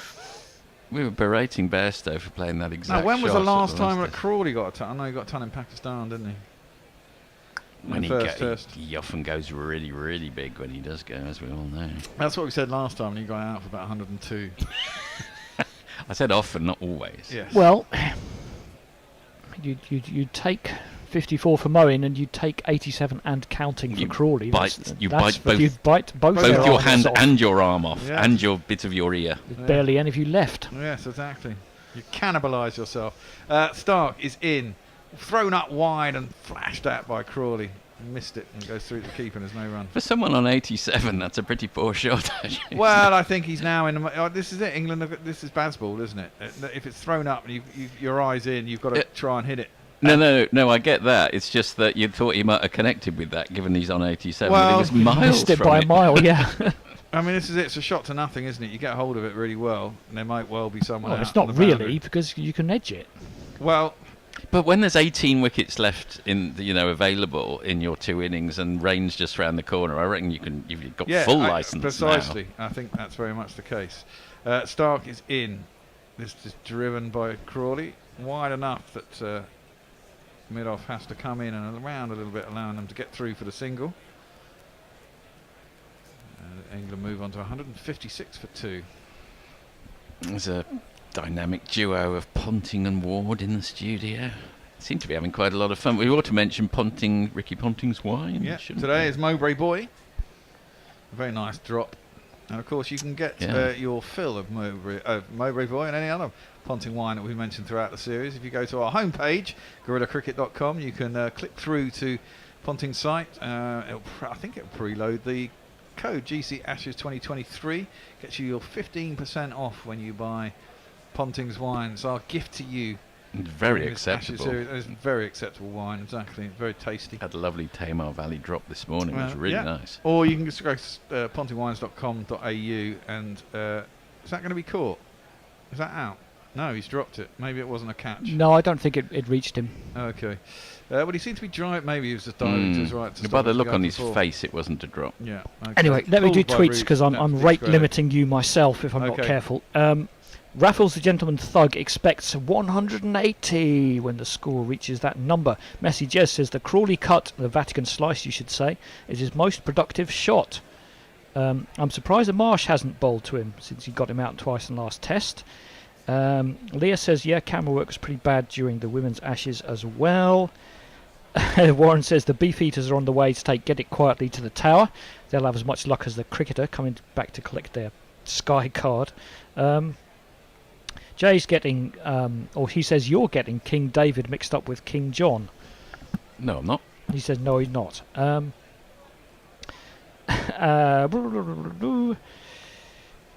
And Mutley says yes, there's a 4 jingle that goes and 1 and 2 and so on, so you could cut that halfway through and that would just be a 2.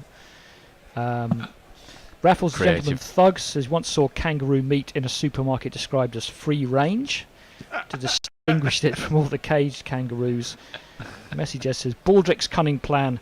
Cricketers should adapt. Write your own name on a cricket ball and lock it away, and thus the ball with your name on it is out of commission. Oh, that's quite good. It's like taking a bomb on a plane, isn't it? Same statistical theory. Because I wouldn't like the idea of explaining that to a law officer when you weren't setting it off. That's pulled in front of square by Joe Root. As comes into bowl to him again, gets him into double figures. He's 10 off 9. Crawley's on 88. England 158 for 2. They've only faced 30 overs. Madness. Joe Root definitely has made a technical adjustment between this test and the last. We're having a look at it now. He's really gone outside leg stump. He's opened his stance up considerably. More. He's also on the move as the ball. He's going moving back as the ball arrives. He's also a little bit deeper in his crease, isn't he?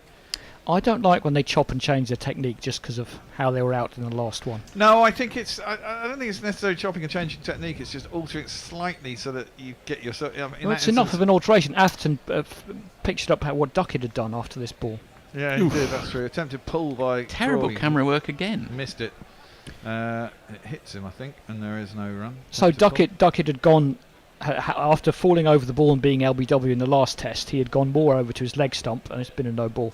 And then, of course, he was reaching out and caught behind in this one, which is what can happen. That can happen. You can overcompensate, but you'd probably trust Joe Root to make the correct adjustment a little bit more than Ben Duckett. Maybe. Ravi Nair is claiming credit for Vatican slice because he says French cut, Surrey cut, Harrow cut, etc. all represent prejudices. And Vatican slice doesn't. Pulled. Well, that was my thought. Yeah. Well, we all hate the church. So, and that's pulled by Crawley down to long leg for a single, except for churchy people, obviously. Yeah, prejudices are fine if you all hate someone. Yeah, that's true, isn't it? Yeah. Actually is the way generally. Hitler, we all agree on that, probably. No, not everyone, unfortunately. I don't mean present company, but I mean in the world. Yeah. In the world, no one will agree on everyone. There can't be anyone everyone agrees on. No, probably not. indeed. Almost by definition. Yeah, Root facing up to Cummins, pulled again along the Nice ground. shot. Oh, he's Nice got shot. that between the gap. fielders. He's going to make it to the lovely. boundary. That is a great shot. There's 3 people out there. He's managed to pull it all on the ground, beating them all. Steve Smith's in by 20 yards. It's sort of on the 45, and then there's a fine leg, and there's obviously a deep square leg. He's bisected them all. Bisected, trisected, I would say. Trisected, yes, And yes, he it's has. gone for 4 runs. Almost drawn his stumps. Rather charmingly, the camera panned along to see a row of Old Trafford folk giving the massive finger to the Australian contingent. Well, for the you all- replay, you- they haven't though. You all Not sit for the together replay, in those no. yellow hats, looking like a cult. You know, Yeah, you well, are you are kind of bringing it on yourself. You are indeed, yeah. Painting a target on your back. Are you only allowed into that little bit of the ground? It if you looks that way, doesn't if it? you're wearing, Yeah. it's like bloody something out of Pol like Pot or something. I don't know Expel what the it looks idolator, if you call it Yes. in normal Heretic! clothes. England move on to 164. Cummins in particular taking some tap in this innings. Yeah, nearly going at what? sort of Pretty much 6 a and over? run a ball, yeah. I suppose 180 for 1, England were looking even more cruisy a couple of tests ago, but 164 for 2 is not bad. No, they were chasing 400 odd then as well, but they're only chasing 317 here. That one's defended back to the bowler, and there is no run. There haven't been many times during this entire series when the bat has looked on consistently on top of the ball. He wouldn't go so No. far as to say that's the case right now either, but we're maybe approaching it. Well, certainly it looks like Australia missed a trick, didn't it? I mean, all those starts that never really went anywhere. You had 4 players getting, as you said, up to between 40 and 51. None of them going on beyond 51. That was the highest score. Yeah, it's quite un-Australian. Very un-Australian. Thrown up, driven beautifully by Rooty. There's no one out there. Oh, nice. I love Yep. it when he's batting well. That was a It's gorgeous me, shot. says she. It's me, says she. Got his foot out to the ball, just leant into it, high elbow, Yeah. drilled through the offside. I and reckon out that the cover boundary. century scored against India last year was the most aesthetically beautiful century I've ever seen. I think it was actually in a lose. England ended up losing the match, but it was such a beautiful century aesthetically. Which, what, last year? Or maybe it was the year before. I Maybe say it it was must 2 have been the years. year 2 before. years ago. Sorry. Yeah, because last year we Last year was played the one-off. the No, final we test. won it, didn't He might we? want Yeah. to. No, he didn't. That's drops beneath that, so it's short. Goes through the keeper. and so on. Did he get 100 in that game that we beat them, or we chased down 360 odd? He might have done, but that wasn't a massively aesthetically pleasing 100. I think it was more Bazballian. Yeah, that sucked. Tom No, M it was says- great, but it wasn't. I would have said it was. You know. Tom M makes a good argument. He says, surely at this point just call it the Crawley cut. Oh, yes. No, I quite like the Vatican I like slice. the We're gonna Vatican stick with slice. that. Jay says, Forthy's condemnation of King John just reveals his socialist woke agenda. Okay then. No.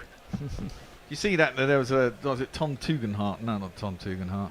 He's an American senator.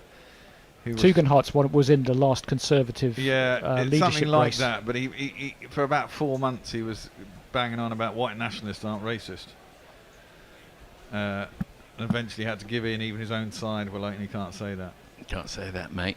I think I can have a justifiable go at King John, though. He wasn't an unpleasant individual. He used to go around locking people up and starving them to death at the drop of a hat. Oh well, you know. No, keep your hat on in that case. Yes. Stark, he's one of the most economical of them all. Shoves that wide of Crawley though, and doesn't even throw his bat at this one. No, No I run. think the fact he didn't throw his bat is actually quite a good sign, isn't Yeah, it? well, yeah. Don't slow up when you get into the 90s. Just carry on. 89 off Duckett, 89. Duckett gave it away on 98. I'm sure you can, Crawley. Yeah, I was foolishly just looking for the century jingle and said so when Duckett was on 98, and then Yes. all hell let loose. Well, indeed. England motoring along, and they are up over 6 and over now. Surely. No, not over the whole Five innings. and But there's 7 and over this session. 780, yeah, 5.5. Oh, That'll do. That'll do. He's flashed at that one. Got a big top edge that's gone way over the slips and down towards third man. Nearly 6, but in fact it was just 4. 4 on the floor, and one more 4 than the 4 before. That's what 4s are for, to get funky on the dance And floor. you have to say Australia look a little bit rattled. I do. We've said that before, of course. Would it be fair to say, gentlemen, that is actually quite a low-risk shot? If you go hard enough, If you go hard enough, yeah. Which he did. Exactly. I mean, he's had a pretty lucky innings. Well, if we're fair, I mean, he hasn't been dropped. I'll give him that, but he could have exactly that played onto his stumps 5 times, 4 or 5 times. At Well, least. Australia's setting their field like the under-12s. They've put a man where the ball's just gone. Yeah, chasing, don't know what to do. So Stark is in, throws it up there, That's a good drives shot. Beautiful gorgeously, Beautiful nails shot. that through the offside. That's out to the boundary, and it's 4 more. Just four. I mean, this is why they've invested in Crawley, isn't it? This is when the he match plays winning like innings that. that you were talking about, Andy. Yeah. Now he's going to get out, but you know. Well, I think it's quite possible it could be a match winning innings if he does get out now. He's on 97. It's true. But it was just at the point where he was being defended as a match winner, he had scored like no runs in any games that England had won. Mind you, it hadn't helped that England had only won 1 out of 17 games. Yeah, It did not help, though. I mean, this has definitely helped him. I mean, he's not had a bad Ashes, but he's got 2 50s and this. He's been perfectly 3, fine. yeah. But this has just That's boosted right. it even more. He's had a good Ashes. Like a good war. And, Stark is in. It's there again. He's driven this time. He mistimes it up to mid-off, and they'll get through for a single, though. I'm going to move on to 177. Well, this is all very much going according to plan. It's a shame that the heavens are about to open at some point, but had that not been the case... Is that forecast today?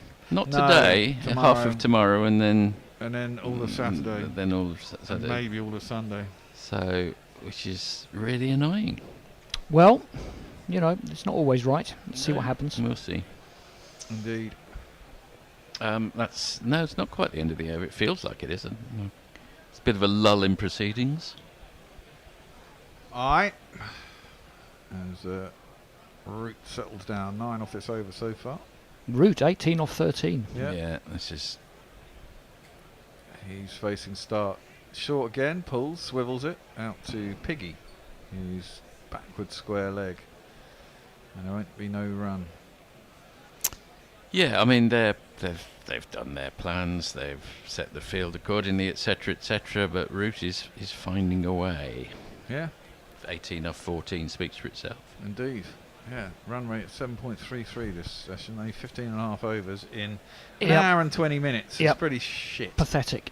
Rubbish. I mean, England that weren't great yesterday. No, they weren't. It's true. But it was so bizarre.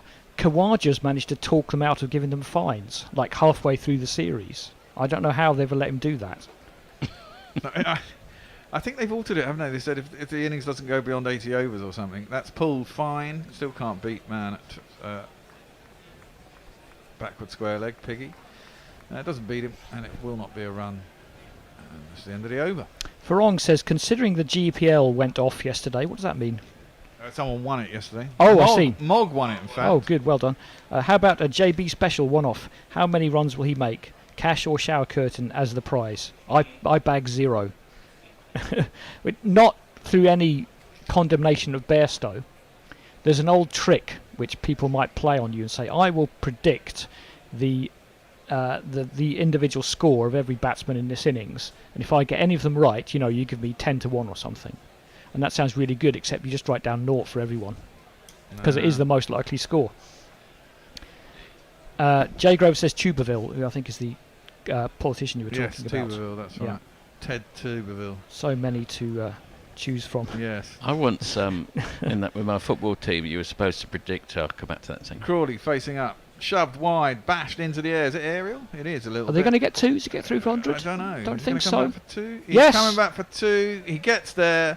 Well done, Zach Crawley. He's got himself an Ashes ton. What a hero. I'm just talking so I can find the jingle. There we go. 10, 20, 30, 40, 50, 60, 70, 80, 90, 100. Congratulations, sir. You are a centurion.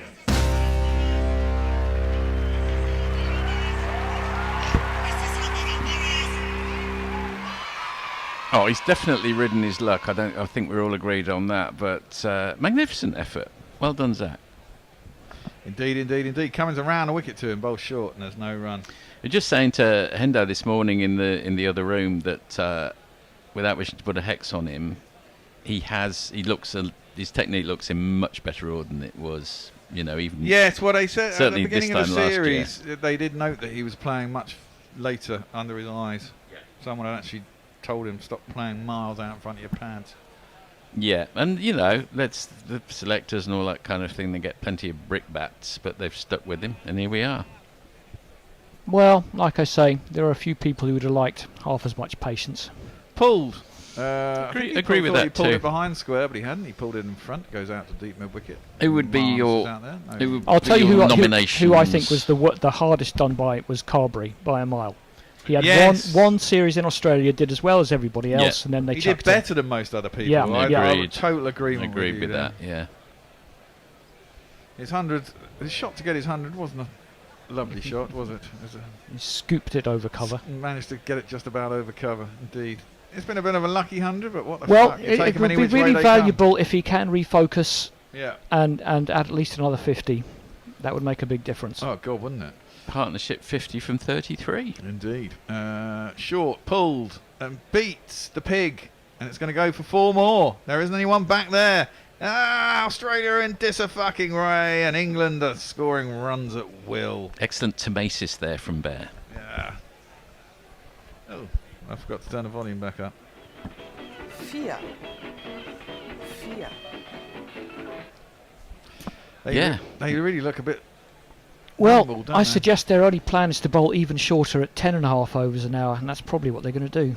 It's true, and then if one of these two, of course they'll get out. That's the nature of cricket. But let us not despair if they do, because wickets are a necessary collateral when the game is being played this way. Exactly. Pulled again. Not great timing this time from Root, but he's getting it down nearly every time, isn't he? Whereas before he was getting underneath it when the last couple of tests he's tended to not get over the top of it. Gets a single though. It's far enough in front of square. I think we should cure ourselves of, oh my God, he's played an over-aggressive shot and get out. And they're playing that way. They will. Yes. They will be. Habits of a lifetime, though. I know it is habits of a lifetime, and the fact is that if they'd have been 140 for 6, you would have been really upset. But they've got away with it. They got to 185 for 2 in 32 overs. The ball is older. They look a bit in disarray, Australia. You've got to try and hammer it home if you're attempting to win the game. Exactly. Pulls that. It's not out, is it? No. No. Pulled it into the ground, straight to square leg, and there's no run. Well, that's what Warren says. He says, having entered the Stokey column, please don't encourage Hendo.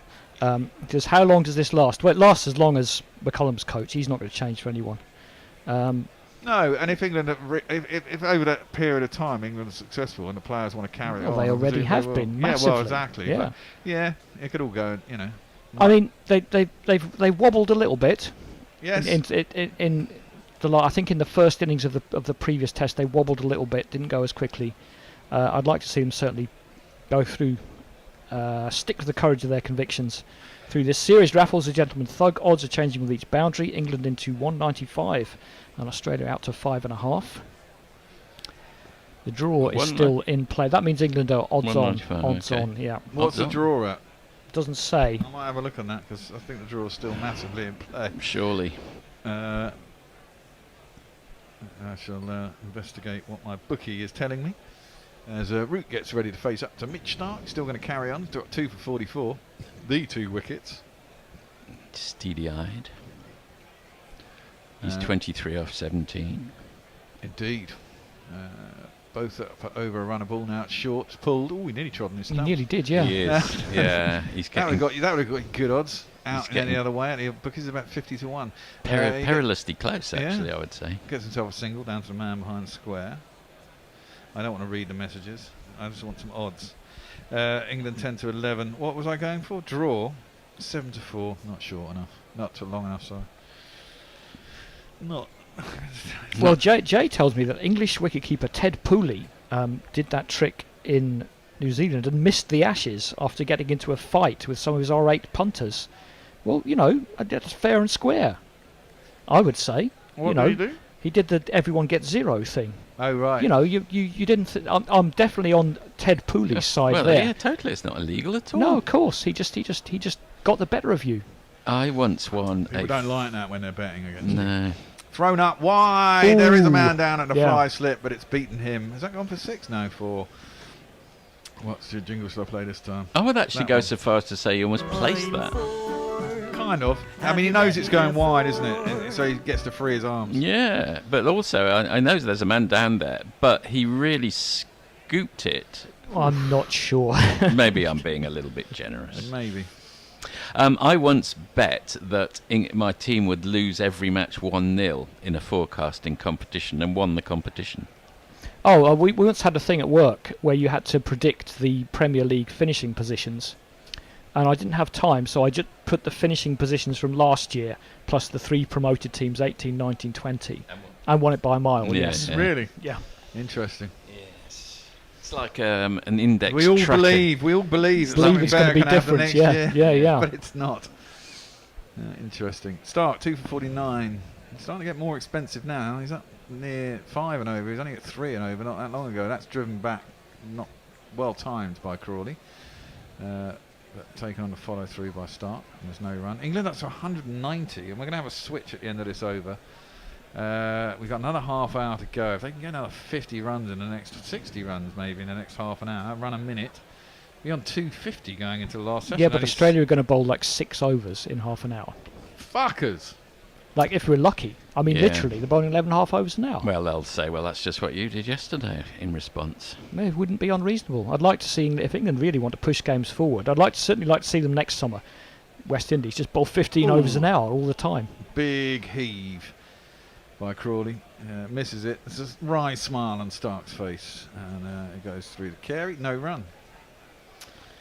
Well, Yeah, well. under normal circumstances, England are batting themselves into an unassailable position, but there's so many twists and turns in this series that we can't possibly say that, plus rain.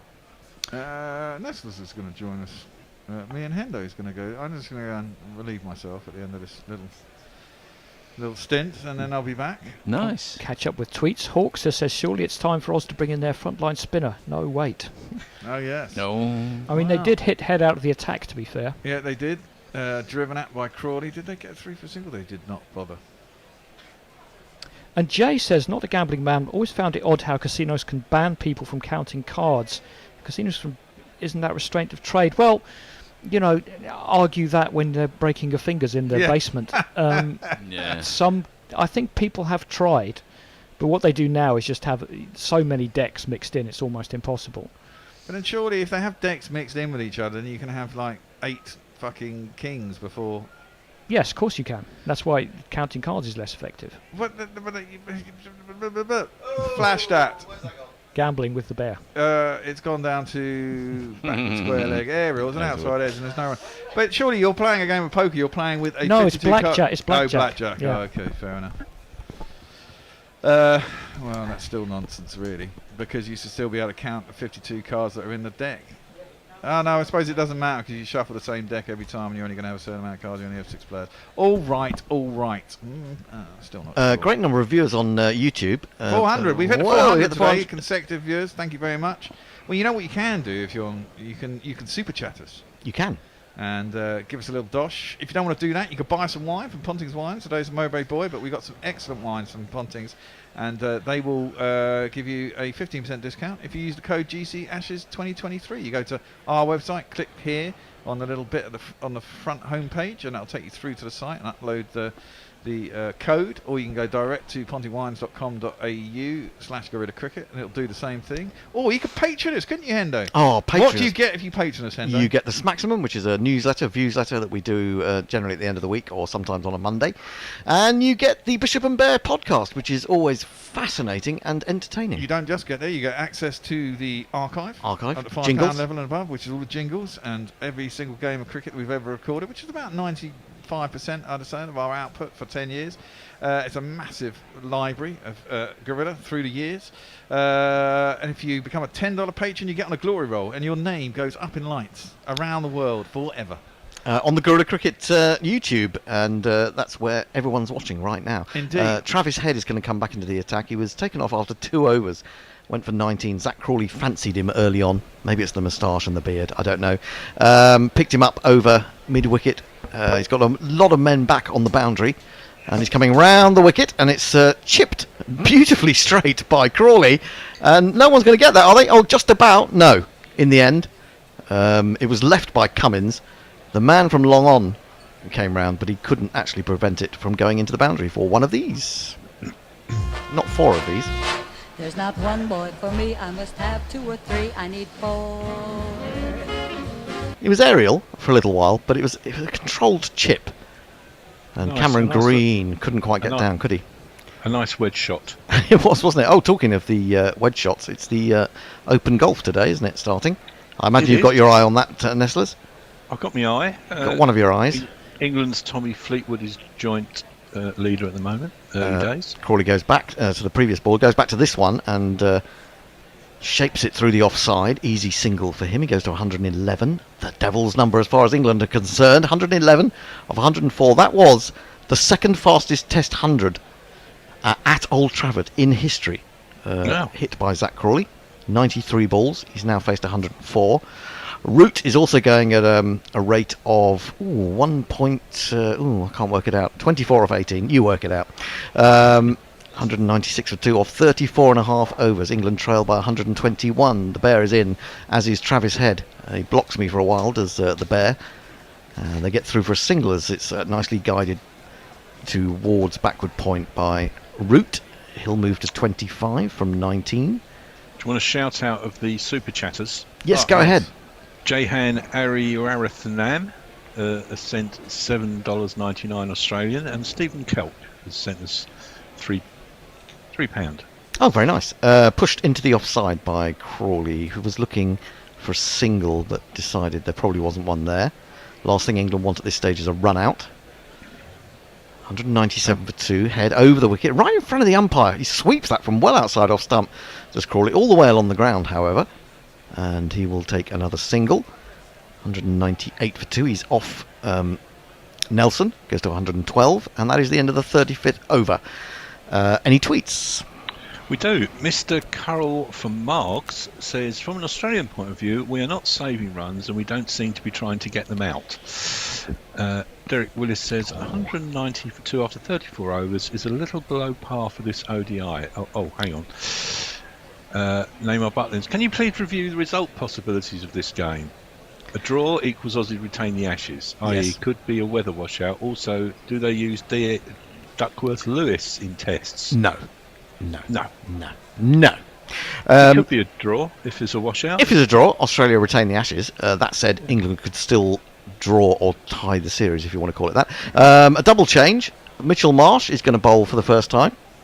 So the Bear will leap into action and jingle him up.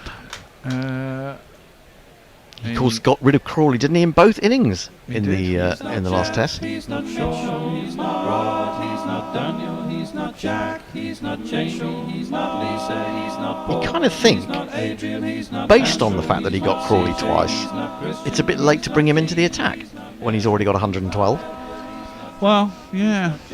And he bowled tidily, bowled very tidily. Well, the point is, as Headingly. well, is they've gone through all their bowlers now. They've bowled a couple of spells each. They'll all be feeling a little bit more tired, and they've had to turn to Marsh. And if they can get through this session here and then deep into the next session, it should get even easier. In comes Marsh. He's got 2 slips, separated by a few yards. So you've probably got a first slip, maybe a second slip, and a fourth slip, driven by Crawley up towards mid-off. There is no run. And they've scored 137 off 19 overs in this session, which is around about 7.2 runs per over. I suppose there's Marnus Labuschagne, could bowl a few leggies. Steve Smith. But Australians a little bit quiet at the moment. Sorry, the family are hassling me for the Netflix password. Oh, for God's sake. Marsh bowls to Crawley. The ball comes back into him. And as he often does, he just gets his bat in front of that pad and works it to mid-off, mid-on rather. You do wonder. He always looks like a candidate for an LBW, and he was very close to being LBW earlier today. Well, he was given, wasn't he? It was given by Joel Wilson, so you're pretty certain it wasn't there. Joshua Letchford says, "Is this on for $2?" That's what he's given us in his super chat. Thank you very much, Joshua. Is this on? As in, can England win this? Is that what you mean? Clipped away beautifully through mid-wicket. It should be fielded by the man on the boundary. That is Labuschagne. And they will take 2. Crawley moves to 114. Yes, you heard that right. Crawley, 114 from 109 deliveries. It's been an extraordinary innings because he's mixed some of the most extraordinary stroke play with a few lucky breaks, a few Vatican slices, as we like to call them. As we were saying earlier, this is what he's picked for, wasn't it? You know. It is. He's doing his job, and Marsh is into him again, and just gets that one to fade away from him. And that was the ball that got him at Headingley, I think, in the first innings, and he threw the bat at it. This time he shows admirable restraint and lets it go. Marsh is just that sort of dobby kind of pace, isn't he? A little bit quicker than you think. Bowls a heavy ball. He's a heavy man. Right.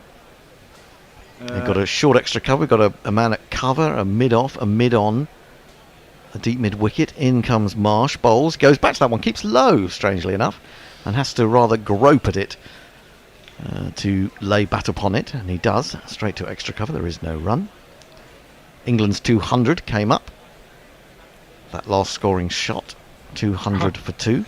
I wondered why they were all clapping. Yeah, that'll be it. That'll be it, Nessers. We would have fallen over with a load of beer in a tray or something.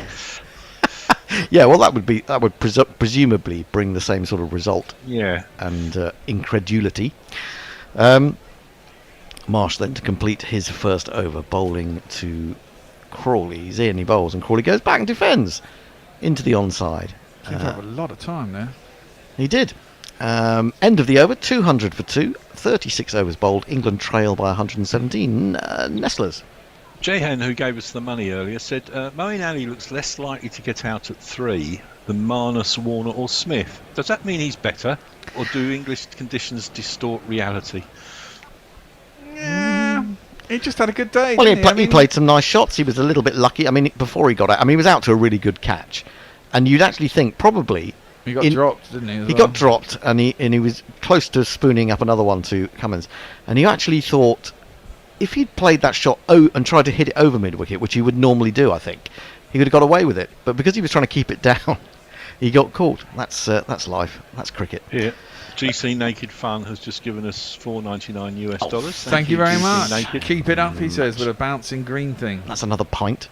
He's going to play the reverse sweep to a ball that was not really there for it, Root, and didn't get it cleanly.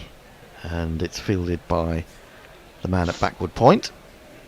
Root on 25. Travis Head coming in, wearing sunglasses. Root goes back, and Grubby is off. It's been lovely to have Grubby's company. They're going to get a single out to deep cover. 201 for 2.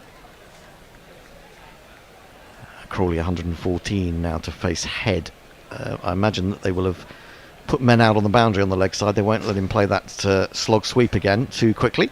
So he just works it through mid-on quite nicely. This is, dare I say it, sensible batting from Zach Crawley. Goes to 115, 202 for 2. Well, they've got a one-day field out here. You should get 6 and over anyway. And then if you can get one in a gap, you get 10.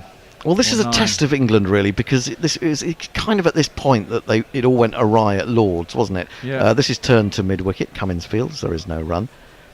When they decided to take on the short ball and lost 3 very important wickets in a short space of time. But Australia had scored over 400 in that innings that time. This is swept by Root. Is there anyone down there? Well, great effort. Brilliant piece of fielding in the end by someone who's injured himself. Mitchell Stark. He's now limping. But it was a really good piece of fielding, because I thought that was going to run away for 4. I think he's done it. He's turned on his ankle, isn't he? I think he's going to be all right. It's a knee. Maybe it's his knee, because he is a lanky chap. And he had to go down onto the knee.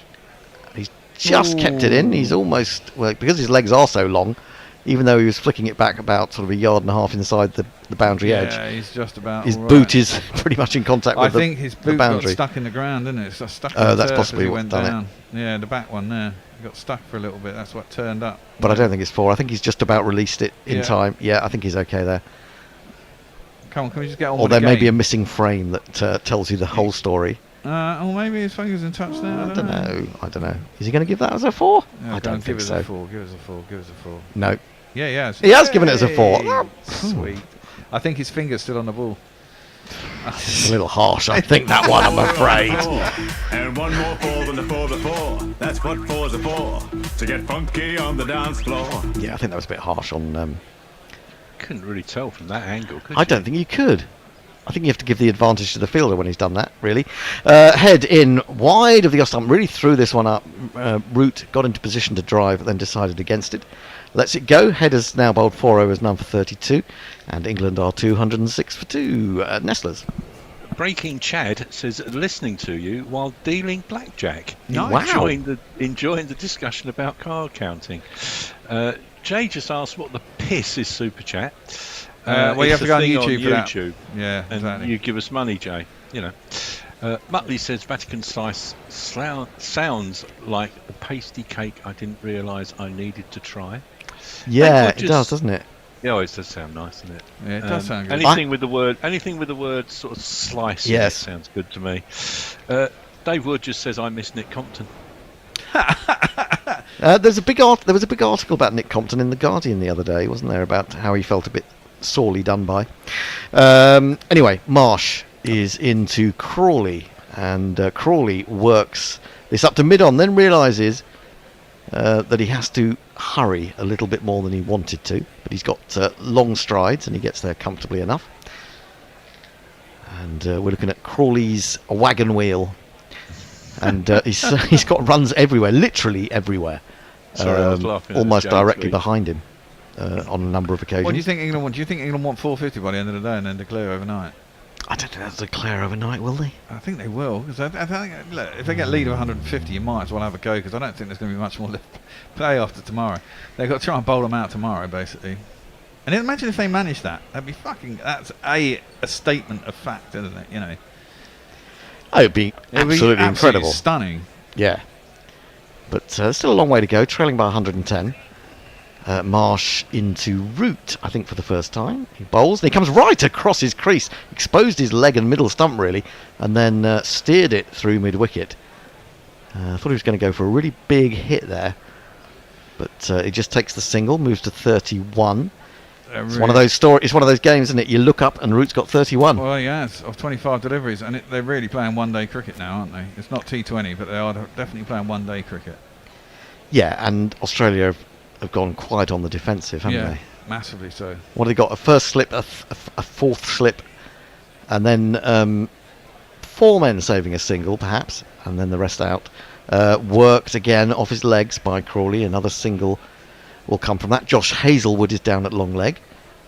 209 for 2. As a batsman, do you go to the umpire, look, you've got to say something to these bowlers because they're bowling 10 overs an hour? Is that what they're bowling? It's about that. I mean, we're going to come to tea. You know, they've bowled, what, 40 overs? Yeah, an hour before lunch in a session.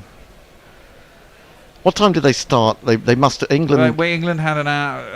An hour and 20 minutes. They were bowled out at 25 to 12. So quarter to 12. Quarter to 12. So an hour and a quarter. Guided past the man at fourth slip by Root. He'll get 1. I think they're going to come back for 2. No, I don't think so. No. Travis Head does the fielding. 210 for 2. Root moves to 32. 12 overs an hour, around about. I suppose that's what England were bowling. It's terrible though. 12, yeah, 10 is ridiculous. 10, surely the umpires have to say something. 12's not much better. 12 isn't much better, but it's just on the limits of what's allowable, really, I would say.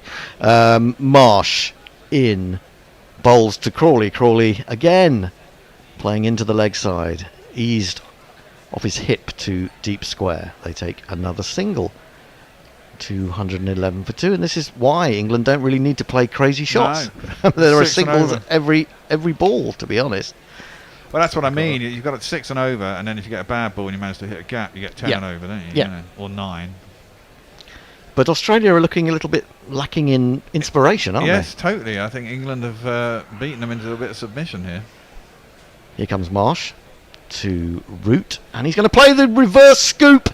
Is there anyone out there? No, there isn't. It's gone all the way. Oh, wow. He's played the Root scoop, and that's kind of a left-handed scoop from a right-handed batsman, and it's 6 runs.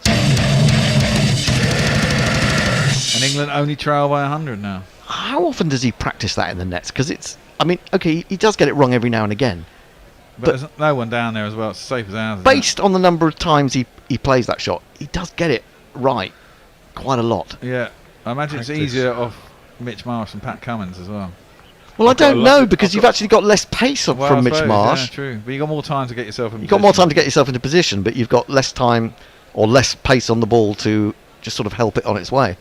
So I'm quite surprised that went for 6. I've got a lovely tweet to read you out.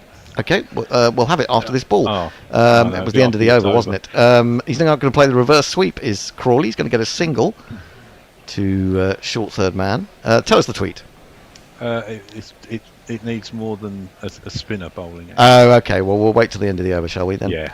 Okay. Head has now gone for 33. He's their only spin option, really. Only serious spin option. Moderately serious. He did pick up a couple of wickets, didn't he? Was it at Lords or was it Edgbaston? I can't remember. It was what was the last test? Headingley. It was at Headingley. Was it Headingley? Yeah. Head in again and opening the blade. Root just guides it out across the grass in the covers, and they take another single. They trail now England by 98, 219 for 2. Crawley 119 facing up to Head coming round the wicket. He's gone for the sweep, and has he kept it down? Yes, he has, but he's picked out David Warner at deep mid wicket, so it'll only be a single. He's very clean shaven, David Warner. Has he not got the moustache anymore? He might have a little Hitler tash, but other than that, it doesn't look like it. 120 to Crawley from 118 deliveries. Root is on 39 from 28. And Head is in again. He goes back to this one, and once more there's an easy single through square cover. It runs past the lazy umpire, who can't be bothered to go to square leg. And they take another one, 221 for 2. Is that ever going to come back into fashion? What? I doubt it. It shouldn't do. Well, I suppose if the right wing ever gets seriously empowered, then it probably will. But I can't imagine it till then. Full ball from Head is just guided to mid wicket by Crawley, and face the final ball of the over. He'd come down the wicket and he bunged it in short, didn't he? And flat, but he still managed to work it to Warner again, the man who's made us all talk about moustaches. And if you're interested in moustaches and you happen to be an Australian fan, don't have to be an Australian fan, you can get our Tashes Win Ashes t-shirt. Go to Gorilla Cricket merch and you'll find the design there. Now, a tweet, a good tweet. Really lovely tweet. Yeah, from Jay. It says, "Do you hear this sound? A peaceful sound, like wind sweeping the steps, like a brook or weir peacefully babbling, like a bairn giggling at their mother's face. Do you hear it? That is the sound of Hendo not whinging." Oh, well, there you go. There you go. Well, I'm a whinging pom. What the hell do you expect? Stop whinging. I'm a whinging pom. I can't help it. It's in my DNA. 222 for 2, by the way. 222 for 2. Yeah. Men with Vengeance says, "Go harder." Go harder. Go harder. Even harder. Outside the off stump. Not that hard. But guided into the offside. Two. Oh no! Well, I think that was probably the right decision. Don't want to run out to sort of stop this momentum that England have built up. So it's just a single to Crawley, 122. Can Crawley get a double ton? There's a baggy green on the grass. There is a baggy green on the grass. And I don't like to say it because Australia will suddenly come back at you strongly, but they are looking a little bit insipid at the moment. They are. It looks like Steve Smith is taking over the captaincy. I read somewhere that Cummins doesn't mind that. Okay, that's fair enough. Captaining by default. Root plays a rare defensive shot as a straight, good length delivery from Marsh, and the ball runs to mid wicket. Maybe an unpopular opinion, this, but I quite like the baggy green. Do you? Yeah, I like the baggy green. I don't mind the baggy green. It's better than just the standard baseball cap. Oh God, the baseball cap's awful. Yeah, as we were calling it in the green room, the shabby green, because some of them are a little bit worse for wear. Oh yeah, I suppose you keep the one you're given, don't you? I suppose you do. Marsh is in, bowls to Root. He plays in front of his pads, away behind square, and will take another single. He'll move into the 40s. He's 40 not out, and it's a no ball. Yay! 225. I think they should bring in 3 hits. For 2. I think that will be the score. 3 hits in Test matches. I'm sorry, Smokey. You were over the line. That's a foul. Yep. It's not a massive one, but it's big enough. It's big enough. Yep. Well, that's what me and Fred were talking about earlier. I think it was me and Fred earlier in the day. You should have an appendage, a flappy appendage on the back of your shoe.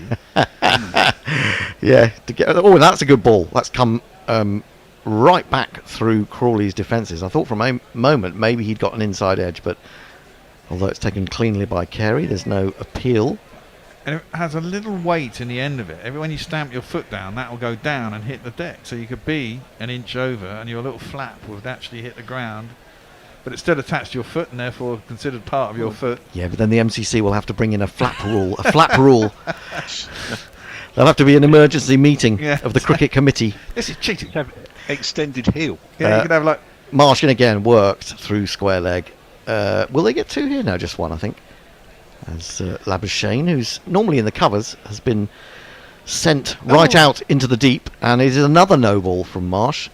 So he definitely needs the flap. I want one of these. I'm sorry, Smokey. You were over the line with the foul. We don't get them, though. You know what will happen if you start saying that? If you start campaigning for that bear, everyone will be going, "Oh, it's already so much of a batsman's game." Oh, yeah. Of course it isn't, because you've got 11 people trying to get you out. That's 11 against 1. Marsh in bowls Root. Tickles into the onside, but straight to mid-wicket.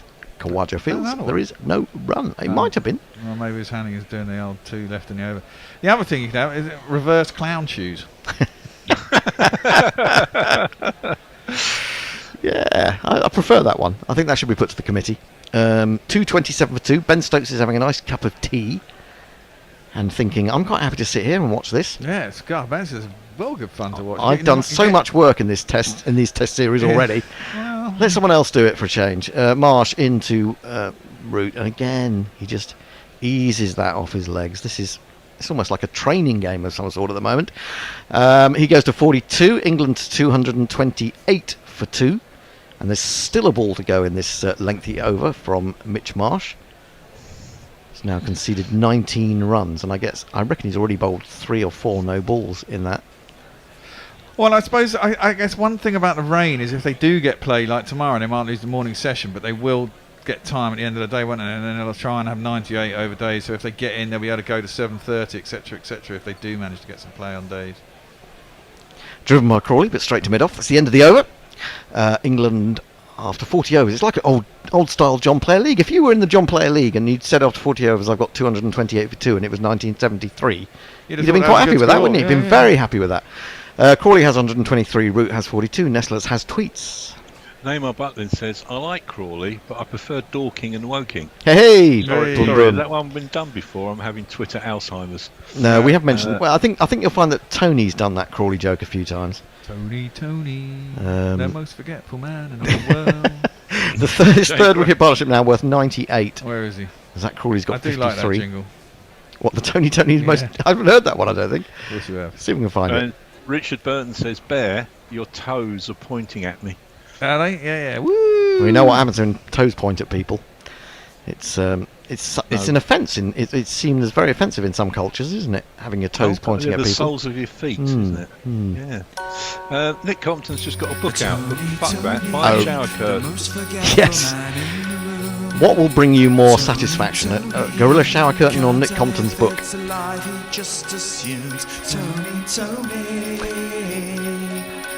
It's a replay. Sounds like some sort of Christmas movie. It was for the Christmas podcast.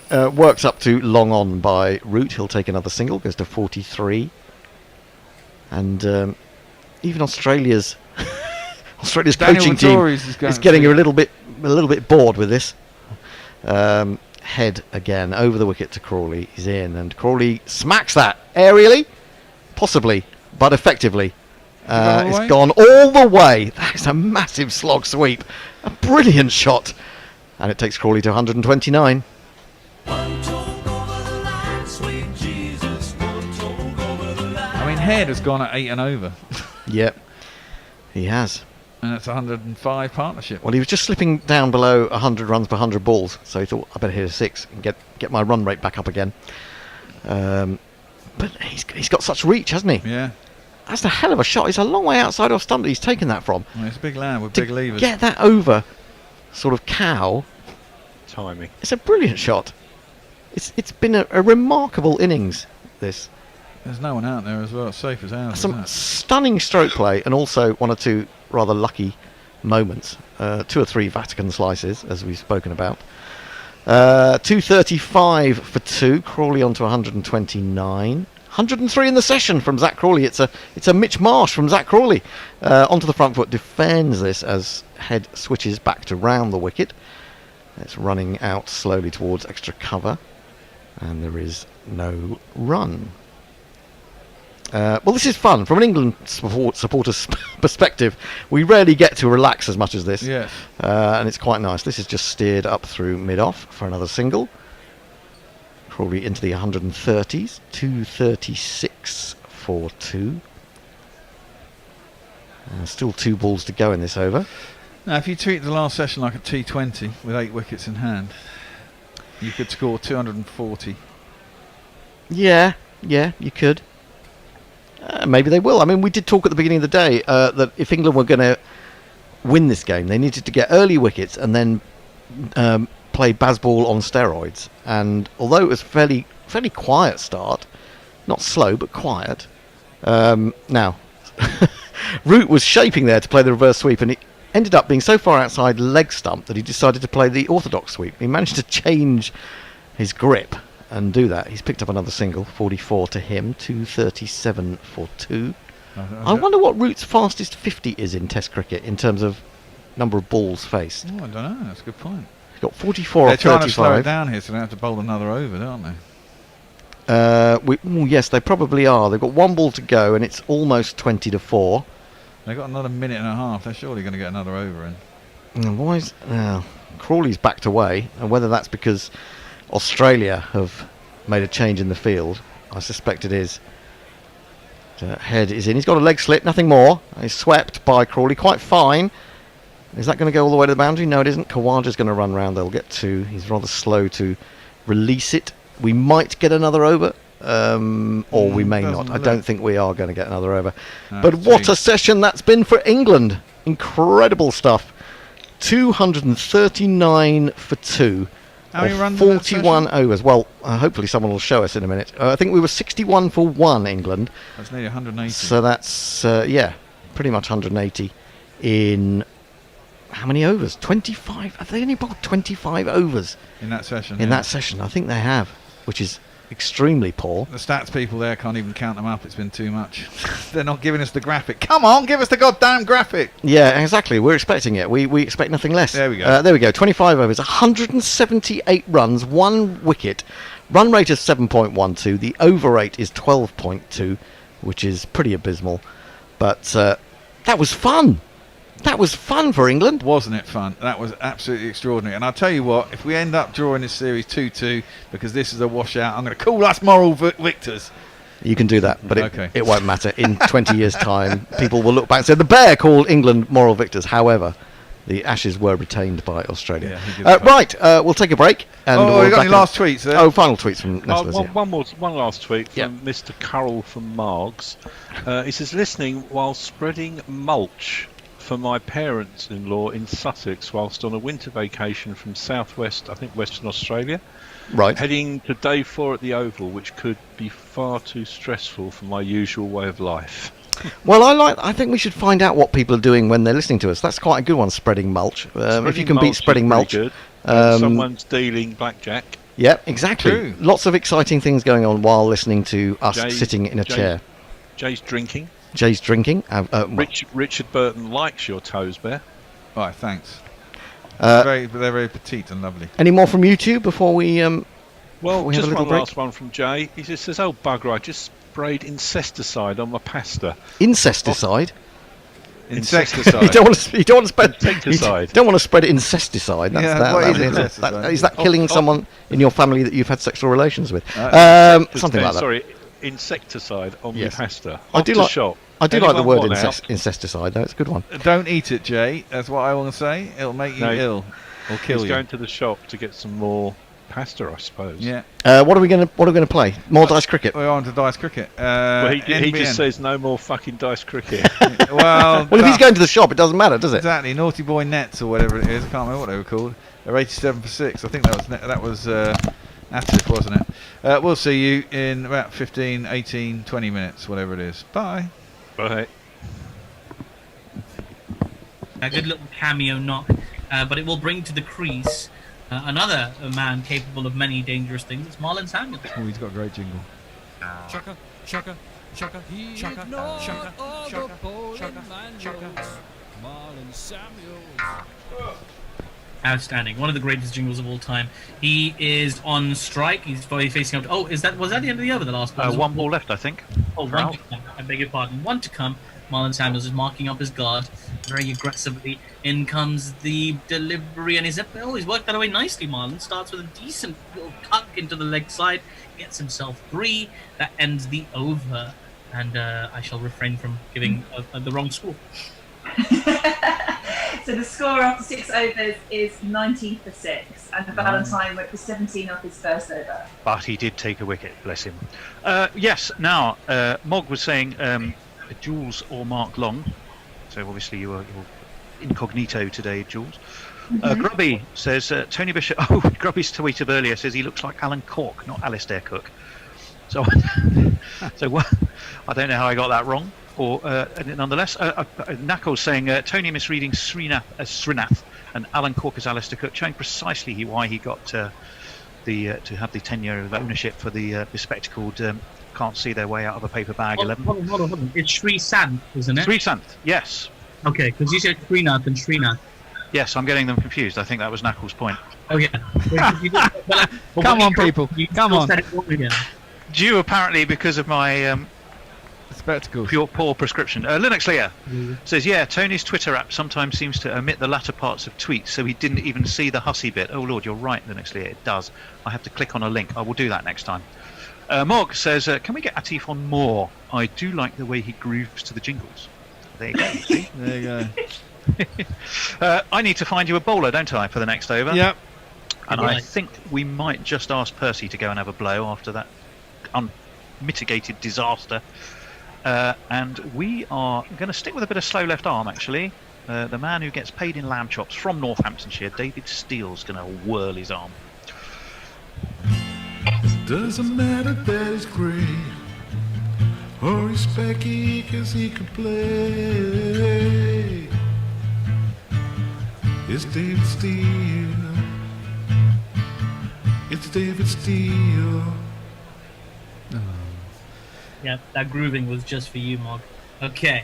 Marlon Samuels now on strike to David Steele, who comes in, and there's a big appeal first ball. Well, what will happen there? And he's not ball. No, David Steele has overstepped the mark.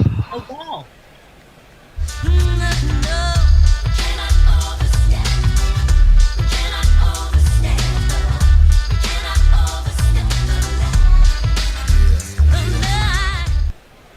First extra of the innings. Is there a free hit in play? I'm just checking. No free hit. No free hit. Just worth checking, obviously. The batsman wants to be sure. Anyway, the next delivery. It doesn't matter. He's gone after it like it's a free hit anyway, and he smashed that. David Steele's just bewildered right now because how did he hit that ball flat bat behind the wicketkeeper over his head for 6?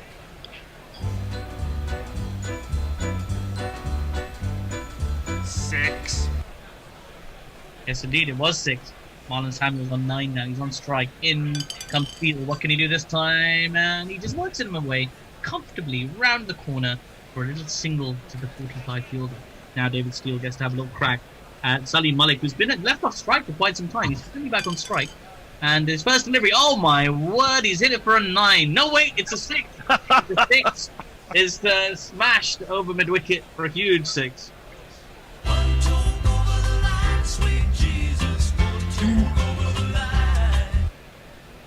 Well, and that 6 brings 100 up, so the Naughty Boy Nets are on 104 for 6 in their 6.3 overs.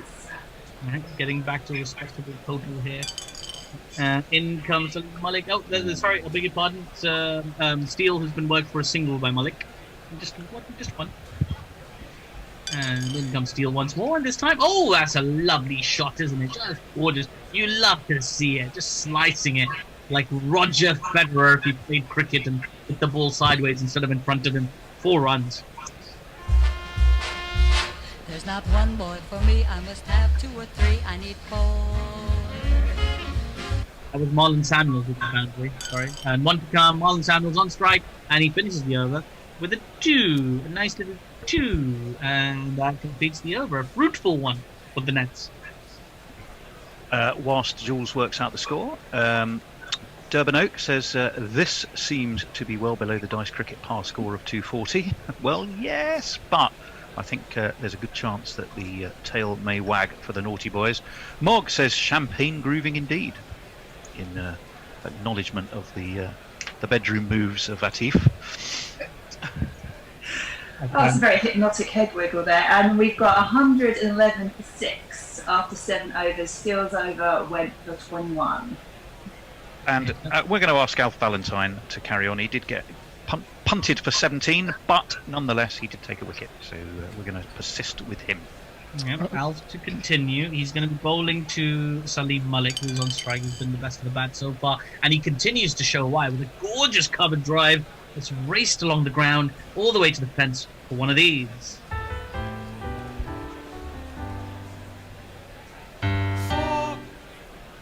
Yes, indeed. 4. Salim Malik still remains on strike. In comes Alf Valentine. And oh my word, how is this going to be Valentine's Day? It might be, because he's got him LBW. Well, Salim Malik has played a blinder, but his innings has come to an end with a gorgeous delivery. Just nips back in off the seams or the surface or something, or maybe a 50 pence point. Anyway, it struck him bang in front. Malik is gone. Wicket is fallen out.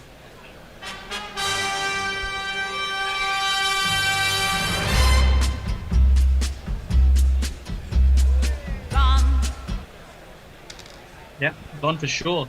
Yeah, he managed to. Salim Malik, well, the excellent knock there. He managed to get. Come on, Jules, help him out. Can I have a new batter? And I can tell you because I'm on my screen, so I'm waiting for a new batter. Oh, right. We got Chris Lewis as the new batsman. Sorry? Lewis. Chris Lewis. Okay.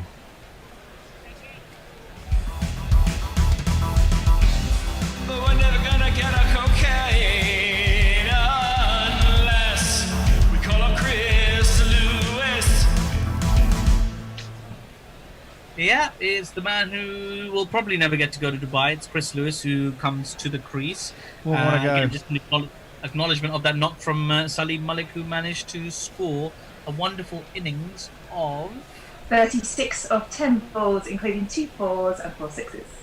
Nice.